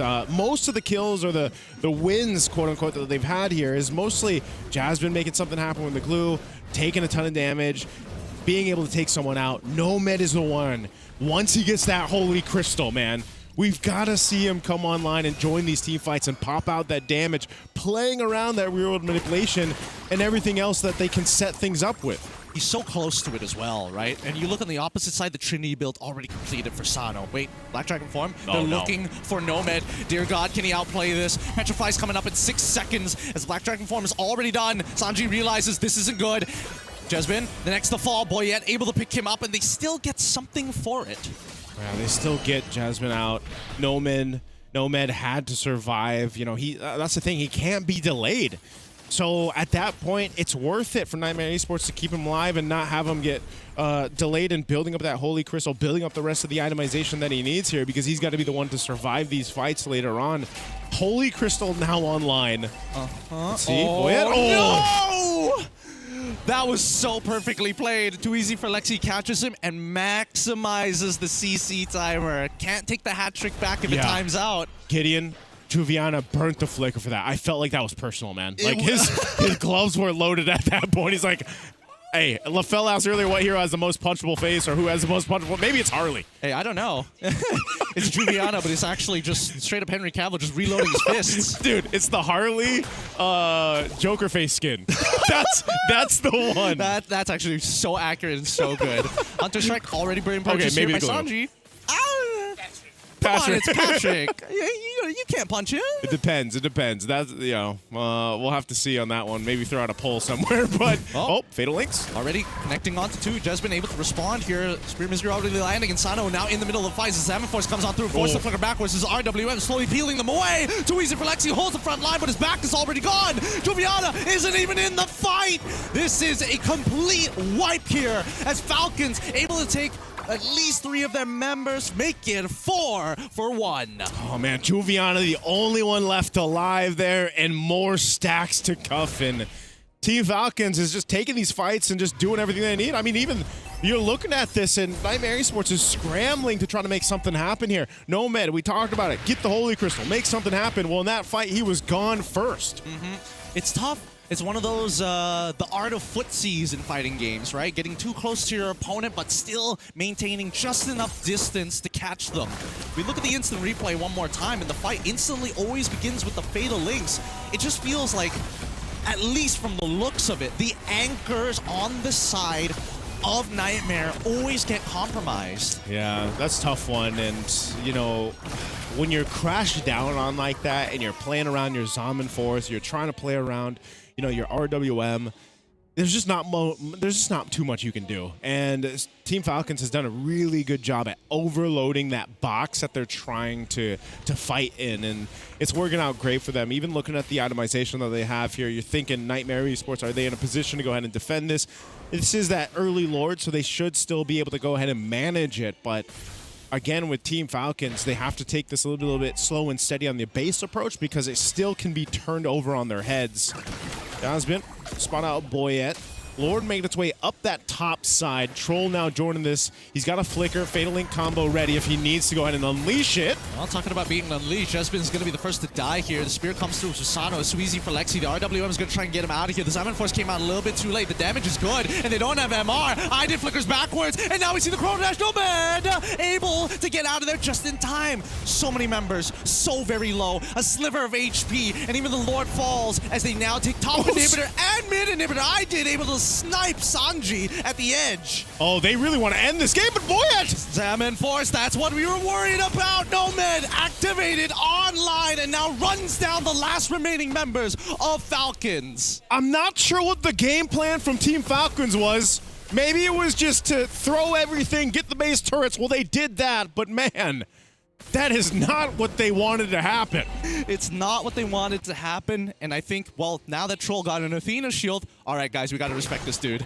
Maybe we do need some items to protect ourselves. Oh, man, because even that, it's like they didn't have to go for more. Nope. Like, we even saw Sanji, he had 1 HP, and he decides to walk forward and die.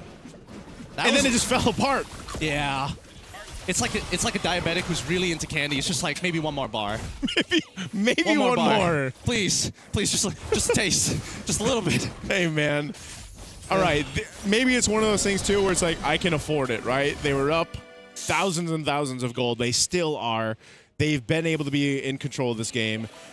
At the end of the day, it's still the case. The base turrets are gone. Yep. All right, let's chalk it up to that if you're Team Falcons. Hey, we got the base turrets out. Lord's coming up here in a bit. We can go ahead and secure it. We've got a big advantage against Nightmare Esports. Let's see if they want to fight us. You know, so now Nightmare Esports is in the position where they've got to manage the base and at the same time consider, do we actually contest or do we just ready ourselves for another base defense? I agree, but I also think that Juviano right now needs to be Mr. Peel. He needs to stop being Mr. Assassin. He needs to peel for Nomad. He needs to create that space when you start seeing people like Troll walk it up, and especially Sanji. They cannot give him that space. Oh, this is the right type of setting for this Lord as they approach it. I don't think they're going to get here in time, though. It's already a quarter of the health. They stall it out a little bit. The showing faces, oh, they're going to go for this. This might be good, actually. They're looking for a little bit more. Salmon forces out. Cuffin takes out Jasmine just in time, but he turns his attention down to Boyet. He ends up losing his life to the Deadly Magic with the Sky Piercer already down, and Sanji now chasing the back line. This might just be the end here, as I did. Lau, RWM late into the fight. Sano taking out the last member as we have. Oh! Bye-bye, Boyet. Oh, no. That was... Oh, man, you saw Boyet. He knew it was like, all right, that's my bad. And Cuffin is like, I'm sorry, dude. I wish he could have been faster. Cuffin gets the second Savage on the same hero. 12-0. That's a with homie. Finesse. That's a homie. That's why Boyet gets the big bucks. That's my Boyet. That's my Boyet. That's my boy, Boyet. What a game. What a game. What an ending. A Savage again. In day 2 here, the wild cards. We saw it. It was in the writing, man. As soon as the stacks were building on the Jushin, you just knew. We just knew so much. And once again, the Jushin is just the Savage machine. Like, what else can I say about it? She is him. Oh boy. That's probably the best joke, but Gideon, you made a really hot take of saying, you know, the Zushin nerf is unnecessary.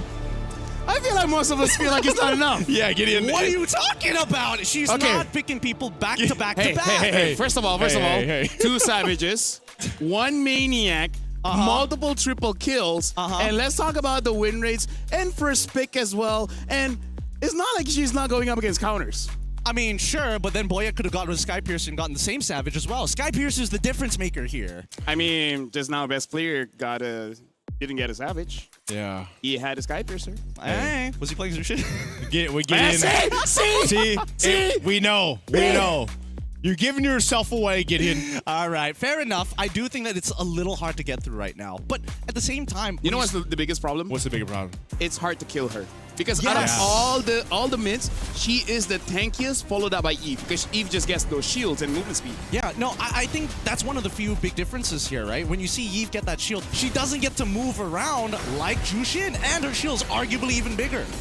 Yeah, the problem, not only that, but it's so hard to kill her, so hard to... Even if you manage to catch a Jushin, usually they either have that flicker, they have that purify, they have the ability to use the beacon, they have the team playing around her, so they're going to peel for her. So it's like, that's why it's been such a strong pick for so long. And regardless of, the changes that happened to her recently, it doesn't really matter because if the team plays around it right, it's going to work. It's going to be valuable. You know one of the crazier things about her? What's that? She still has enough damage, even if she builds brute force. Yeah.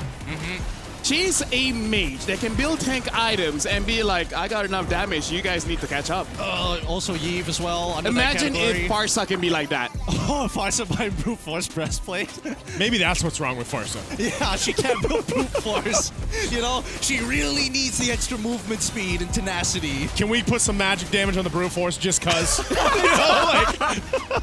Actually, that'd be very funny. I would love some on Gord as well, man. I'm just saying. Right? There's a lot of mage heroes that aren't picked up because they already deal with being too squishy in the current meta.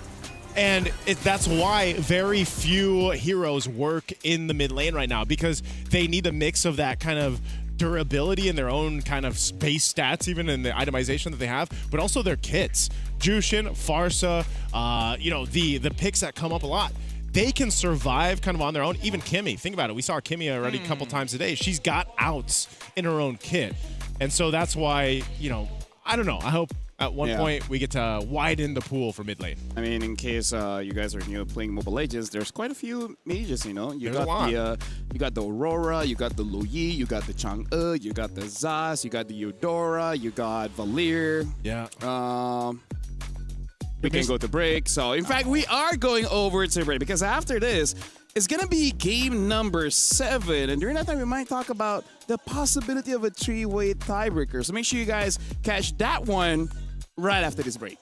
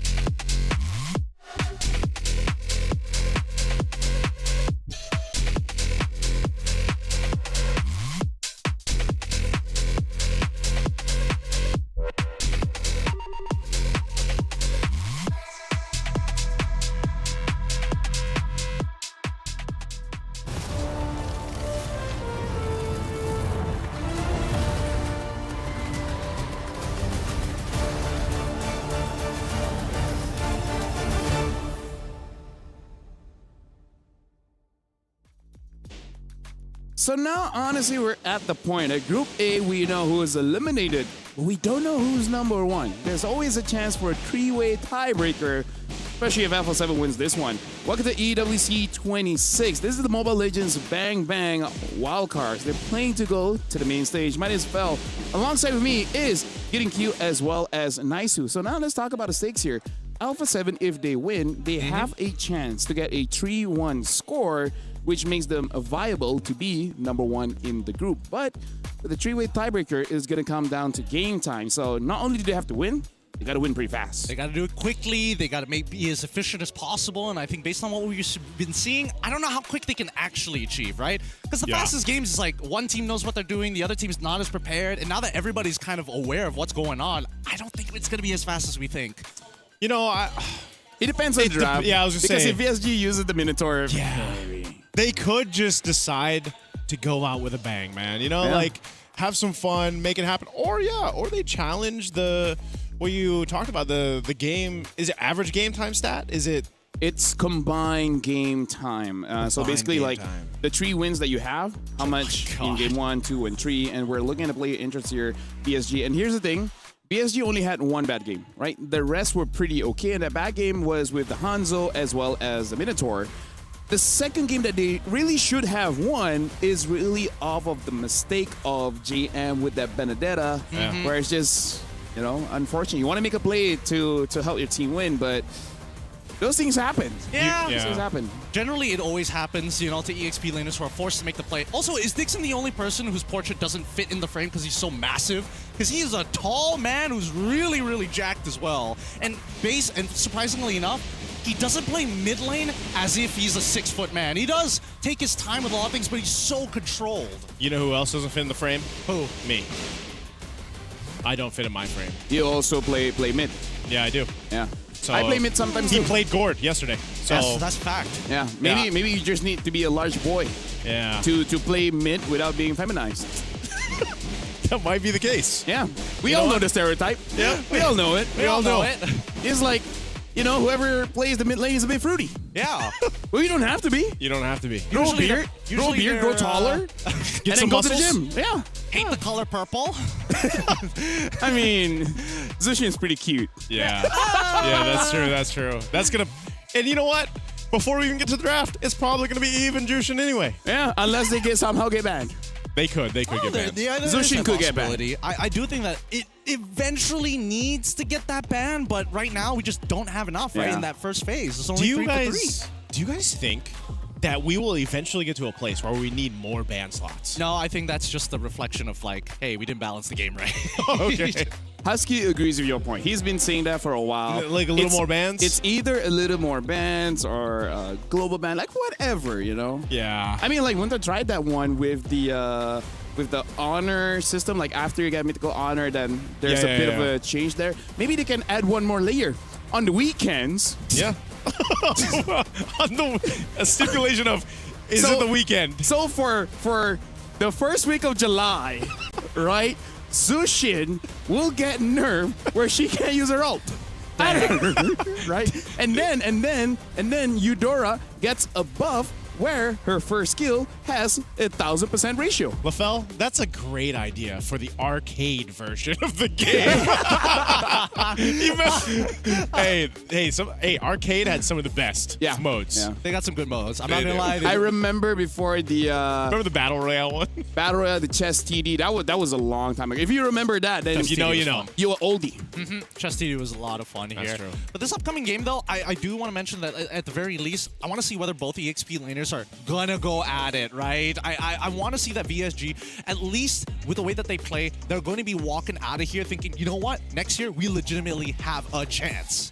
VSG for me, I don't know. I guess coming into the wild card, I expected more from them. I don't know. I'm kind of left to... And I feel like I've said that about a couple teams now, and that's just been the case of wild card. I feel like that is Group of the death, nature. man. Yeah, and that is actually a lot of the sentiments even online that I've seen in the discussion boards and everything else. So, but that's why I like wildcard, because it is always a great kind of peek into the up and coming regions or players. I mean, hell, even, you know, Sunset Ravens, great for them. They got their dub earlier on today. It's unpredictable, unlike the main stage.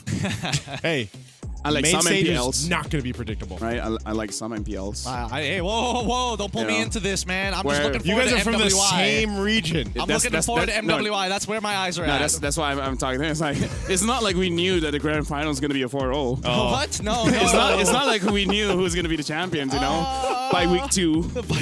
by week 2. Oh, Yeah. Look, you know the Farmers League is already over, so at this point, we're only hoping for the it's- best. Oh my goodness. it's Speaking not- of your league, by the way. Yeah. It makes sense now why they released that video with the current things. Oh, Now he knows what I'm talking about. Hey, let me just say, Gideon, it's not that the Farmers League is over. It's more like the Farmers League hasn't started again. Hey, the harvest season is done. We're waiting for the next one. That's the point here. I don't look. I want to get into that real quick, but we'll leave it for now. Yeah, for now, I want to talk about VSG. With this, nothing to lose mindset, right? Yesterday, we've seen them try out the Minotaur as well as the Hanzo, right? So for this one, it can really go either way. They could go for a draft that just clears the lane so fast so that Alpha 7 has a very long game so that they can't be number 1. Or they're just like, you know what?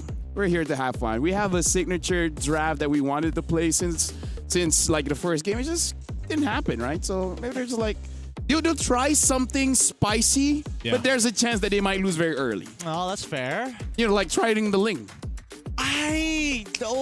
The Ling? Is that really what we're going to be left with here? The Ling is crazy, though. It's not just the Ling. You can go many different routes. Argus, Roger, Chang'e mid. Like, bring the unique hero stat up for EWC. Like something that you enjoy playing, even though you know it's bad. Well, I don't know about Like for bad. me, Grok is not meta, but I enjoy playing Grok. I think that's understandable, but then this comes into a position where, what do you guys think about Selena? It was one of the few heroes. I like it. Is one of the few heroes that we did actually see in Asia games, and I thought we'd see it a little bit more here at Wildcards. It's if you can, you can. If you can't, you can't, right? Because there's quite a lot of heroes like that, like the Cho, the Yuzong. It's one of those heroes where you have to spam, like, you need a few reps in before you can really confidently pull it out. So now, VSG, betting out the Yusin Shin as well as the Freya. Now, Alpha 7 betting out all the tanks. Hey, so we'll see what kind of damage jungler they're going to get. Can I just say, too, the vibe difference, the vibe check of Alpha 7. After betting all tanks? Not just that, no. Getting to this point, their 4th game, you know, and it's good to see them all smiles here because their first game today was rather shaky. Even I was like, whoa.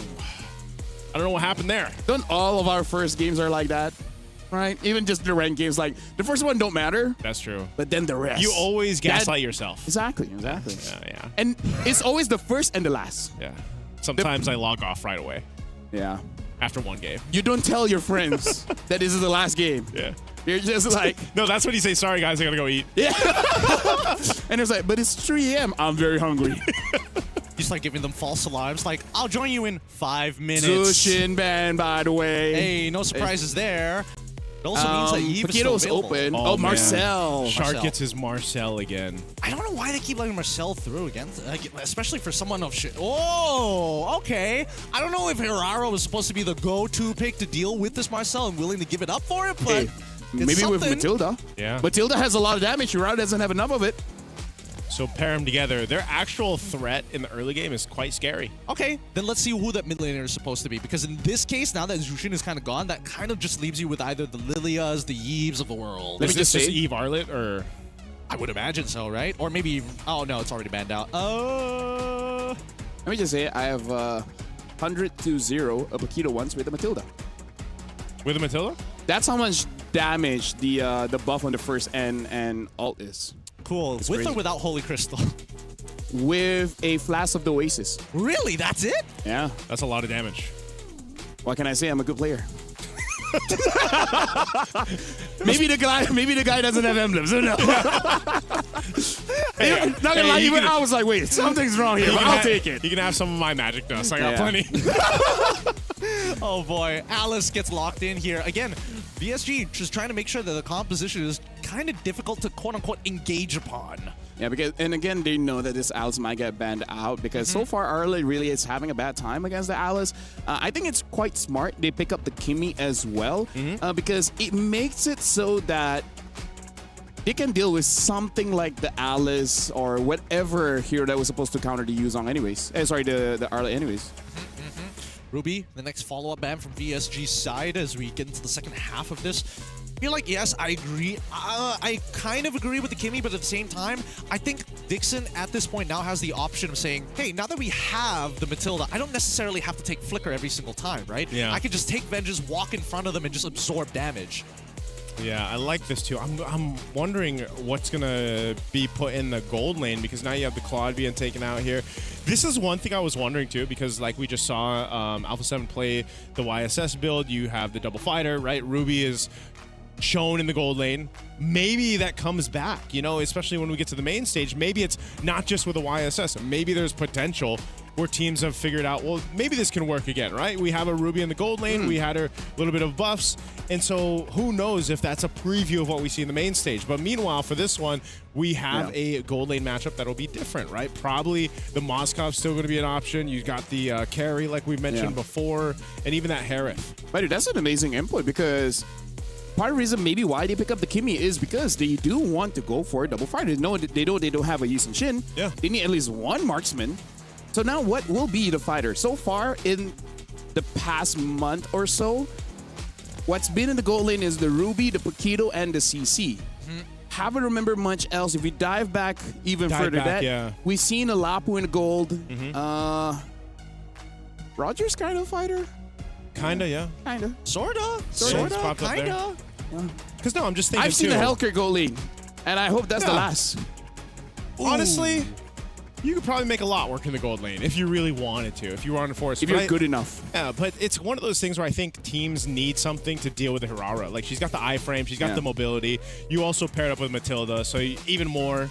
It's like you need to be able to catch her or at least deal with her when she's in that fighting run. Whoa, interesting that you mentioned this Roger pick and the CC. They both get picked up. I'm part American. Are you? Yeah. I thought you were Puerto Rican. Hey, it's somewhere close to America. Yeah, he has 7 in his name somehow. That's true. Yeah. You're not. I'm 7. I have a very long name. You do. And you just add elements to it. Yeah. I really thought you were going to convert that into BM as well. That would have sold me. All right. With the full lineup sort of already there, I think that A7, this one's a little risky because Alice, no matter what, has enough to kind of keep multiple people in check. And now that they have Cho on the opposite side, now there's a clear direction of how VSG wants to play. This is interesting, though. The Bruno and then the Cho. Wait, Cho Wish? Uh-huh. Is this Matilda mid? I think this is... Yeah. Well, right now it's for Carvey and the Cho. Wait. Unless they switch it around. Well, now Matilda can one-shot. Yep. Yeah. Maybe a lightning second item? Dude, she does more damage. Matilda is now a damage dealer. Hey, she is a support assassin. Let me remind you that one. So now, Alpha 7 playing the double fighters. Let's see if it's enough to deal with VSG in a very fast time. All right, well, we see some smiles on the faces here for VSG, especially for Dixon, playing the Matilda, of course, for this one in the mid lane. Let's go ahead and see. This is kind of aligning with what we mentioned, Gideon. You know, hey, maybe we see them have some fun on their last matchup here for their wild cards. Maybe it ends up working and putting a little bit of an obstacle in the way of Alpha 7. Let's jump into the Land of Dawn for this one. It's a best of one. We'll see what ends up happening here. Yeah, I'm real interested to see how Dixon is going to clear this wave without the Cho later in the game, right? I want to see whether those numbers are actually enough to deal with it in maybe 2 cycles of the Bloom. Either ways, as we see this game continue to progress in the earlier stages, Master Assassin coming in from Bruno, and they got to be careful because Colwell cannot afford to make any mistakes here. Okay, even the Roger, you know, being in the hands of Best Player 1 is interesting. You know, it's also aligning with what we mentioned, right? Sia is going to bring the CC. These are shades of metas we saw before, and again, it's going to develop over the course of the entire MSC, and we're seeing it first here in the wildcards. This can still work really well for them, depending on how they execute the early skirmishes, play it around the golden hour that we've seen from Shark before.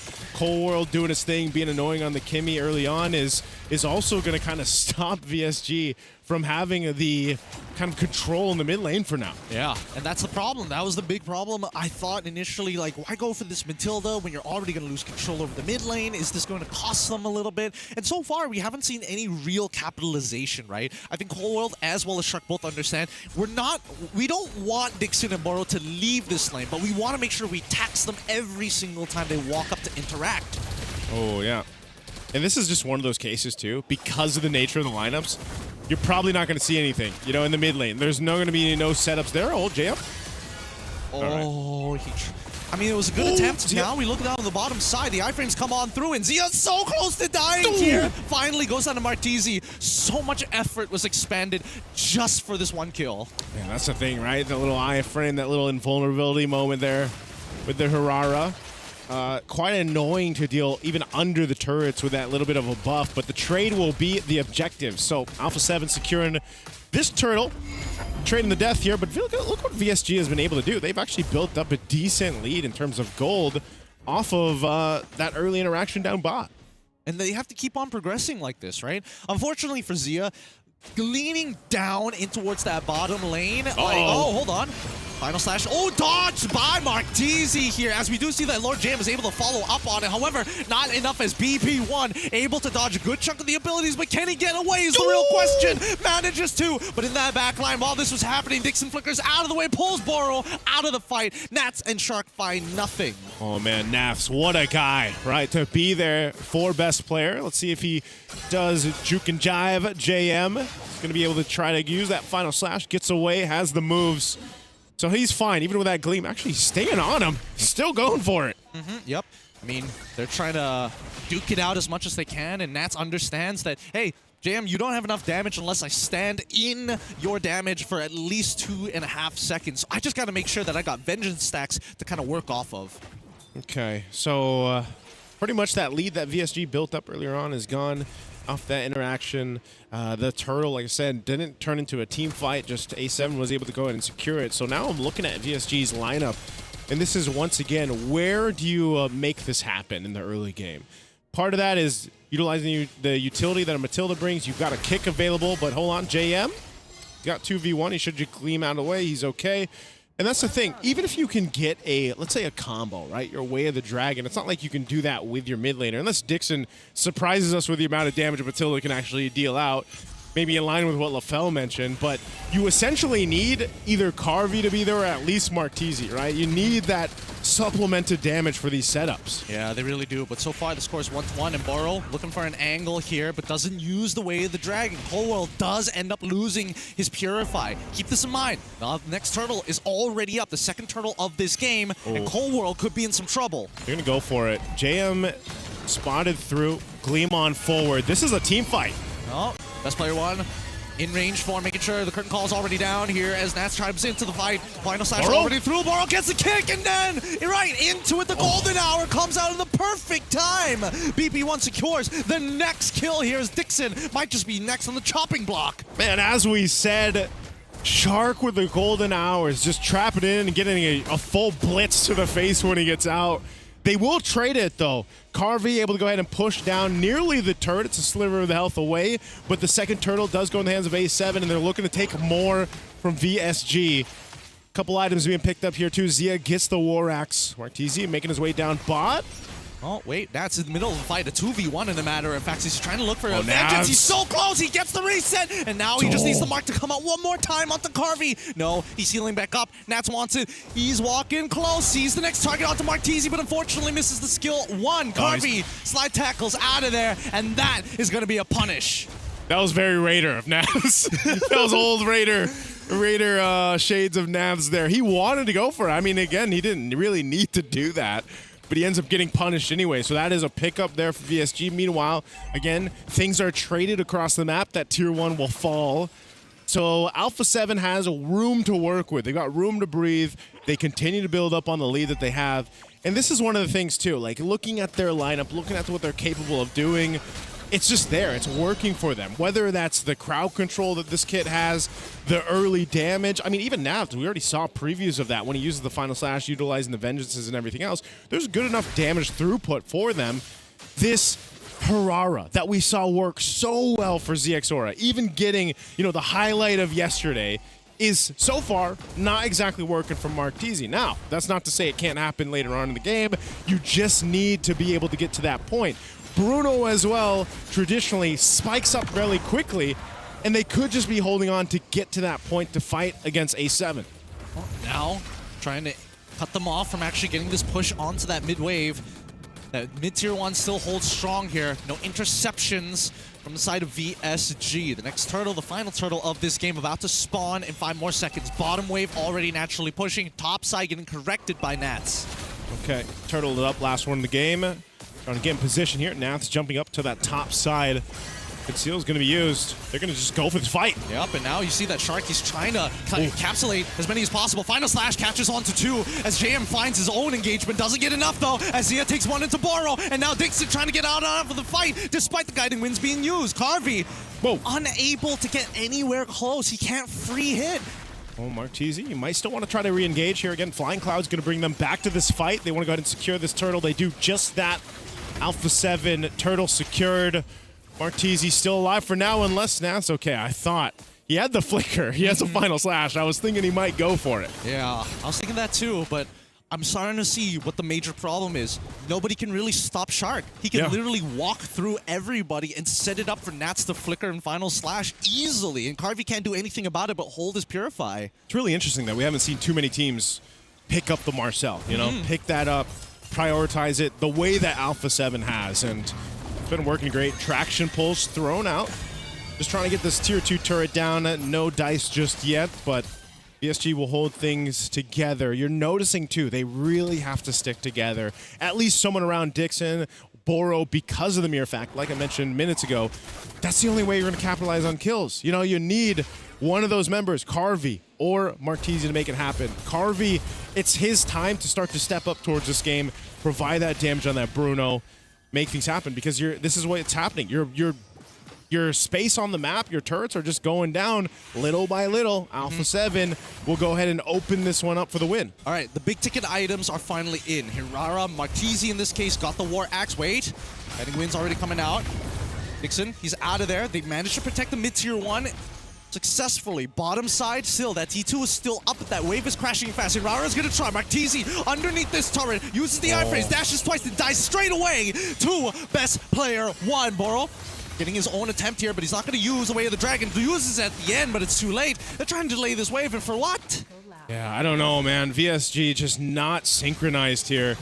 They're getting caught everywhere, even under their turrets, so this Holy Defense is going to pop down to that bottom turret. Lord's coming up in 10. They might be able to go ahead, hold on while they can, but a tier 2 mid falls as well. So Alpha 7 has done all they've needed throughout this game. Another shield will pop in mid. Nexus take the buffs, take the Lord, and march towards a victory here, unless... I don't know. I don't know. This is scary, and now they might force it out. Once again, Golden Hour is going to catch the the top inhibitor as Boro is isolated. The Dragon's already out. Now comes in. Oh, JM onto 2, flickers away, tries to get away from this. The Final Slash is counter engages. Colwell takes 1. BP for another onto JM, and finally Dixon brings Carvey out of there. What can we do, brother? They're holding on strong, but that wave might just be the end game. Oh, it could be. They're just going to hold on the best they can. Now they're looking to close these things out. Carvey, just get the autos in. Clear that wave, and it's too late. A7 take this game as well. Very clean game from Alpha 7. Game 1 today was just a wash-up. It was a warm-up.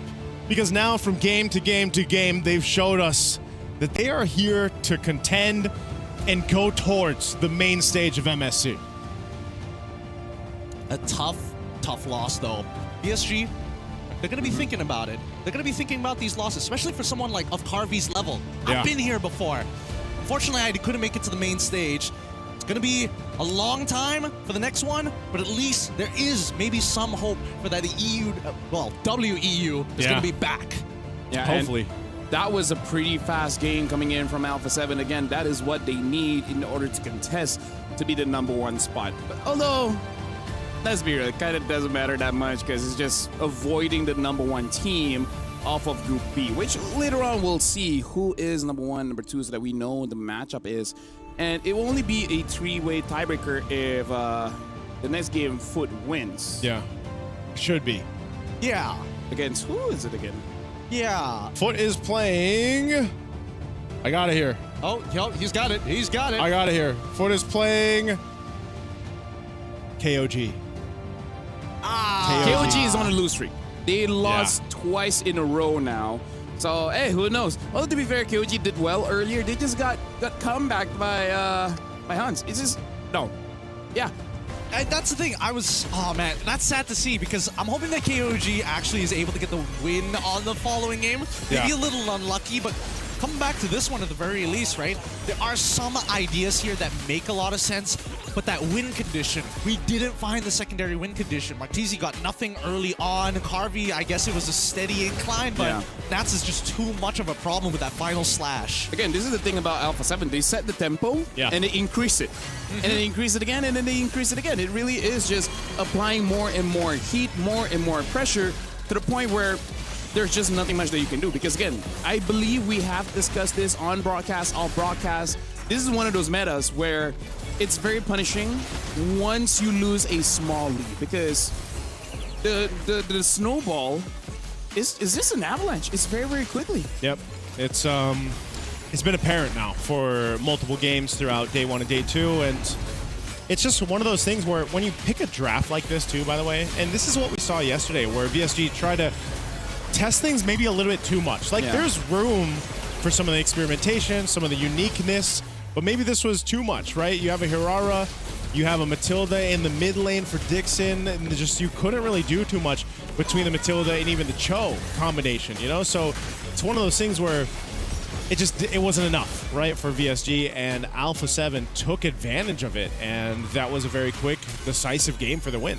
I mean, like we said, we just want to have fun, right? Because honestly, there are games where I'm playing mid, I'm like, I kind of want to feel like I want to play Matilda, because she does have the damage, and she can survive. Just not as AoE as most mages. I don't know. I feel like right now, A7, I don't know if they wanted to draft like that, because it does kind of show what they're capable of, right? Now you know, hey, all right, maybe Cole on this Kimmy, like, we got to keep our eyes on this. We can't let him keep getting it. Ban the R-line. That's another good one. Again, Marcel, stop giving Shark Marcel. He's really good at it. Like, one of the few golden hours that just makes so much sense, no arguments. And I feel like that's part of the problem that other teams will face, is that actually there's too many things that you think about banning. Yeah. You're banning out the Yushin Shin, you're banning out the Marcel, the Ruby. And then the Ruby, because then once you do that, like, what's let through? Zushin, the Freya, the Paquito, and then Freya gold lane with how Alpha 7 is playing. So I think this is one of those arguments where it's kind of like, we need a little bit more bans, because eventually Alpha 7 will get to the point where, again, because of the global ban system that they've already been through, you have a lot of practice on a lot of different heroes. So it's like, yeah, you take some pieces away, but those pieces have replacement.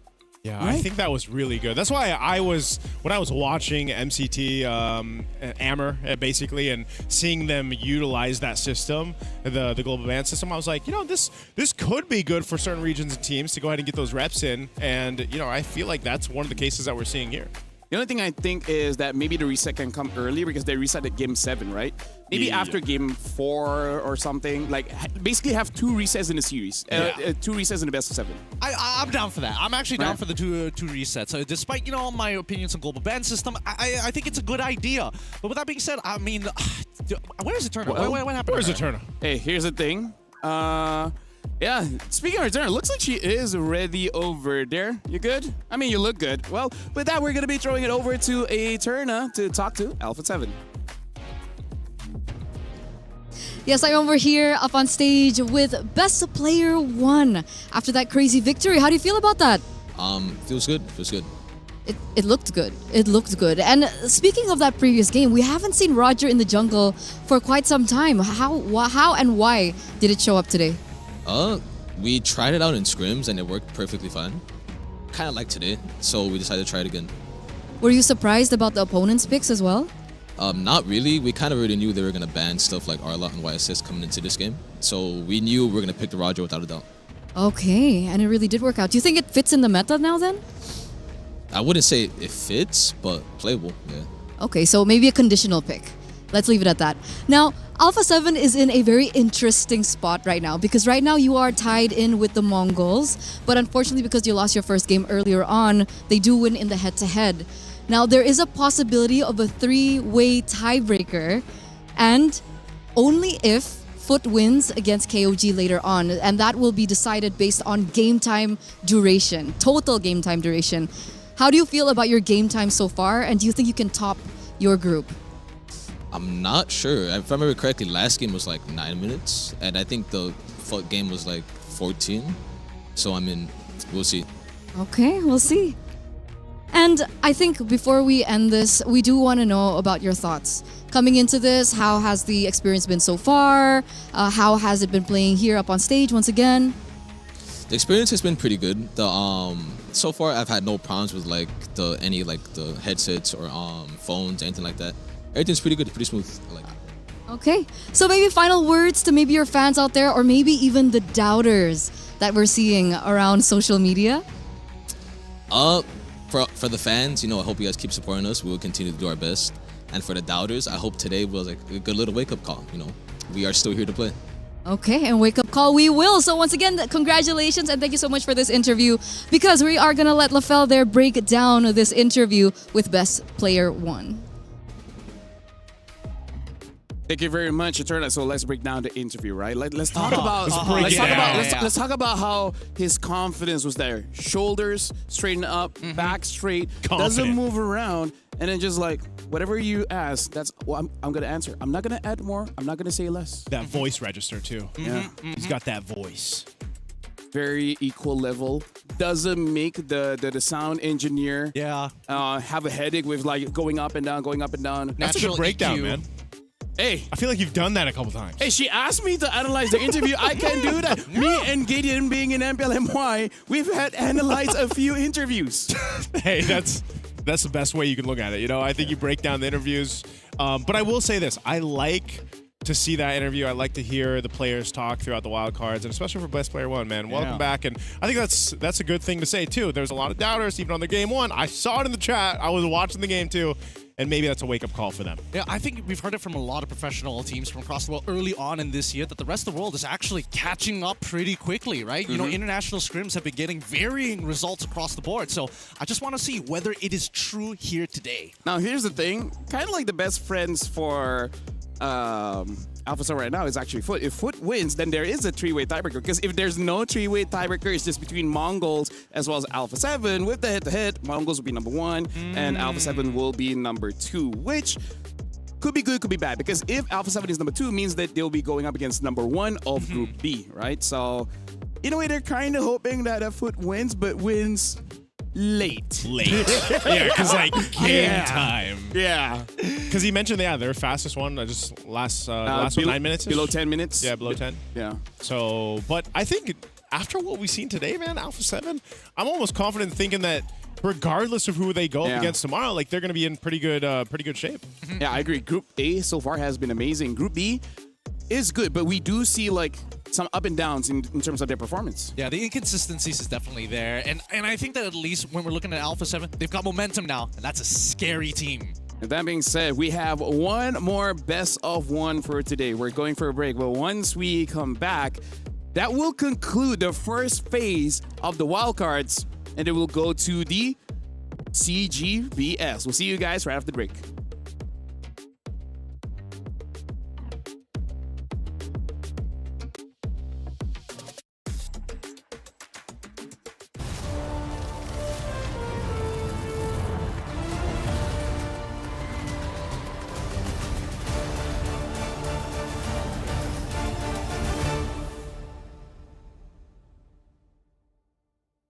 Hi, we are Kings of Gamer Club from Thailand. Winning MSL Thailand Season 1 really means a lot to me. I've been playing a really long time ago. This is my first championship. It really means a lot to me. I really dedicated this international tournament with my beloved father who passed away recently. I got a dream, Payen and I, climbing on Eiffel Towers. And today we are being here. I hope the dream comes true.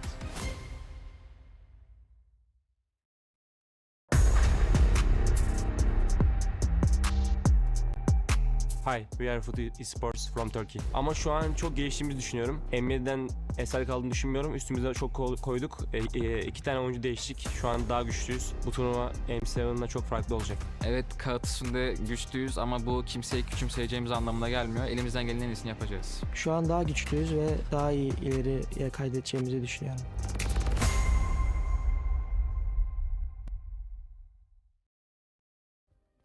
Play is in our DNA. Whenever we let it out, it becomes our superpower. Now imagine an entire city being built to supercharge it. Kadir City, powered by play.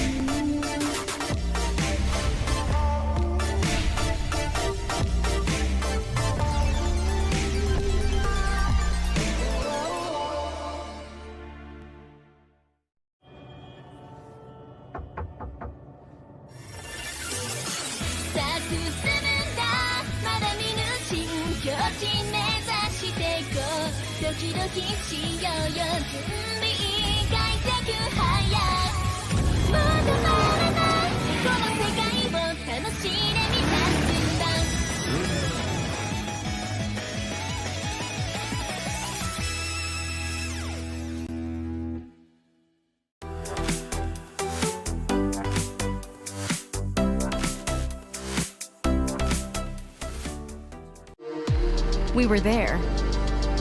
For every click, every clutch, every respawn. We were there for the years of grind. And we're here. Now. The proud founding partner of EWC. Powering the biggest event in gaming. Shoulder to shoulder with the world's best. Making history. Greatness deserves a stage. Lenovo Legion. Reach your impossible.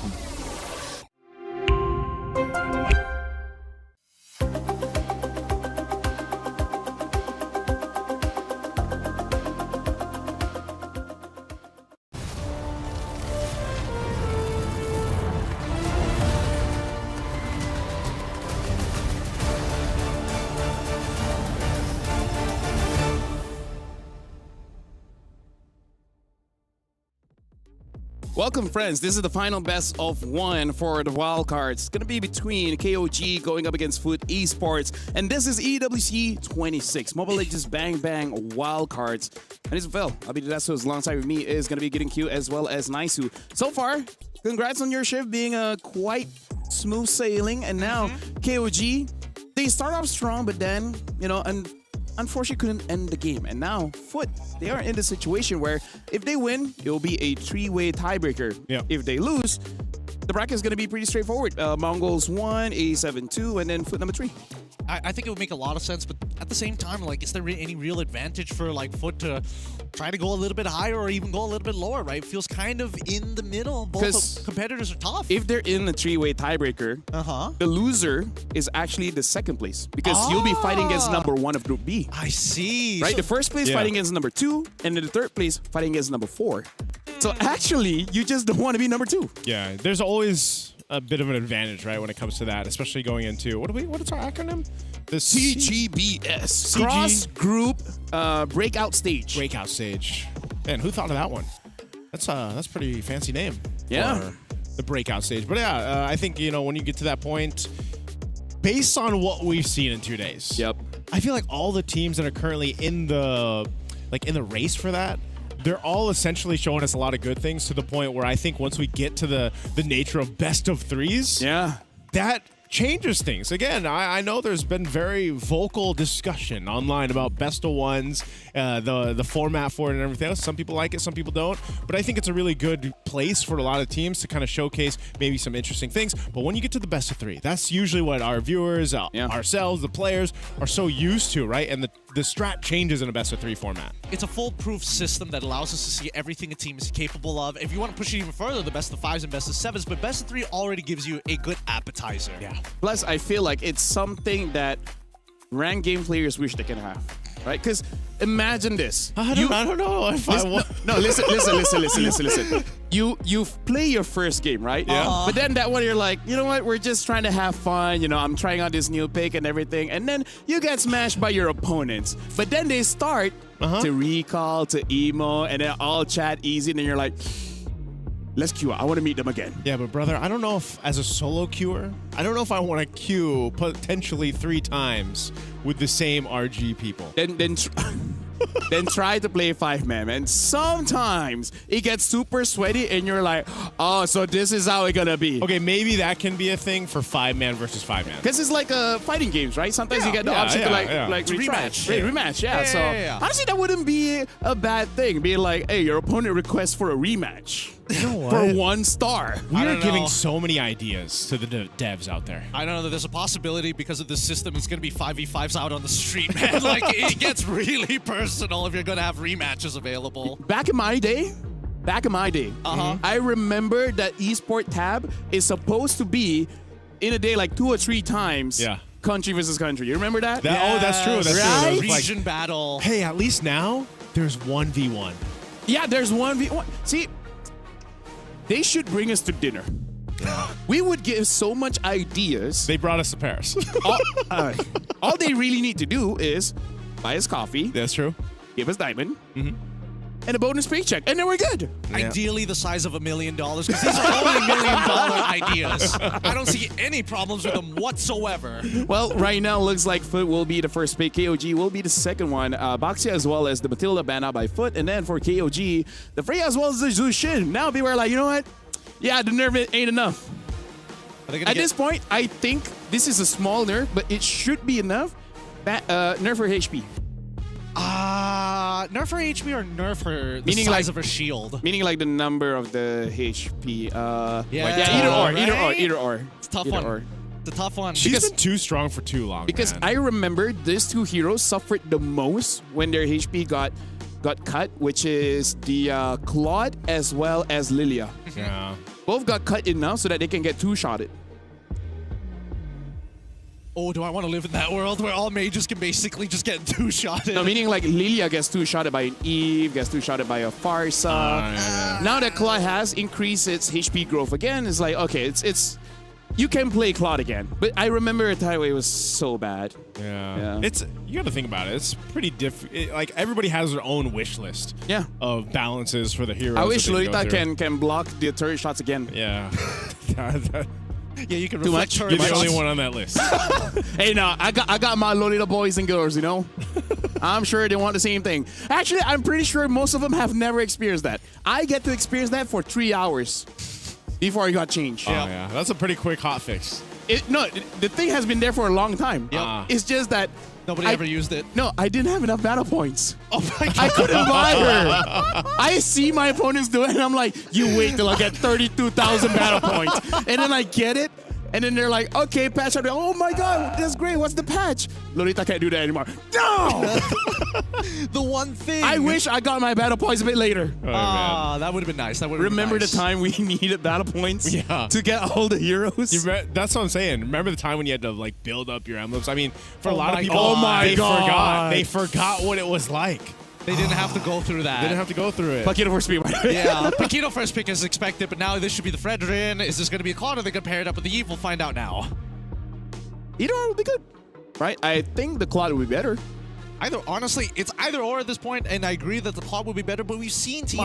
Marcel. Forget about Marcel, man. Take a page out of Alpha 7's book. And this is the problem when you start to replace ban. When Zushin starts getting banned out, one thing will be left open, and apparently that thing is Marcel.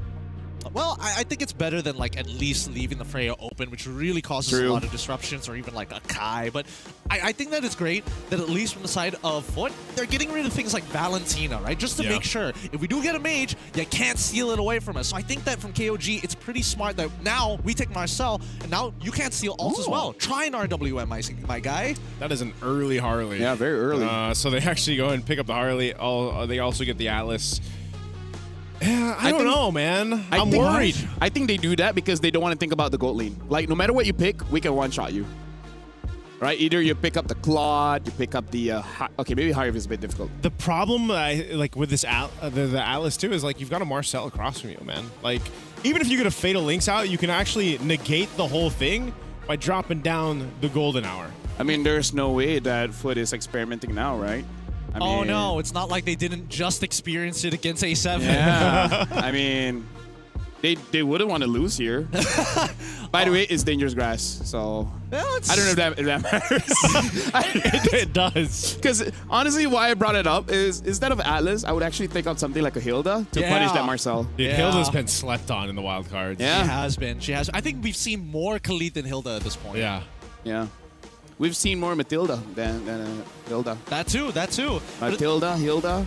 Also, what are your thoughts on this, right? Because I was thinking that Red 3 should have been Yves for the side of KOG because Foot decided not to take it, and they've already got the Marcel to open up the map in case someone like, Harley tries to attack the mid lane. So this is my analysis on this.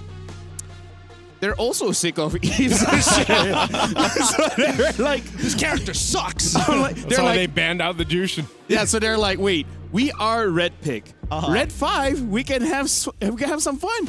An Odette. It's not too bad against a comp like this, admittedly. Right? See, everything is like, wait, there's nothing that can stop the Odette. And then, hey, that could be fun. Because this is something that SRG does a lot. Yeah. They let Red 5 be a mage because somehow, some way, Stormy will find a way to counter the team. Yeah. If you have the hero pool wide enough to actually take advantage of. But now we see that Carrie's going to get banned out, and KOG, one-track mind, making sure that their jungler isn't going to explode.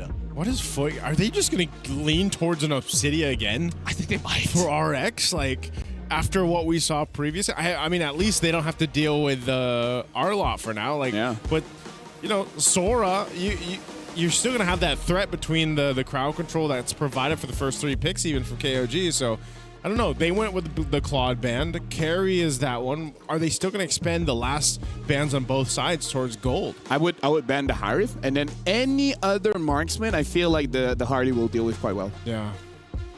I don't know about this one. I really feel like Foot second half banning out the Claude here. I felt like they should have used the Claude as a tool against KOG to get some confirmation of what they want to do, right? Because if not only are they getting rid of the carry and decide to get rid of Moskov or Claude in that case, you know for a fact that KOG is playing around that mid trio.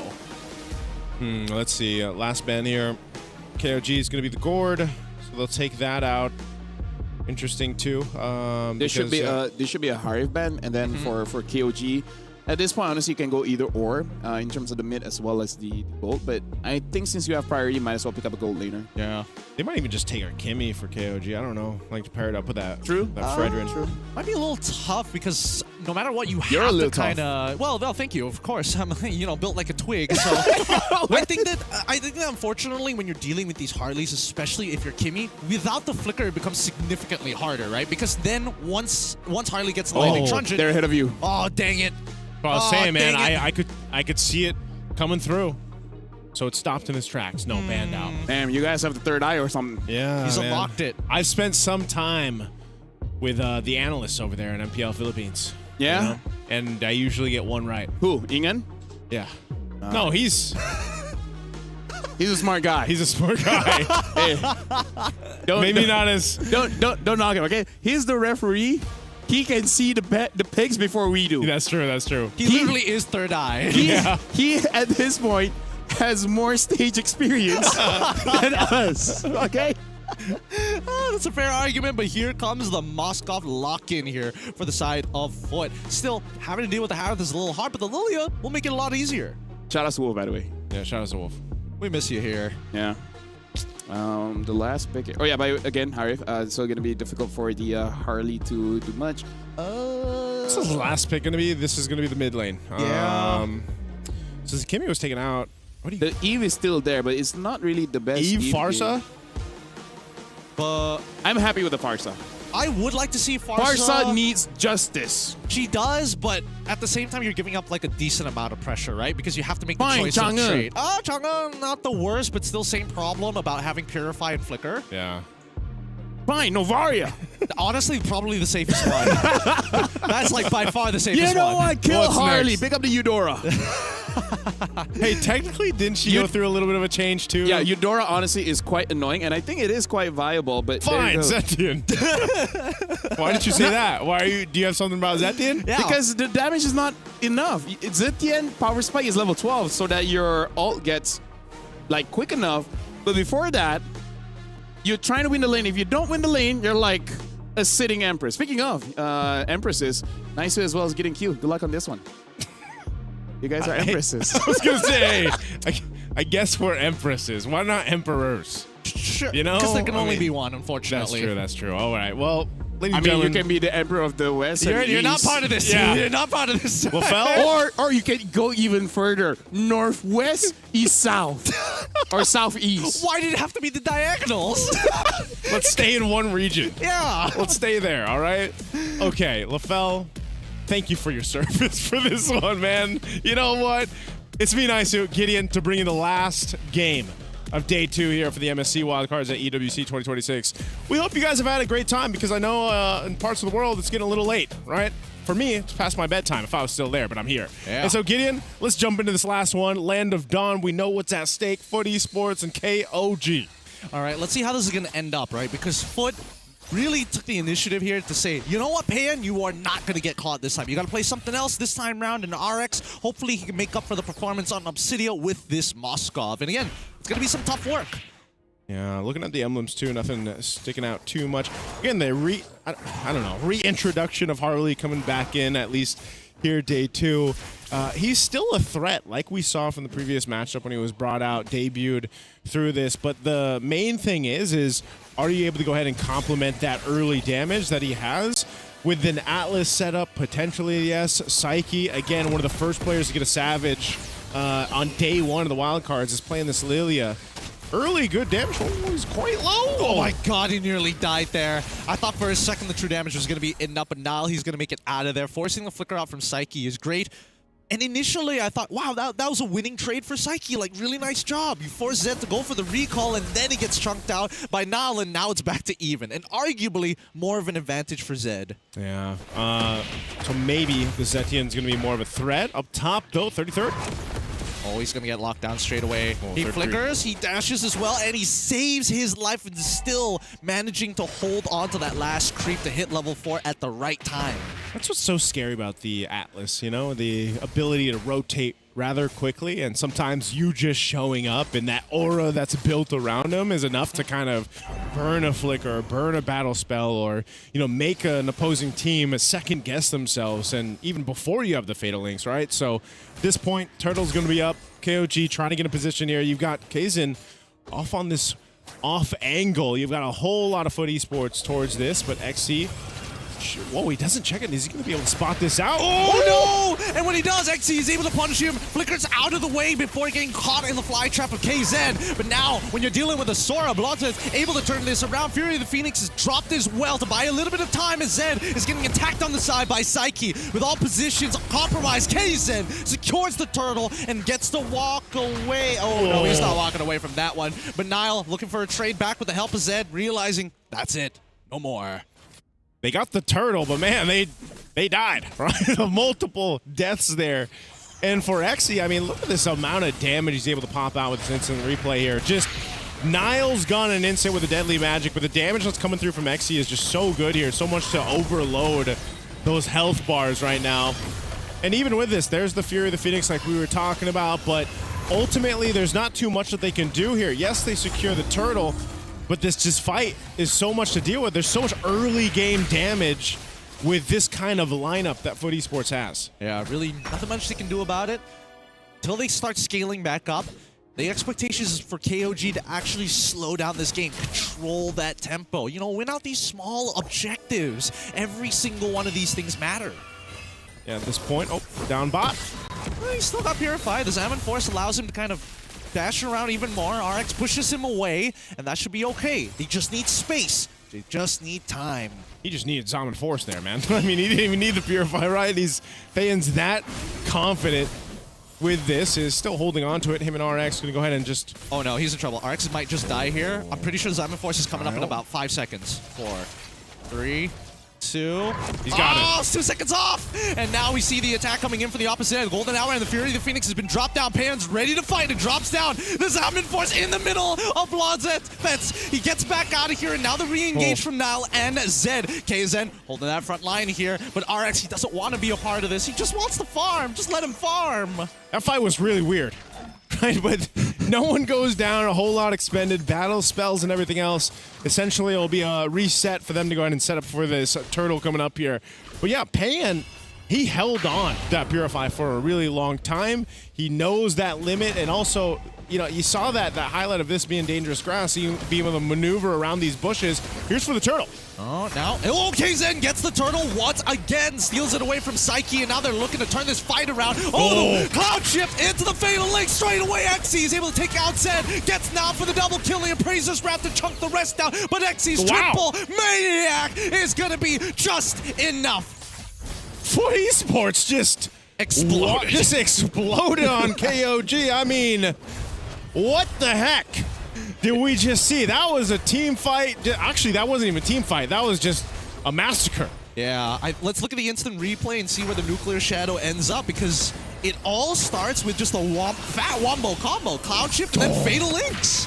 Dude, the Fatal Links was as fatal as that could be. I mean, he's able to grab essentially 4, setting things up for Xe. I mean, that was the quickest Maniac I feel like I have seen.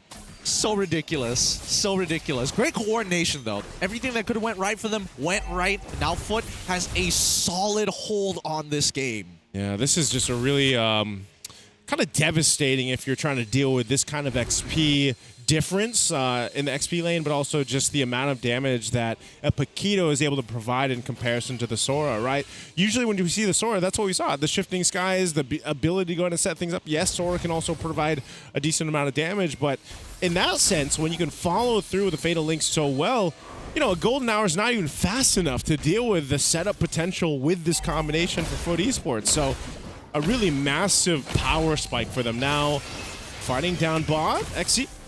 Oh, get away. The spear connects. Oh, Zed able to get over the wall before actually getting collapsed against it. Fury of the Phoenix to buy some time in the Golden Hour to get KZN out of there, but KZN can barely move. Salmon Force out from Payen to turn this around, and KZN says, thank you. An opportunity wasted. Purify to get him out of there. The Fatal Links does not connect with the backline. Now getting attacked by the one and only Zed. He goes down, and Xe double kill again. Walking away. Payen, no mana. Nothing left to fight for. And Xe is the champion in this game right now. 7-1-4. He is on fire and more on the Paquito here. And this is why we've seen this hero picked up so much, even leading to the wildcard stages in MSC here at EWC 26. And this hero, you'll see a whole lot of it throughout the main stage because, man, the ability to do that, you know, exit the fight, come back, have that full locked and loaded combo is just too much for a lot of teams to deal with, especially when you're down. I mean, we just had this whole discussion. Oh, RX, he gets Retribution. He's a goner here. They've already got the reset with the Energy Eruption. Praises Wrath, you know, just to put a little spice on top. But KZN now genuinely out of position here. Do they have enough time to turn this around? Cloud Shift as well. They engage Fury in the Phoenix. Fatal Links, front line, in trouble. Payen trying to make the happening. Golden Hour bought the time that they were looking for, and Payen, he's running out of the duration of the Salmon Force, finds one, looking for the second, jumps back in, gets the third, but Xe says no with a double kill, and Zed finally collapses to Kazue. Oh my goodness, man. Again, Xe just farming kills here, and the rest of FUT Esports as well.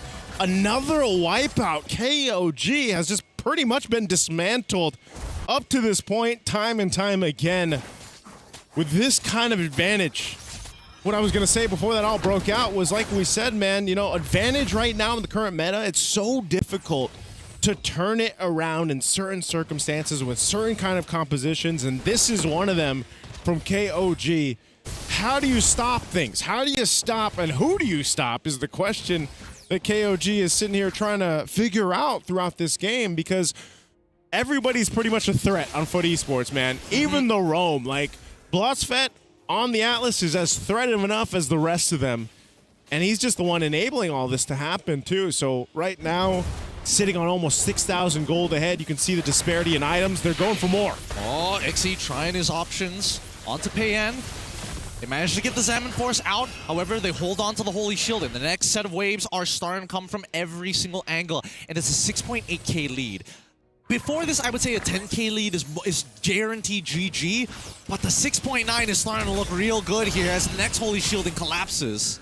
Yeah, at this point, I wouldn't be surprised if FUT Esports decides to try to make a play. They Underneath don't the have tower again? They don't have to, but they just might. I mean, that's one of the things, you know, with this kind of lineup, this kind of advantage, you could do that. But Lord is up. They take the discipline route. They'll go center up for this Lord, secure it, and then knock on the base turrets. Yep, that's exactly what you want to see for the setup. Now, XC, what is he going to do here? He's the one who's got the big numbers. He's 9-1-7. A single shutdown could absolutely ruin this game, but he opens it up by attacking KZ. That's number one. Flickers away as you see Niall looking for an opportunity to cut into the top side.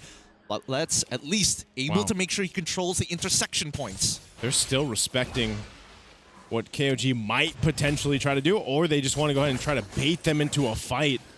They're not going to hard focus on the Lord just yet. RX cleared up that mid. He'll start this up. 33 up on this top side, and XC almost having that stance. He's got the champ stance now. Oh, no. This Lord feels like it's going to go to FUT no matter what. That slow pushing wave down to that bot side. FUT is holding KOG hostage right now. Yeah, they've got to deal with this. They got to send someone to deal with this right now unless they choose to just go for a fight. Keep an eye on the flickers, too, especially from Blotzfett. If they give the call, a deadly magic thrown out on Niall. Niall's going to be fine, though.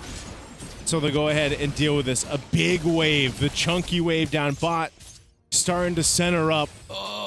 KOG's got to play the macro level here. Half health on this Lord. This is making me so anxious right now. They're gonna lose. They know that they are willing to drop the Holy Shielding, but they are waiting for a singular win condition. And number one, it has to go be looking towards Kazue's side. Wait, KZen, you're a little low here. He's really low. He gets 4 members with a Fatal Links right into the golden hour. Fear the Phoenix comes out just in time, but it's too late. Psyche takes him out. Kazue, the next to fall as their third, is able to find him. 4 for 1, and XC comes out with even more than he came out with. Oh, they're going for Payan, too. Payan just trying to walk away, clear out the bottom lane. He's still got a shield there, but man, Payan, what can you do against this team?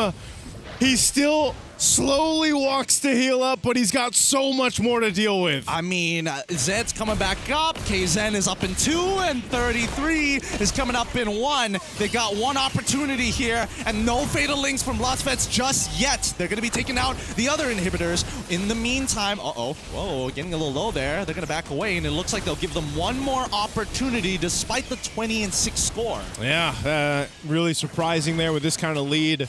Things went the way that they did. 9,000 gold ahead. 20-6 right now. FUT Esports controlling the cornerstone of this game. Looking to cap it out. There's one base turret left in KOG's base. Itemization-wise, you're not too bad for Payan. You know, there's maybe a sliver of hope if somehow they don't get set up the way we've seen them throughout this game, man. I think that's the biggest problem with KOG. Like, they have damage potential, but what is that damage potential if you just get Fatal Links to death, you know, or your team does? It might not even be Payan, but what can he do against five guys of FUT Esports if his team dies to that Fatal Link setup? Yeah, it's a little tough because not everybody has Purifies, right? And even those who have Purifies still need to worry about other CC later down the line. Now, Niall, going in and out of the fight as always, just to buy a little bit of time, the important time that KOG needs right now. With 2 missing inhibitors, they're just going to be locked underneath the crystal. Okay, so right now it looks like KOG is just going to go ahead and play the defensive game, right? Hold things down the best they can. You still got a minute towards that Lord to come up here. So this amount of time that they're going to be able to buy, I'm wondering if it'll be enough to actually turn a game around. That's the big thing. Part of this is not just keeping Payan alive or him keeping himself alive through that eventual base push, or if they try to contest the Lord like they did previously, and it comes down to maybe a miracle retribution, that could be maybe one of the win conditions that KOG is looking for right now. Because at this state, they have so much ground to cover. You almost have to get in a position where, all right, maybe we rely on a miracle play. Uh-oh, they might get sandwiched in, though. Well, let's find out here because RX is ready to fight. And now, Fatal links onto two frontliners. Fury of the Phoenix as well to buy some time. Heian goes with his Ammon Force, but is forced to move away. As you see, the RX, he ends up flickering into the golden hour. He could have caught two,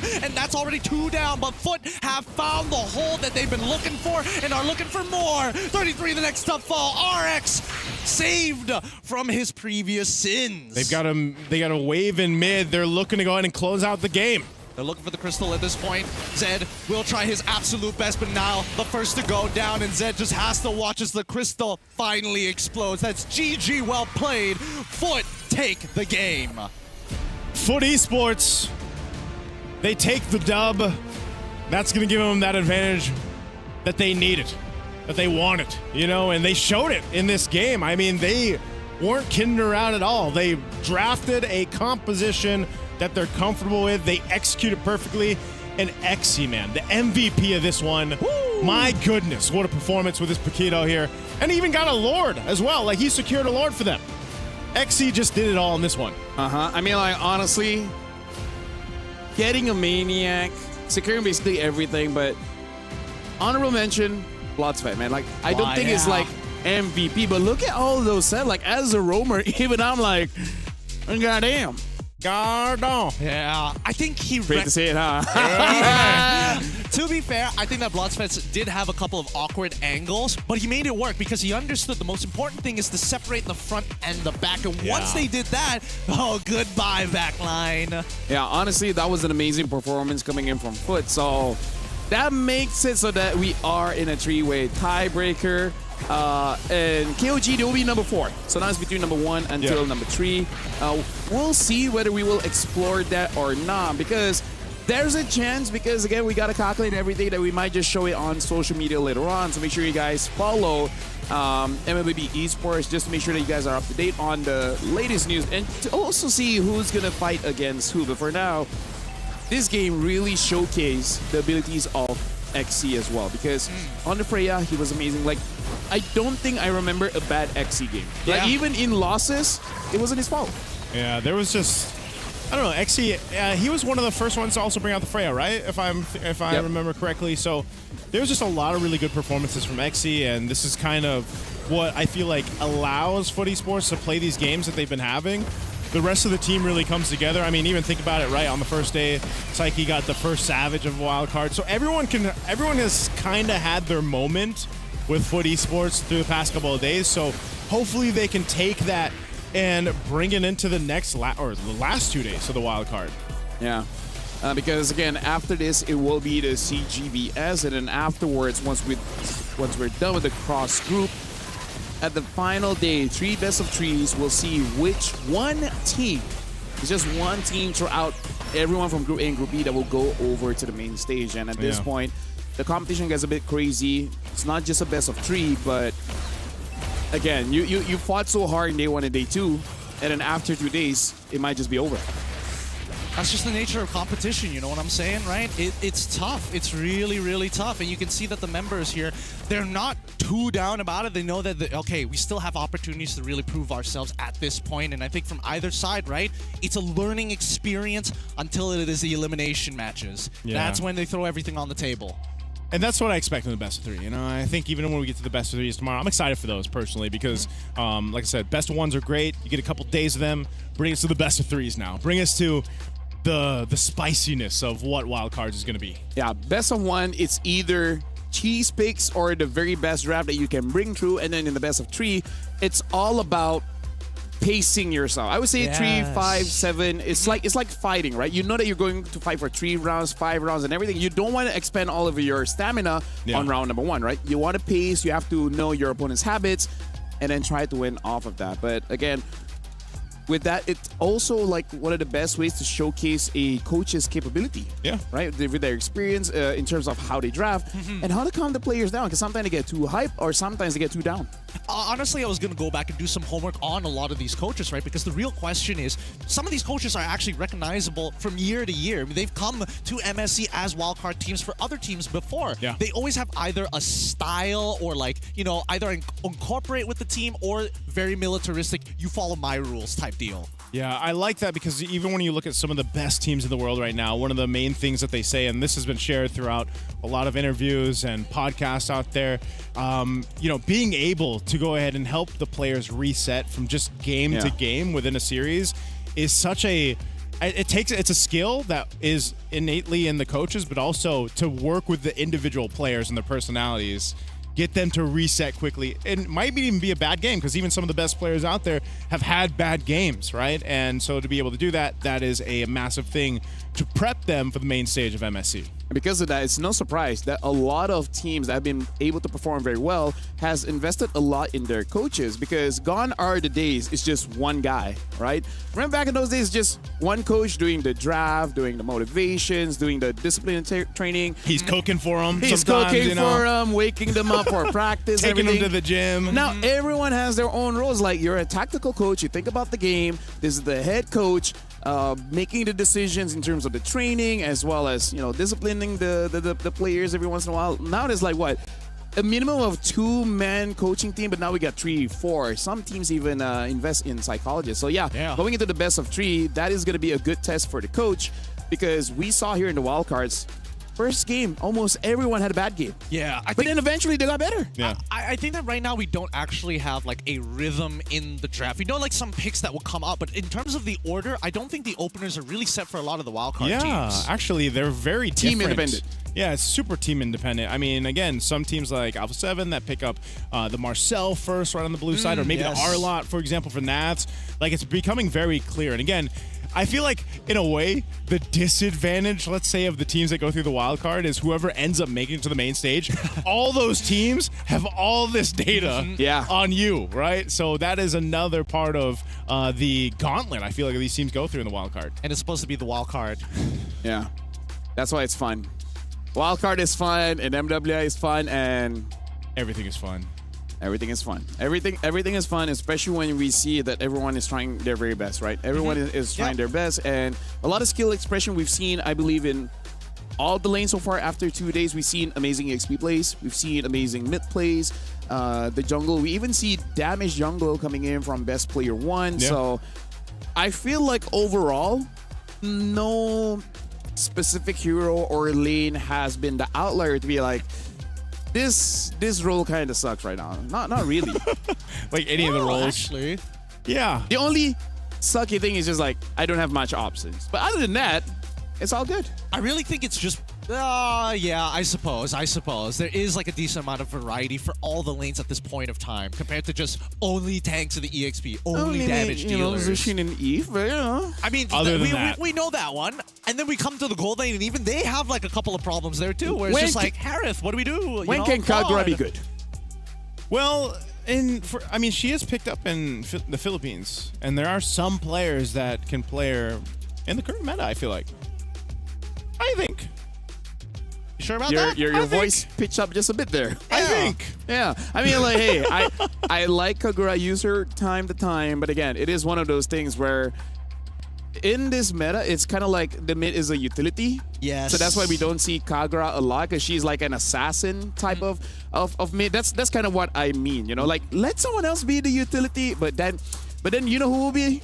It'll be the EXP. So you know, never mind. Let the EXP have fun first. Yeah. Let the EXP have fun first, and then they're gonna change Farsa to make sure that her ult can't be cancelled, except you take 150% more damage. Okay, now we're back to the arcade idea. $1 million idea, by the way. Hey, make it broken. When she ults, she has 5 charges. Untargetable. Untargetable, global. Feathered airstrike. Right? No. It doesn't strike from the air. It comes from below. so that you can't even dodge it. Exactly. That's the true global. That's the god ult there. Why do we want to make Farsa great again? Because she's a baddie.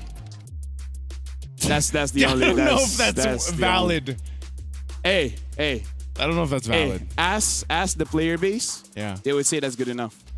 Really? Zushin's Abadi, Hirara's Abadi, and see how many people wanted Hirara to work. Literally, if they just want... Think about it. Even Merkel wants her to work.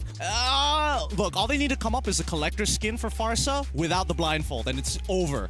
It's done. People are going to pay so much money. Doesn't she already have a collector skin? I think she does. Why can't she have a second one? But for me, personal taste... Because then it would be a collection. Personal taste, her Phoenix skin is my favorite. Really? The Phoenix skin? I like the rate the aura red effect, right? Red effect. Doesn't Anyway, she have an MSC skin? She does. MSC 2022. So we're gonna be looking at the groups. We're gonna be looking at the groups to see how things really shape up. Now, group standings. Oh, wait. If we already done the calculations, like Foot is number 1, Alpha 7 is number 2, and Mongols is number 3, and then KOG is number 4, and unfortunately, DSG have been eliminated. So if this is the case, then yeah, looks like Foot has the fastest games. Which they do. Game 1 and Game 2 that they won very fast. Yeah, super quick. But this is only just Group A, right? I am a little curious to see how this is all going to start shaping up. Because who are they? Now that we know the order, we can technically know who they're going to be facing up against on the opposite side, right? Yeah, but we don't know the schedule, so who knows? Maybe they start with the upper teams first and then the lowers. That's a good point. Yeah, we'll see how it goes because we'll be checking out the social media just to see on that timing as well. So yeah, this is Group A. So congrats to every team that made it through. Yeah. And for VSG, we want to see more of them coming forward. But now, look at Group B, the Hunts, number 1, with no losses. Very impressive coming in from the Hunts. Falcons, number 2, Sunset Ravens. There you go. Talk about a comeback, right? Go. Number 3, and then Nightmare Esports is number 4. You know, the Huns Esports, after watching them in their qualifiers for the MCT East Asia, I was rather impressed with them there, but this is not what I expected. I didn't expect them to go like the 4-0 in this one. Yeah. It's like, you're good, but can you beat Falcons good? Yeah. I think that was the test that we were all looking for, and they passed it. They passed it, and now I'm getting it. I mean, we always knew when we were talking about the East Asian side of our of the MLBB community, they've been there for a while, and hopefully, you know, with the reflection of the Huns and as well as the Mongols, the way that they're playing, maybe, you know, looking into the future, some of these other regions are going to be just as dangerous. And that's why I'm going to say, like, watching and casting Sunset Ravens games in that East Asia MCT, like, same thing here. It's great to see them make the improvements from watching them there. And you know, in that qualifier, it seemed like they were really struggling, not just in the picks, but the way they rotated around the map. Well, then you watch them here in the wildcards, and I'm like, whoa, that improvement from that time to now has been pretty vast. So, and think, they're rather new, right, to the competitive scene of MLBB. So who knows what more improvements we'll see from Sunset Ravens and the likes.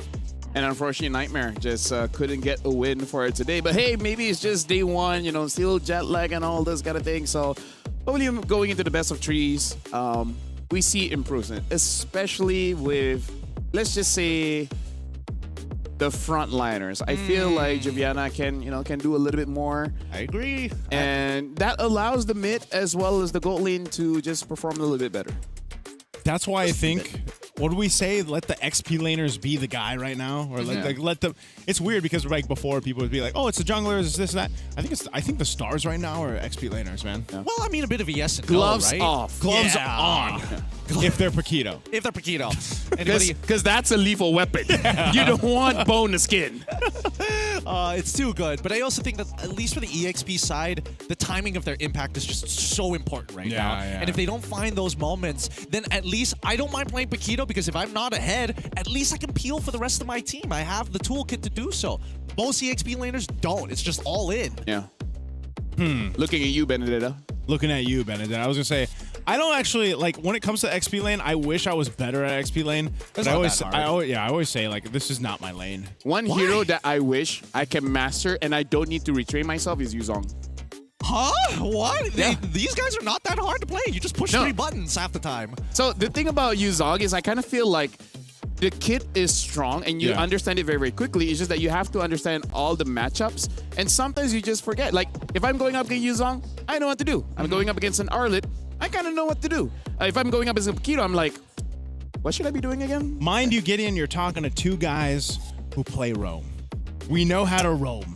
Like, we know the roam. I mean, if it's a matter of mechanics, I doubt. I know for a fact that you guys have the mechanics. You play Cho, and I know you also have put him in the EXP before on top of the gourd. Yeah, That's but here's the thing though. Like you play XP, you're looking at very specific areas on the map. You're worrying about your matchup. When I'm playing just roam, I'm not even looking at my screen. I'm looking at the map. Exactly. I'm not. One thing about roamers and why we're not laners is we want to leave lane. Yeah. As a goal in EXP, you roughly have an idea of like when you should stay, when you should join. Yeah. We just don't have that. We just join. Yeah. Because you know why? We're selfless. We're selfless, and we're gonna get gold and XP anyway. We're not like Mirko, Gideon, where they just want all the minions and everything. Like they don't help out. Hey, They Briggs think is about part of the themselves. roaming club. You know what? Yeah, Briggs. Shout out to Briggs. Look at all of us. We're so selfless. We're selfless. You see this guy? We're you the saw kind of guy, Mirko earlier? We're the kind of guy like gaslighting me. during breakfast. Like, would you like to have some? Yeah. Yeah. Instead, what did Mirko say at breakfast? Let me get that. Yep, that's exactly right. You guys are the worst. Hey. He's trying to say he's selfless. You know how many times I had to die for this guy? Because like, yeah, we can get him. Let's keep going. Hey, keep going. Take the personality test. Yeah. That'll align with what role you play. Okay, all right. Because legit, your personality kind of reflects on Your the role. heroes of it. Yeah. And I also just like some extra protection points too, by the way. So I like fast games. He likes fast queues and fast games. I don't want to wait 2 minutes. Yeah, that's good. And then eventually become Rome anyways. No, the crazy thing is, even when I don't pick Rome and I want to pick the lane that, I want to play mid, I never get mid. So I might as well just roam. Right? That's what I'm saying. I'm like, I just want to play Eve. Let me play Eve. And it's like, no, you're playing Atlas. That's when, like, especially if I'm online and They're I'm doing playing with flicks, friends. by the way. That's so They're impressive. doing what? Flips. I wish I could flip, man. Hey, man, a lot of things are happening here at EWC, so you got to keep up with all the action on their social medias as well. Not to mention that at the very least here, we're wrapping up on our side at the very least. I am curious to, especially for some of the big stage teams, how many of them actually watch the wildcard to be like, what are these guys up to? Here's the thing. Ladies and gentlemen, we have done day 1 and day 2, and that's all the best of ones we'll have here in the wild card.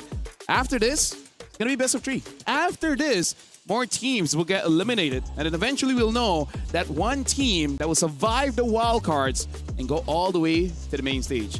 Thank you very much, Gideon, as well as Naisu, for your service for today on casting the best of ones. So that's all of us signing off. We'll see you guys tomorrow for the wild cards.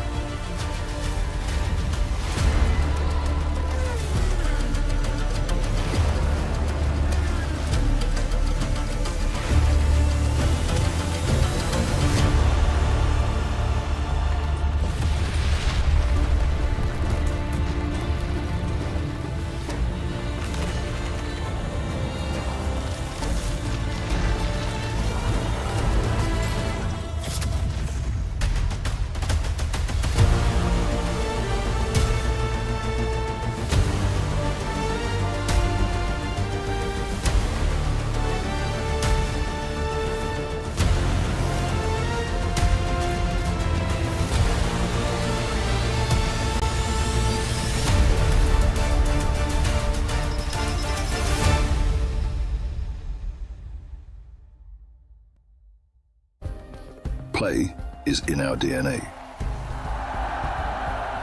Whenever we let it out, it becomes our superpower. Now imagine an entire city being built to supercharge it. Qiddiya City, powered by play.